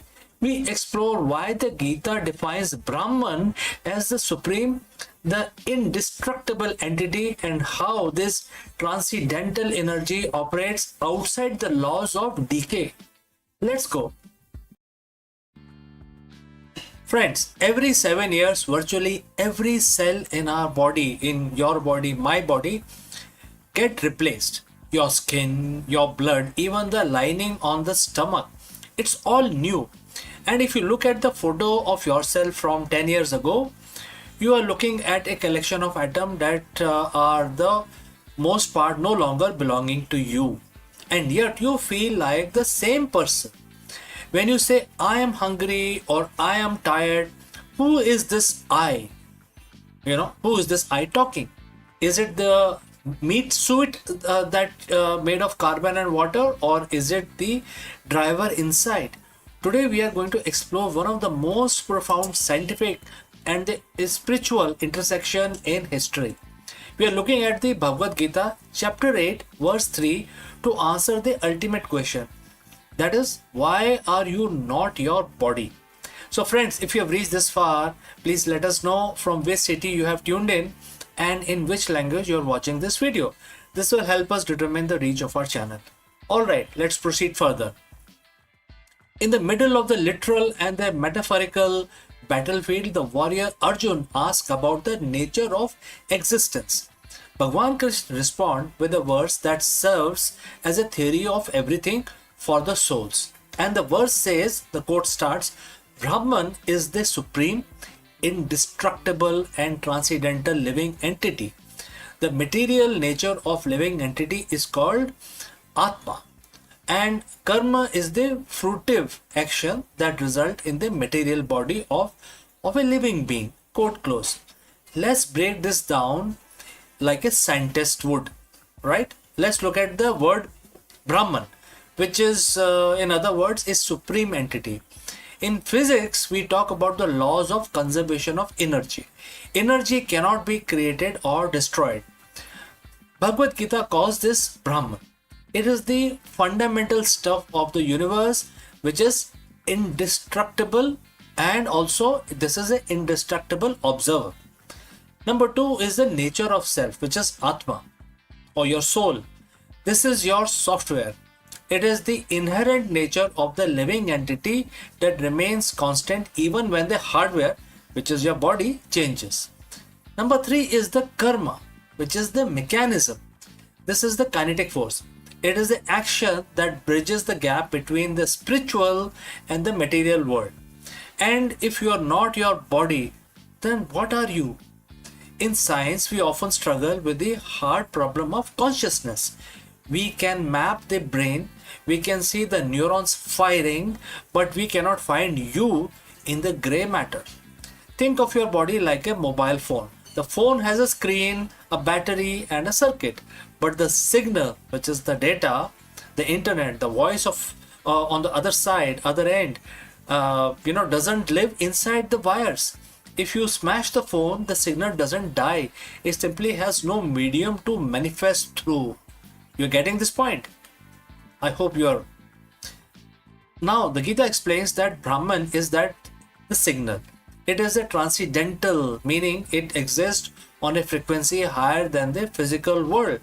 While the body is subject to entropy, which I hope you know is the second law of thermodynamics, where everything moves towards a disorder. The soul is described as the imperishable. It's a constant. Nothing can touch it. It is the only thing in the universe that doesn't rust or get destroyed. The verse says karma. Karma is the fruitive action that result in the material body. This is the revolutionary way to look at the biology. Usually we think our DNA is the sole architect of our lives, but Gita suggests a deeper layer. Karma is the work or the energy we generate through our desires and actions. Think of it as a cloud server. Your actions are thoughts and your Atma, which is your nature, are uploaded to the cosmic cloud. When your current device, which is your body, wears out, the data that karma determines the specifications of your next device, basically. So based on karma, you will get into a new body. I think this is common sense, right? So because of the theory of reincarnation. Now, It suggests that the life isn't a random accident of chemistry. It is a precise energy-driven transition.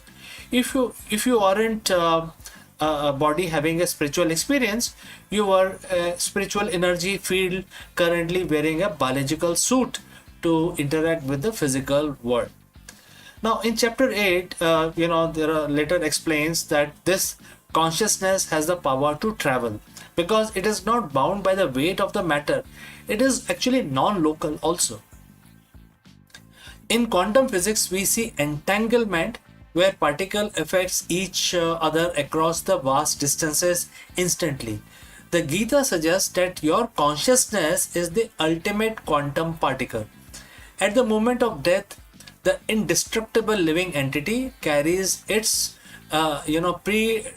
superposition predetermined positions and its data to its next destination as easily as the wind carries a scent from its source. So this isn't just an ancient sermon or mysticism. It is a description of high energy state of being.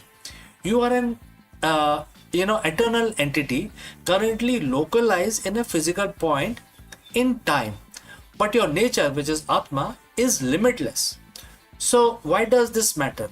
When you realize you're not your body, the fear of the end vanishes.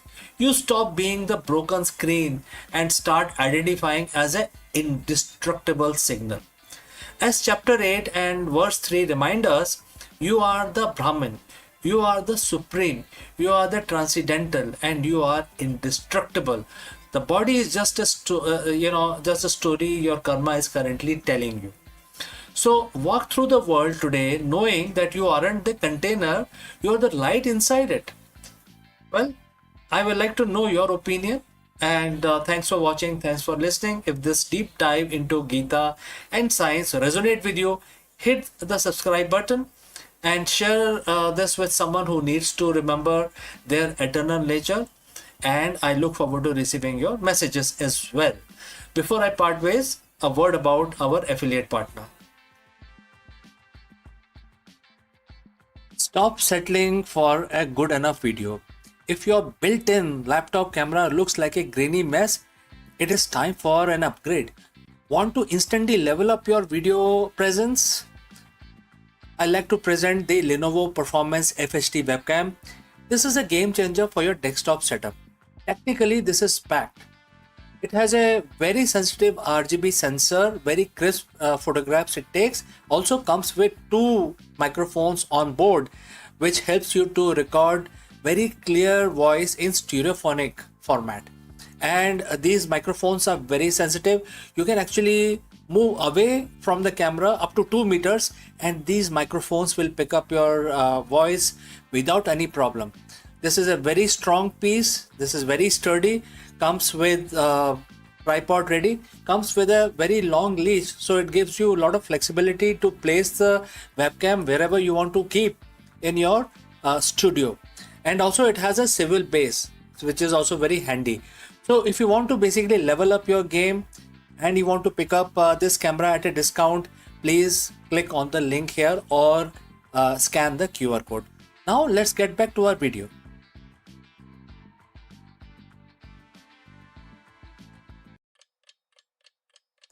Hello दोस्तों, नमस्कारम। आप सबका स्वागत है। हम जो भी leader हैं, हमारे सीईओस हो सकते हैं, टीम लीडर्स हो सकते हैं, वाइस प्रेसिडेंट हो सकते हैं, इन सबको एक चीज़ बहुत ही प्रभावित करती है, वो है बिजनेस अनसर्टेनिटी। उससे काफ़ी मानसिक तनाव होता है। तो हम इस चीज़ का सोल्यूशन ढूंढने की कोशिश करते हैं लेकिन कहीं मिलता नहीं है। तो आज हम इस क्वेश्चन का, इस सिचुएशन का सोल्यूशन निकालने का प्रयास करेंगे और हम भगवत गीता की सहायता लेंगे।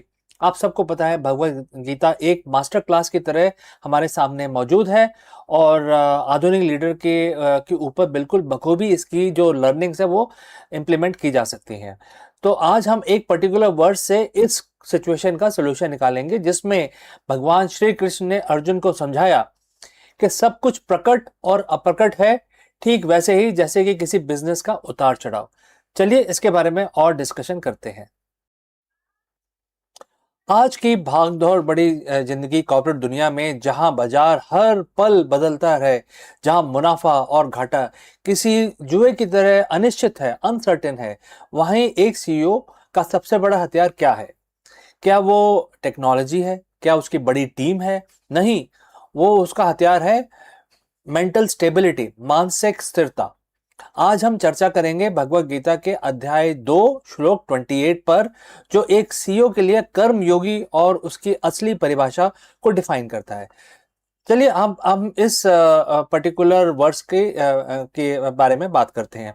इस वर्ष में भगवान श्री कृष्ण अर्जुन से कहते हैं, हर चीज, हर इंसान, हर बिजनेस अपने जन्म से पहले इनविजिबल था, मृत्यु के बाद फिर से वो इनविजिबल हो जाएगा, मतलब वो होगा ही नहीं, मैनिफेस्ट ही नहीं होगा, अनमैनिफेस्टेड रहेगा।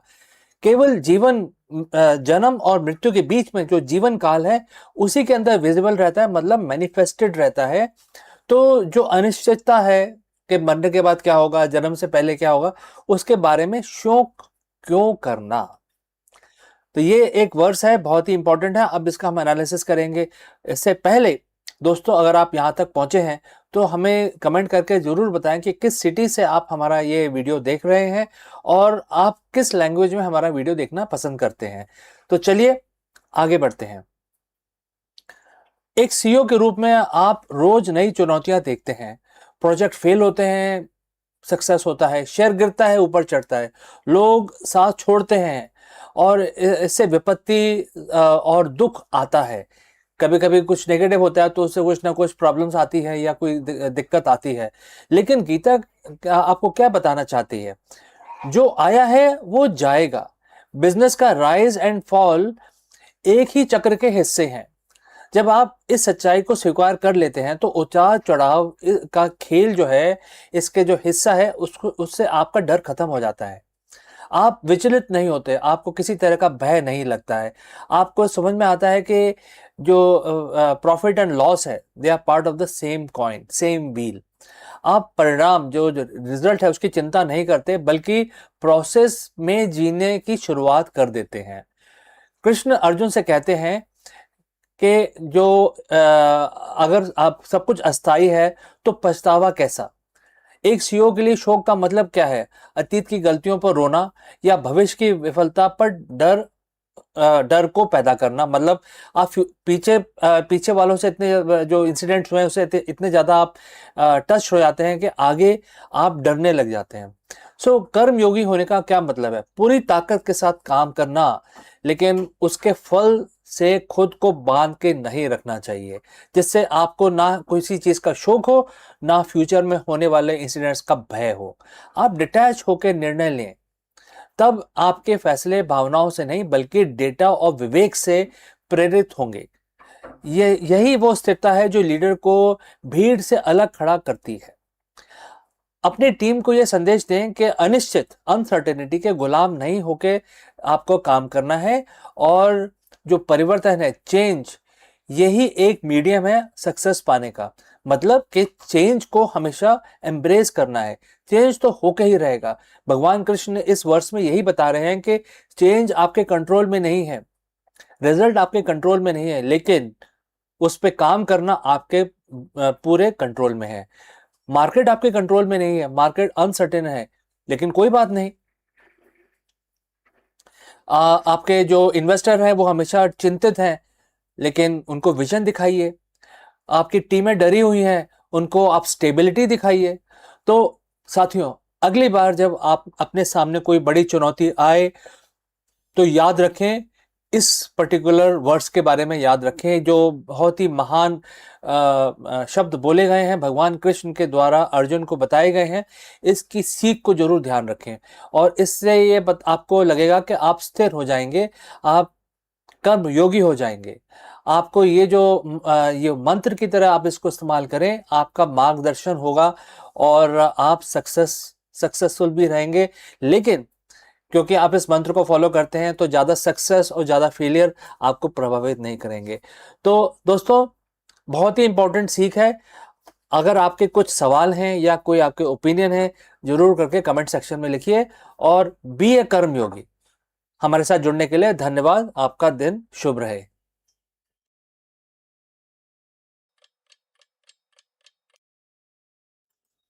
हेलो दोस्तों, नमस्कारम। आप सबका स्वागत है। आज बृहस्पतिवार का दिन है, 25 जून, यानी कि थर्सडे है। तो आज का दिन तो भगवान विष्णु के लिए समर्पित है। तो हम अपना दिन शुरू करेंगे भगवान विष्णु की स्तुति करके, पूजा करके। और हर रोज की तरह हमने अपना काउंटर लिया हुआ है। तो आप भी अपनी माला लेके या काउंटर लेके हमारे साथ जुड़ें और हमारे साथ ही इस मंत्र का उच्चारण करें। 11 दफा करेंगे। ये देखिए काउंटर है मेरे पास। तो चलिए शुरू करते हैं। हाथ जोड़ लीजिए और भगवान विष्णु का नमन करिए। ओम नमो वासुदेवाय नमः। ओम नमो वासुदेवाय नमः। ओम नमो वासुदेवाय नमः। ओम नमो वासुदेवाय नमः। ओम नमो वासुदेवाय नमः। ओम नमो वासुदेवाय नमः। ओम नमो वासुदेवाय नमः। ओम नमो वासुदेवाय नमः। ओम नमो वासुदेवाय नमः। ओम नमो वासुदेवाय नमः। ओम नमो वासुदेवाय नमः। तो हमारा आज की पूजा समाप्त हुई। बहुत सिंपल था, आपने देखा, बहुत छोटा सा मंत्र था। 11 दफा करें अपना बिजनेस या अपनी स्टडी स्टार्ट करने से पहले। अगर आप 11 दफा इस मंत्र का जाप करेंगे तो आपको काफी, आपका दिन शुभ रहेगा। तो चलिए हम अपना दिन स्टार्ट करते हैं। आपका भी दिन शुभ रहे और मंगलमय रहे, इसी कामना के साथ इस वीडियो को हम समाप्त करते हैं। लेकिन जल्दी ही मिलते हैं दूसरे वीडियो में, कहीं मत जाइएगा। Hello friends and namaskaram. On January 9th, the year is 2007, the tech world shifted on its axis. When Steve Jobs walked onto the Macworld stage, he wasn't just launching a phone, he was introducing a pocket sized computer that would fundamentally transform how we communicate, work, and exist. In this video, we dive deep into the history of the original iPhone, from the risk of abandoning the physical keyboard to the gamble on a multi touch interface. We analyze why Apple's revolutionary product became the blueprint for the entire smartphone industry. We explore the tech, the design, the philosophy, and the cultural impact that was created uh, by this particular device that we live with today. We cannot imagine living without a smartphone. So let's go and explore the history again. So, friends, close your eye. Let me take you back to the year 2006. If you wanted to check your email, you went to a desk. If you wanted to take a photo, you carried a dedicated camera. If you wanted to listen to music, you pulled out an iPod. And if you wanted to make a phone call, you used a plastic brick with physical buttons that felt like they were designed for someone with tiny precision engineered thumbs. Mobile communication was functional, yes, but it was limited. It was clunky. It was disconnected. Then on January 9th, 2007, the world shifted. As the Mac World Convention in San Francisco, one man walked on stage and introduced a device that didn't just change the industry, it invented the modern world as we know it today. We are looking back at the first iPhone and why it remained the most important piece of consumer tech ever built. Before the iPhone, the smartphone market was complicated. It was dominated by business first devices. If you had a smartphone, it usually meant you had a QWERTY keyboard permanently taking up the half the screen. The mobile internet was miserable experience. Most WAP sites, slow loading time, and the text only interface. We accept this. We accept it, right? We thought that was as good as we would ever get. The industry was obsessed with more and more buttons, more physical styluses, and more complexities. So, friends, before we move forward, please let us know from which city or country you have tuned in into this video. All right, let's continue. The Apple's approach was radically different. They didn't want to build a better phone. They wanted to build a computer you could carry in your pocket. But the challenge was massive.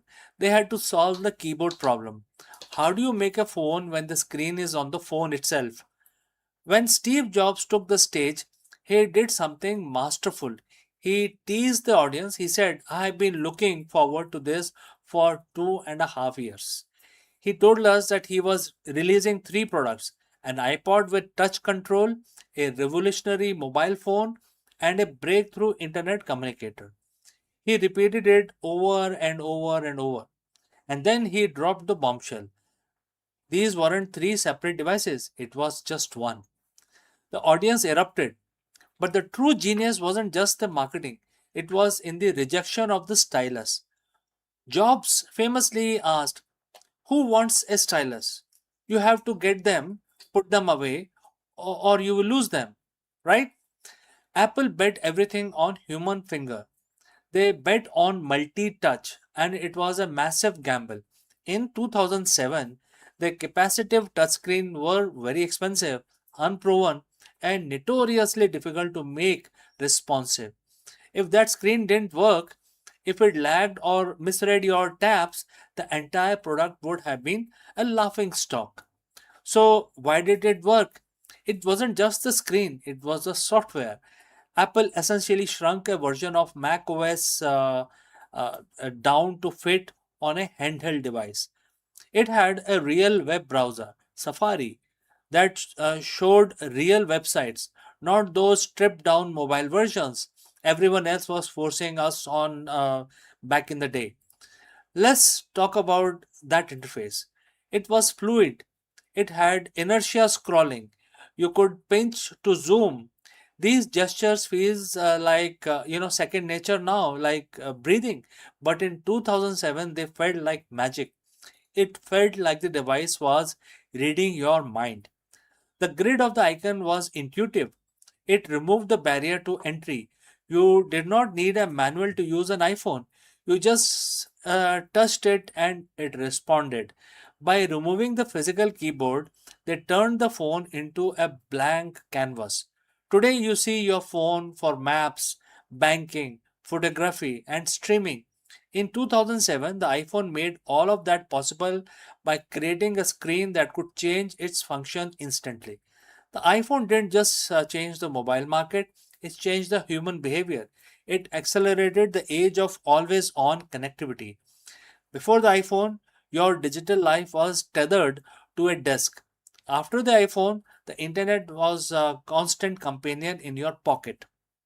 It gave birth to the App Store a year later, which revolutionized the global economy, spanning entirely new industries like ride sharing, food delivery, and social media dominance.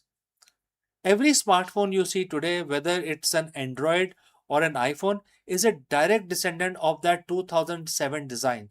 The large screen, the lack of physical keyboard, the gesture based navigation, every single one of them is living in the shadow of that first keynote. Looking back, it is easy to dismiss the first iPhone. It had no 3G, no App Store at launch, and the camera was not very good quality. But judging it by today's spec is missing the point. The first iPhone wasn't just about hardware, it was about a vision. It was about realizing that we are entering a new era of computing. It took the complexity of technology and made it more human. It turned the phone into a tool for creativity, connection, and discovery. And that more than any other feature is why we still talk about it nearly 2 decades later. So, what was your first smartphone experience? Please share your experience in the comment section below. Did you make the jump to iPhone early or did you hold out for something else? Let me know in the comments below. Don't forget to like and subscribe for more deep dives into the tech that define our lives. Thanks for watching, and I will catch you again in the next one.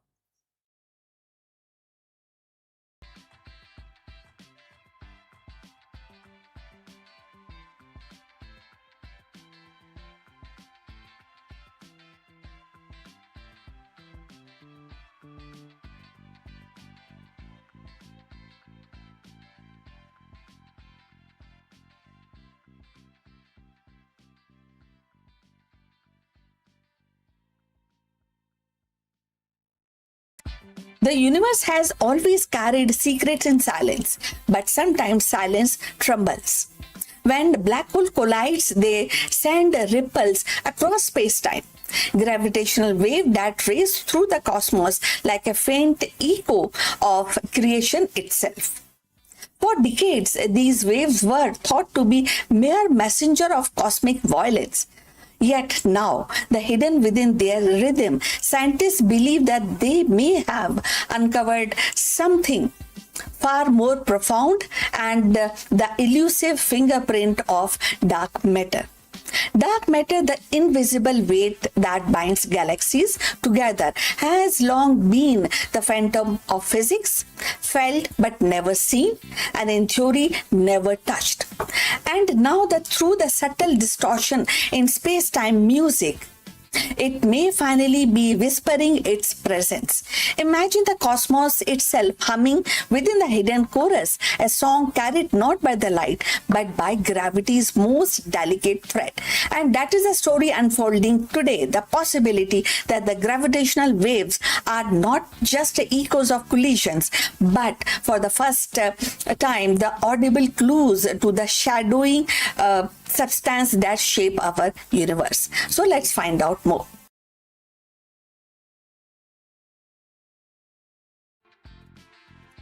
In the vast silence of cosmos, there are whispers too faint for human ear, yet powerful enough to reshape our understanding of reality. Among these whispers are gravitational waves, ripple in space-time born from the violent collisions of black holes and neutron stars. For years, the scientists have listened to these waves as a messenger of cataclysm of event, but now they may be carrying a deeper secret and evidence of dark matter itself. So, going forward, the dark matter has long been the phantom of physics. It does not shine, it does not absorb, it does not scatter light. It is invisible, detectable only through its gravitational pull on galaxies and clusters. We know its existence because the cosmos behave as if the weight down by an unseen mass. Yet, despite decades of searching, no particle detectors has captured it. No telescope has revealed its glow, and it has remained in a shadow, elusive and untouchable.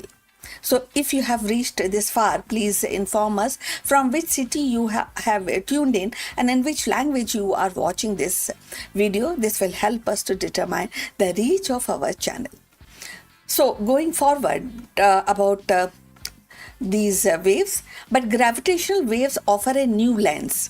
When two black hole spiral together and merge, the wave that they emit carry the imprint of everything in their environment.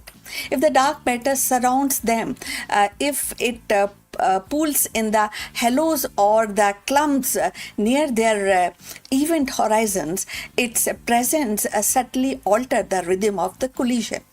The wave stretch differently and the frequency shift. The echoes linger longer than expected. These deviations are faint, buried in noise, but with the sensitive detectors like Virgo and Kagra, the scientists are beginning to tease them, listen them, and bring the information out. Recent analysis suggests that some recorded signals cannot be explained by ordinary physics alone. The pattern hint at an invisible partner tugging at the dance of a black hole and dark matter interacting not through the light but through the gravity's most delicate thread.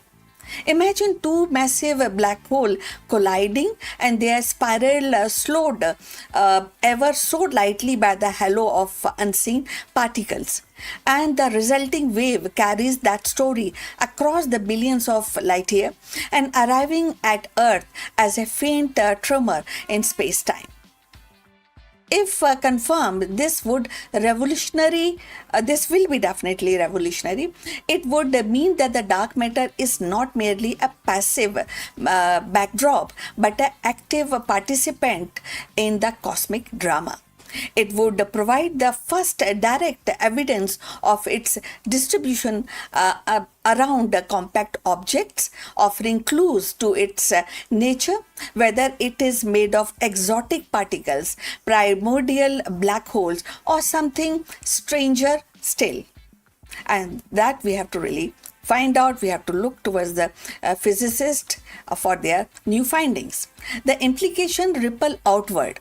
Dark matter may influence how galaxies form, how stars die, and how the universe itself evolve. So, by mapping its fingerprints in gravitational waves, scientists could chart its hidden architecture, tracing the invisible presence upon which the cosmos is built. It is as if we are learning to read a secret language written into space-time itself. For the layperson, the idea is both haunting and very exciting. We live in a universe where most of the matter is unseen, yet it shapes everything we know. Now, through the faintest vibrations of space-time, we may finally be hearing its voice. So, dark matter, once silent, is actually beginning to speak through the music of colliding black holes. So, as detectors grow more sensitive and the data accumulates, the whisper will become clearer. Each new gravitational wave may carry another clue, another brush stroke in the portrait of invisible. And in that portrait lies the possibility of solving one of the greatest mysteries of modern science. And that is, what is a dark matter that binds the universe together?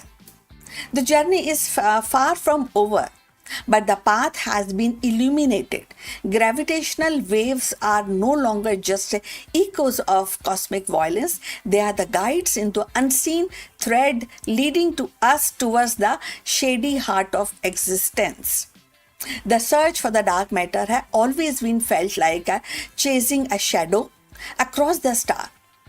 Yet now, through the faint tremors of space-time, the shadow begins to take form. The gravitational waves are no longer just echoes of cosmic collision. They are becoming the voice of invisible, the rhythm of unseen, and each ripple carries us closer to unveiling the hidden universe, and where the dark matter silently shapes galaxies, stars, and destiny of creation itself.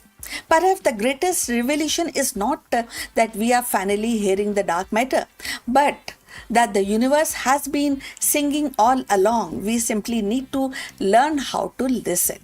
So now we have come to the end of this video. Thanks for watching. Please like and subscribe our channel, and see you in the next one. But before we end, few words from our affiliate partner. Stop settling for a good enough video. If your built-in laptop camera looks like a grainy mess, it is time for an upgrade. Want to instantly level up your video presence? I like to present the Lenovo Performance FHD webcam. This is a game changer for your desktop setup. Technically, this is packed. It has a very sensitive RGB sensor, very crisp photographs it takes. Also comes with 2 microphones on board, which helps you to record very clear voice in stereophonic format. And these microphones are very sensitive.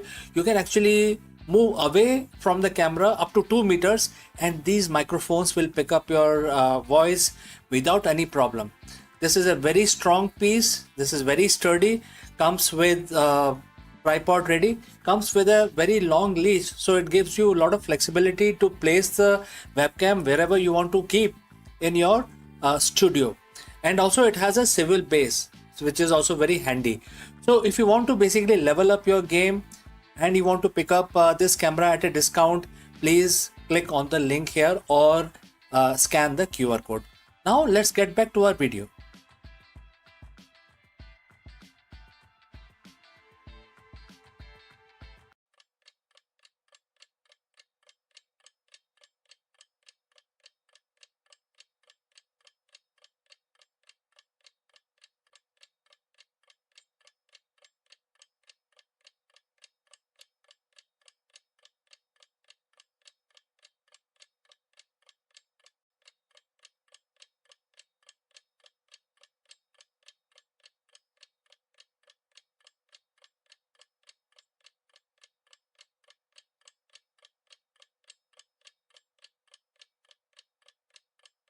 Friends, Namaskaram, you are most welcome. Let me ask you, is your temper costing you more than just professional reputation? In the high stake world of C suite, emotional control isn't just a soft skill, it is a critical business strategy. In this episode, we dive deep into the ancient wisdom and we will take help from Bhagavad Gita to uncover why anger is the single greatest liability to the executive decision making. Let's go. We often talk about competitive advantages in business. We talk about market share, supply chain, optimization, AI integration, and capital allocation. But today, I want to talk about your biggest liability.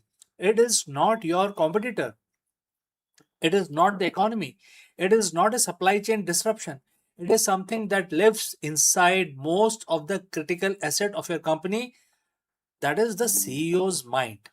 I'm talking about anger. And before you dismiss this just as a human nature or passion, I want you to understand that in a high stake world of C suite, anger is not a leadership trait. It is a system failure. It is a silent killer of the empires, startups, and legacies. Today, we are going to break down the science of why this happens using the timeless framework from Bhagavad Gita mentioned in chapter 2, verse 63, to understand why emotional control is the ultimate executive strategy. Now, let's look at the wisdom from the Gita, and the quote starts: anger compound delusion. Delusion leads to loss of memory, which in turn destroys the power of discrimination. Loss of discrimination means loss of self and feeling to the material consciousness again. And the quote close. Let us now translate this into modern leadership language. The verse describes a specific sequential, chemical, and the psychological chain reaction. Anger compounds delusion. When you get angry, you stop seeing the world as it is and start seeing it as a fear it to be. You create a false reality. Next is loss of memory. This is critical for a CEO. When you are angry, your mind shuts off access to your database, your experience, your past failures, your previous lessons, your long term strategy. You lose access to the very data you need to make the most appropriate and the right decision. Next is loss of discrimination. Discrimination here doesn't mean bias, it means discriminate, ability to tell the difference between a minor setback and a company ending crisis. Next is loss of self. You cease to be a leader you intend to be. You become a reactionary figurehead. This is an executive downfall spiral, and it happens faster than you think. Think about the last time you made a decision in anger. Maybe it was an email sent late at night. Maybe it was firing, that you later regret. Maybe it was an acquisition you pushed through because you wanted to win the negotiation rather than making a sound investment. In the boardroom, when you enter this delusion state, you lose the ability to see the objective truth. Your team stops bringing you bad news because they fear your reaction. Your culture shifts from innovation to survival. If you are a CEO or an entrepreneur anywhere globally, you know that your primary job is to be the chief decision making officer. Your ability to discern is, it's like your product. When you're angry, you have essentially bricked your own operating system. You're trying to run a multi-million dollar company on a system that is compromised by emotion. That, by definition, is a liability.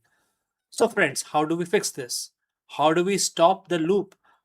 You don't suppress the emotion, you intercept the signal. So, there are a few steps which I would like to suggest to you. Step one, pattern interrupt. The moment you feel that the heat in your chest or that tightening in your jaw, you have to hit a circuit breaker. Physically stand up, leave the room, step away from the screen. Neuroscience tells us that it takes about 90 seconds for an emotional chemical rush to dissipate. If you can stay silent for 90 seconds, you regain your prefrontal cortex, your seat of logic. Step number two, data retrieval. Force yourself to look at the facts. Strip the story you are telling yourself about why someone is out to get you or why this project is failing. Ask, what is the actual verifiable data here? This reactive process reactivates the memory that the Gita mentions, the wisdom you have built over your career, over your experience. Step number three is perspective shift. Ask yourself, will this matter in 5 years? Will you know will it mean anything to you in 5 years, for example? Will this matter mean anything in 5 months? Will this matter mean anything to you in 5 weeks? If the answer is no, stop treating it like a five alarm fire. This restores your power of discrimination. You are not an emotional robot. You are the leader. Your team relies on your equanimity. When the storm hit, the ship doesn't, get angry at the waves. It adjusts the rudder. So be the rudder. Be like a rudder, right? Leadership is the art of mastery. Mastery over markets, mastery over technology, but most importantly, mastery over oneself. The Gita warned us thousands of years ago, and modern neuroscience confirms it today. If you cannot govern your mind, you cannot govern your enterprise. So, we believe that the integration of these ancient strategies with the modern technology is the key to the next generation of business success. Therefore, we bring these episodes to you every day. So, friends, if you found this breakdown helpful, hit that like button, share this with your fellow leaders who need to hear it. Don't let your emotions be your company's biggest liability. Keep your head clear, keep your strategy sharp, and you will see, the things will basically take a better turn. I will see you in the next one. My name is CK, and thanks for watching.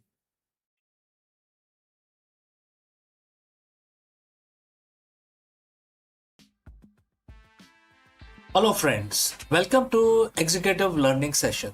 In today's high pressure corporate world, CEOs are often obsessed with the quarterly reports. But what if focusing less on the result actually would lead to better performance? That's a very big and profound question. Therefore, today in this video, we break down the profound leadership wisdom of Bhagavad Gita.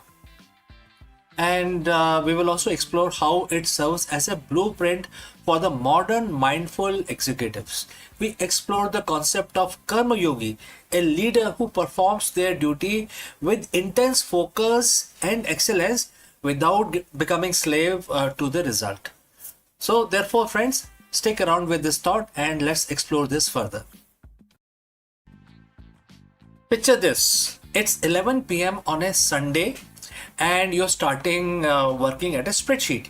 You have got a quarterly board meeting in 48 hours. The numbers aren't where they need to be, and your heart is racing. Your sleep is now non-existent, and your identity, your very worth as a leader is tied entirely to the bottom right cell of the screen. Right?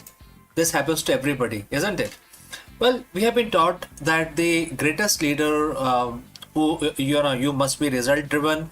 We must obsess over KPIs, exit strategies, and stock prices. But here is a paradox. The more tightly you grip the result, the more likely you are, likely to choke the process that creates it. Today, I want to share a piece of wisdom that is 7,000 years old, yet feels like it was written for this morning market volatility. It's from the Bhagavad Gita, chapter 6, verse first verse of chapter 6.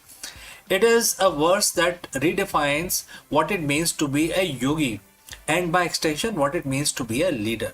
So friends, if you have reached this far, please inform us from which city you have tuned in and in which language you are watching this video. This will help us determine the reach of our channel. Let's proceed further. So now let's look at the verse. Quote starts. A true yogi or a true renunciant is the one who performs his duty renouncing attachment to result, and not one who abandons work or the sacrificial fire. Quote close. Now, when we hear the word yogi or renunciant, we think of someone sitting on a mountain far away from emails and supply chain issues. But Bhagwan Krishna says something radical here. He says the true yogi is not the one who quits. It's the one who stopped doing the work. It's also not that. In business context, Krishna is saying you don't have to quit your job to find peace. You don't have to stop being ambitious. The sacrificial fire for CEO is the office, the factory, and the boardroom. The distinction isn't whether you work, it's how you relate to outcome of what works, etc. So what is the result paradox? So when we attach to the result, we operate from a place of fear.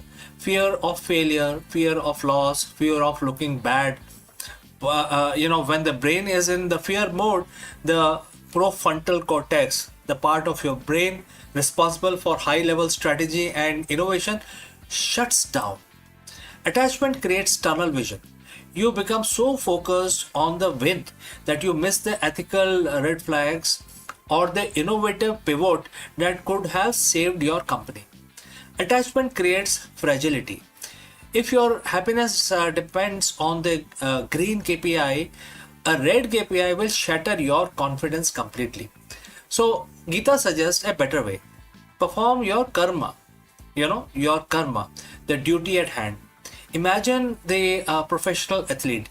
If a golfer is thinking about a trophy while they are, mid-swing, they will miss the shot. To win the trophy, they must forget the trophy exists and focus entirely on the mechanics of the swing. That is leading without attachment. The verse mentioned not abandoning the sacrificial fire. In ancient times, this was the literal fire of ritual. Today, for a leader, it is the energy of the action. Leading without attachment does not mean leading without excellence. In fact, it requires more excellence. When you aren't worried about how the result will make you look, you are free to be. There are several things you are free to be. First is bold, because you aren't afraid of the fallout. Second is the present, because you aren't living in the future quarter. And third is the objective, because you see the data for what it is, not what you want it to be. A true CEO, which is yogi, performs their duty because it is the right thing to do, not because it means something to earn your bonus, etc. They treat their company as a sacrifice, a contribution to the world. So how do we actually do this? How do we walk into the board meeting tomorrow and lead without the attachment? There are few ideas which I want to share with you. First is shift from what to how. Instead of asking, will they reach the target? Ask, are we executing this with the highest level of integrity and skill? If the process is perfect, the result is inevitable, and it's the inevitable byproduct. Second, the 5-minute detailer. Before a high stake pitch, take 5 minutes to remind yourself, I have a right to work, but not to the fruits. Tell yourself that Your value as a human being is independent of this deal. Watch how much more charismatic and calm you would become before you get into the meeting. Now, the third idea is reward effort, not just outcome. So, as a leader, stop only celebrating the wins. Start celebrating the karma as well. The disciplined, high quality effort, even when it doesn't lead to a win, this builds a culture of psychological safety. So, Bhagavad Gita isn't asking you to be less ambitious. In fact, it is asking you to be freer. So, when you stop being a slave to the result, you become master of your actions. You will become unshakable executive. You will still show up and you still the light of fire, and you still do the work, but you do it with a smile, knowing that while you cannot control the wind, you can always control how you set your sail. So friends, what do you think? Thank you for your time. Thank you for joining live. Let's go back to the fire and do the work. And if you have any questions, please feel free to send it across. Before I wind up this session, a word about our affiliate partner. Stop settling for a good enough video. If your built-in laptop camera looks like a grainy mess, it is time for an upgrade. Want to instantly level up your video presence? I like to present the Lenovo Performance FHD webcam. This is a game changer for your desktop setup. Technically, this is packed. It has a very sensitive RGB sensor, very crisp photographs it takes. Also comes with 2 microphones on board, which helps you to record very clear voice in stereophonic format. And these microphones are very sensitive. You can actually move away from the camera up to 2 meters, and these microphones will pick up your voice without any problem. This is a very strong piece. This is very sturdy. Comes with tripod ready. Comes with a very long leash, so it gives you a lot of flexibility to place the webcam wherever you want to keep in your studio. And also it has a swivel base, which is also very handy. So if you want to basically level up your game and you want to pick up this camera at a discount, please click on the link here or scan the QR code. Now let's get back to our video.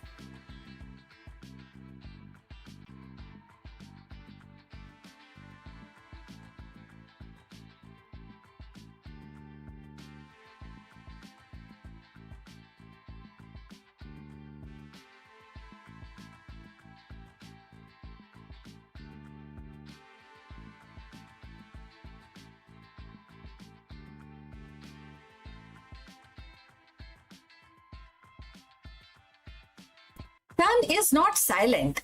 It speaks in the burst of invisible thunder. For centuries, we have seen its flare and storm, but Parker Solar Probe has now tuned our ears to a deeper frequency. Hidden within the blazing corona, magnetic switchbacks snaps like a cosmic whisper, unleashing radio waves that ripple across the solar system. And these bursts are more than a whisper of plasma. They are sun's coded signals carrying secrets of its magnetic heart and warning of storm yet to come. In this revelation, Parker has transformed our star from blazing sphere into a storyteller. Its switchbacks composing a hidden symphony of light and sound. Let's find out more about this. The sun, our nearest star, has always been a restless giant. Its surface boiling with plasma, its atmosphere alive with storms. For centuries, astronauts have watched solar flares and coronal mass ejection ripple outward, sometimes striking Earth with a magnetic tempest. Yet beneath its familiar drama lies subtle mysteries, whisper of radio waves, flickers of magnet turbulence, and that only the most daring spacecraft can unveil. The Parker Solar Probe, humanity's closest emissary to the sun, has now peeled back another layer of its enigma, revealing hidden magnetic switchbacks that gives rise to solar radio burst. So, radio bursts are sudden and outpouring of electromagnetic energies and streaming across space like invisible thunderclap. They are often triggered when the charged particle accelerate along the magnetic field lines, releasing energy in the form of radio waves. For decades, scientists knew these bursts existed, but their precise origin remained elusive. Were they born in the corona tangled loop? Did they emerge from the shock wave racing through the solar wind? But now, Parker Solar Probe diving deep and close to the sun's surface has provided the most intimate clues yet. So if you have reached this far, please inform us from which city you have tuned in and in which language you are watching this video. This will help us to determine reach of our channel. So going forward, as the probe skimmed through the solar atmosphere, its instruments detected abrupt revelation, abrupt uprising the magnetic field. Switchbacks like a king in the garden hose. These switchbacks are not gentle bend, but actually sharp zigzags, flipping the direction of the magnetic field from a brief for a brief moment before snapping back. Each switchback carries plasma along with it, accelerating particles and steering the turbulence. The new data suggests that these magnetic switchbacks are fertile ground for radio burst, miniature accelerator that hurl electrons into spiral, producing the radio signal that astronomers detect across the solar system. So these insight reshapes our understanding and space weather. Now going forward, the discovery is definitely profound. It's linked with the two previously disconnected phenomena. On one hand, switchbacks were known as the oddities in the solar wind, puzzling features that hint at the chaotic dynamics near the sun. And on the other hand, radio bursts were catalogued as a distinct emissions useful for diagnosing the solar storm, but poorly understood in origin. The Parker finding weave them together, and the switchbacks are now not mere curiosities but engine of radio emission, shaping the very soundtrack of sun's activity. So radio bursts are not just academic curiosity, as we have already mentioned. They are interface or with the communication, navigation system, even the spacecraft operations. By tracing them back to the magnetic switchbacks, scientists gain predictive power. If switchbacks can be mapped and modeled, then the radio burst and the storm they create can be anticipated with a greater accuracy. So in essence, Parker has given us a new diagnostic tool, a way to listen to the sun's magnetic heartbeat and foresee its disruptive pulse. The implication extend beyond Earth. Radio bursts ripple through the heliosphere and the vast bubble of solar influence that envelops the planet. They may play a role for accelerating cosmic rays, shaping a planetary magneto atmosphere, and even the influencing the chemistry of atmosphere.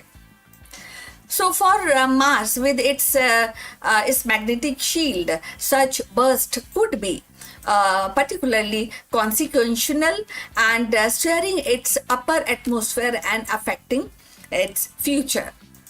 Human explorer, and that is a good info data for the human explorer and the astronauts. For distinct spacecraft, understanding radio burst is vital for shielding electronics and maintaining communication link. And this is also a poetic dimension to its discovery.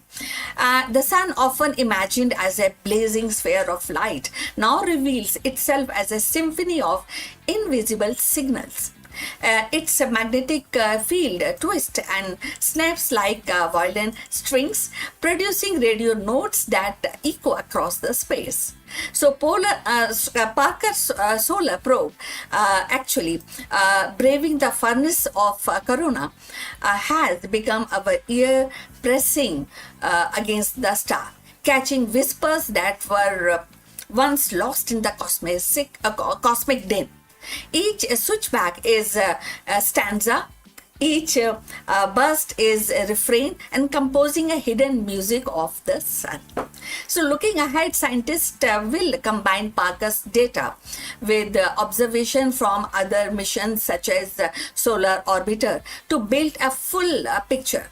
Together, these spacecraft will actually triangulate the origin of burst and map the geometry of the switchbacks and refine model of solar wind. So the ultimate goal is not to understand the sun, but to live safely within its influence. As humanity ventures deeper into space, towards the moon, Mars, and beyond, predicting solar radio burst will be essential as a forecasting storms on the earth. So in a grand narrative of exploration, Parker's discovery is reminder that even the familiar star hold secrets. The sun, which has actually shining upon the earth for billions of years, is still teaching us how its magnetic heart beats. And hidden switchbacks, once invisible, now stands revealed as an architect of radio storm. And with each revelation, we drew closer to mastering the cosmic weather that shapes our destiny among the stars. So in the end, Parker's solar probe has shown us that the sun is not just a blazing sphere of light, but a restless storyteller weaving its tale through the magnetic switchbacks and radio burst. Each hidden kink in this field is a spark of revelation. Each burst a message carried across the solar system. By decoding these signals, we are not only learning to predict the storm that shapes our cosmic environment, but also hearing for the first time the sun's secret voice. The discovery reminds us that even the most familiar star still holds mysteries of waiting to be unveiled, and with every orbit, the Parker brings us closer to understanding the rhythm of our star's eternal symphony. So, for today, we have come to the end. Magnetic strings and cosmic echoes. That's what is very amazing and very kind of good to really know more about it. So thanks for watching. Please please like and subscribe our channel. See you in the next one. But before we end, few words from our affiliate partner. Stop settling for a good enough video. If your built-in laptop camera looks like a grainy mess, it is time for an upgrade. Want to instantly level up your video presence? I like to present the Lenovo Performance FHD webcam. This is a game changer for your desktop setup. Technically, this is packed. It has a very sensitive RGB sensor, very crisp photographs it takes. Also comes with two microphones on board, which helps you to record very clear voice in stereophonic format. And these microphones are very sensitive. You can actually move away from the camera up to 2 meters and these microphones will pick up your voice without any problem. This is a very strong piece. This is very sturdy. Comes with tripod ready, comes with a very long leash, so it gives you a lot of flexibility to place the webcam wherever you want to keep in your studio. And also it has a swivel base, which is also very handy. So if you want to basically level up your game and you want to pick up this camera at a discount, please click on the link here or scan the QR code. Now let's get back to our video.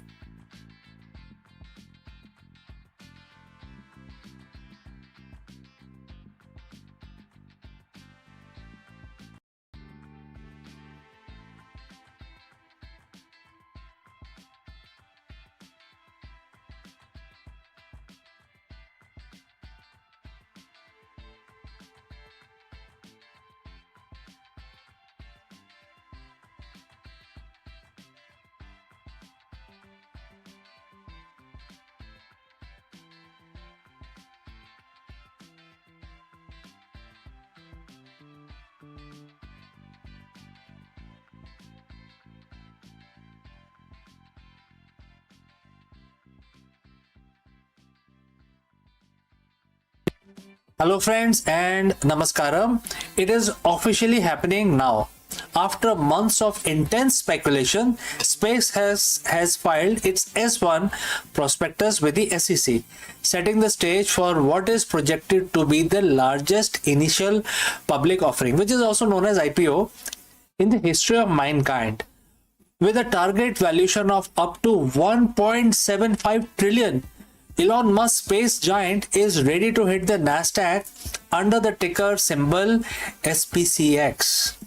In this video, therefore, we break down everything you need to know about the upcoming SpaceX IPO, including the critical dates you need to mark on your calendar and how retail investors can potentially participate. Let's go. For years, it was just a rumor, a what if conversation on the message boards. But today, the conversation is over. SpaceX has finally filed its S1 prospectus with the SEC, and we are witnessing what is arguably the most significant capital market event of the decade. We're talking about a company that has already changed the physics of rockets and space travel, now aiming for a 1.75 trillion valuation on the Nasdaq. I'm talking about the SpaceX IPO, and the ticker symbol is SPCX. And this is expected to hit the market as early as June 12th, 2026. So friends, if you have reached this far, please inform us from which city you have tuned in and in which language you are watching this video. This will help us determine the reach of our channel. Alright, let's proceed further. For a long time, Elon Musk was adamant SpaceX would stay private until we had a stable, functioning Mars colony. So what changed? The scale of ambition. Basically, SpaceX isn't just launching rockets anymore. It's an integrated powerhouse. Following the merger with xAI, the company is positioning itself as the backbone of space-based AI infrastructure. With a planned roadshow kicking off around June 4th, the company is looking to raise up to 75 billion to fuel its next phase of growth. So when you buy SPCX on the Nasdaq market, you aren't just buying rockets, you're buying a massive interconnected portfolio. What this portfolio contains? First, the Starlink, which is the crown jewel. It's profitable and currently drive massive chunk of company's revenue. Next, launch services, dominating the global market with securing crucial government and defense contract. Basically, if anybody has to send their spacecraft or satellite to space, SpaceX is one of the best viable option. Third is the Starship itself, the key to lowering cost and enabling future Moon and Mars mission. Therefore, Starship is a major product line from SpaceX. And lastly, the xAI integration, adding a layer of artificial intelligence that aims to build data centers in space. It isn't all smooth sailing. There is significant controversy regarding the governance structure. Reports indicate a dual class share structure where Class B shares mostly held by Musk and the insiders. carry 10 votes per share, while the public Class A shares carry only 1 vote. The institutional investors have already voiced concerns about this level of concentration, noting that Musk will retain roughly 79% of the voting power, and in the challenge of Musk juggling Tesla, X, Neuralink, and XAI. And you have some serious questions about where his focus truly lies. If you are a retail investor, this is what you have been waiting for. With the Nasdaq listing, direct exposure to the space economy is finally within reach. However, proceed with caution. IPOs, especially one with much hype, are notoriously volatile. Analysts are warning that you should look past the Musk factor and dive deep into their financials. Are you paying for the current reality, or are you paying for the next 20 years of projected growth? I mean, that's a very important question that every investor must contemplate. The countdown is officially on.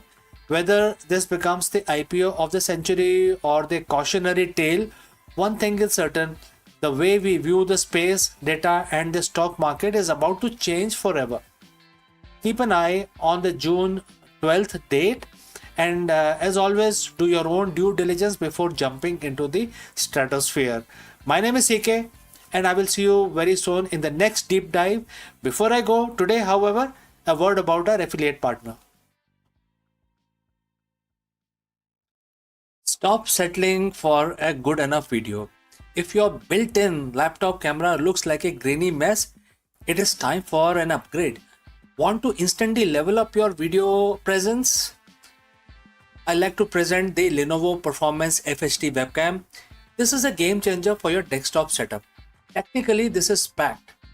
It has a very sensitive RGB sensor, very crisp photographs it takes. Also comes with 2 microphones on board, which helps you to record very clear voice in stereophonic format. And these microphones are very sensitive.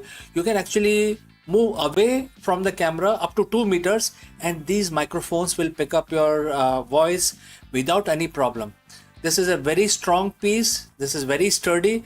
Comes with tripod ready. Comes with a very long leash, so it gives you a lot of flexibility to place the webcam wherever you want to keep in your studio. And also it has a swivel base, which is also very handy. So if you want to basically level up your game and you want to pick up this camera at a discount, please click on the link here or scan the QR code. Now let's get back to our video.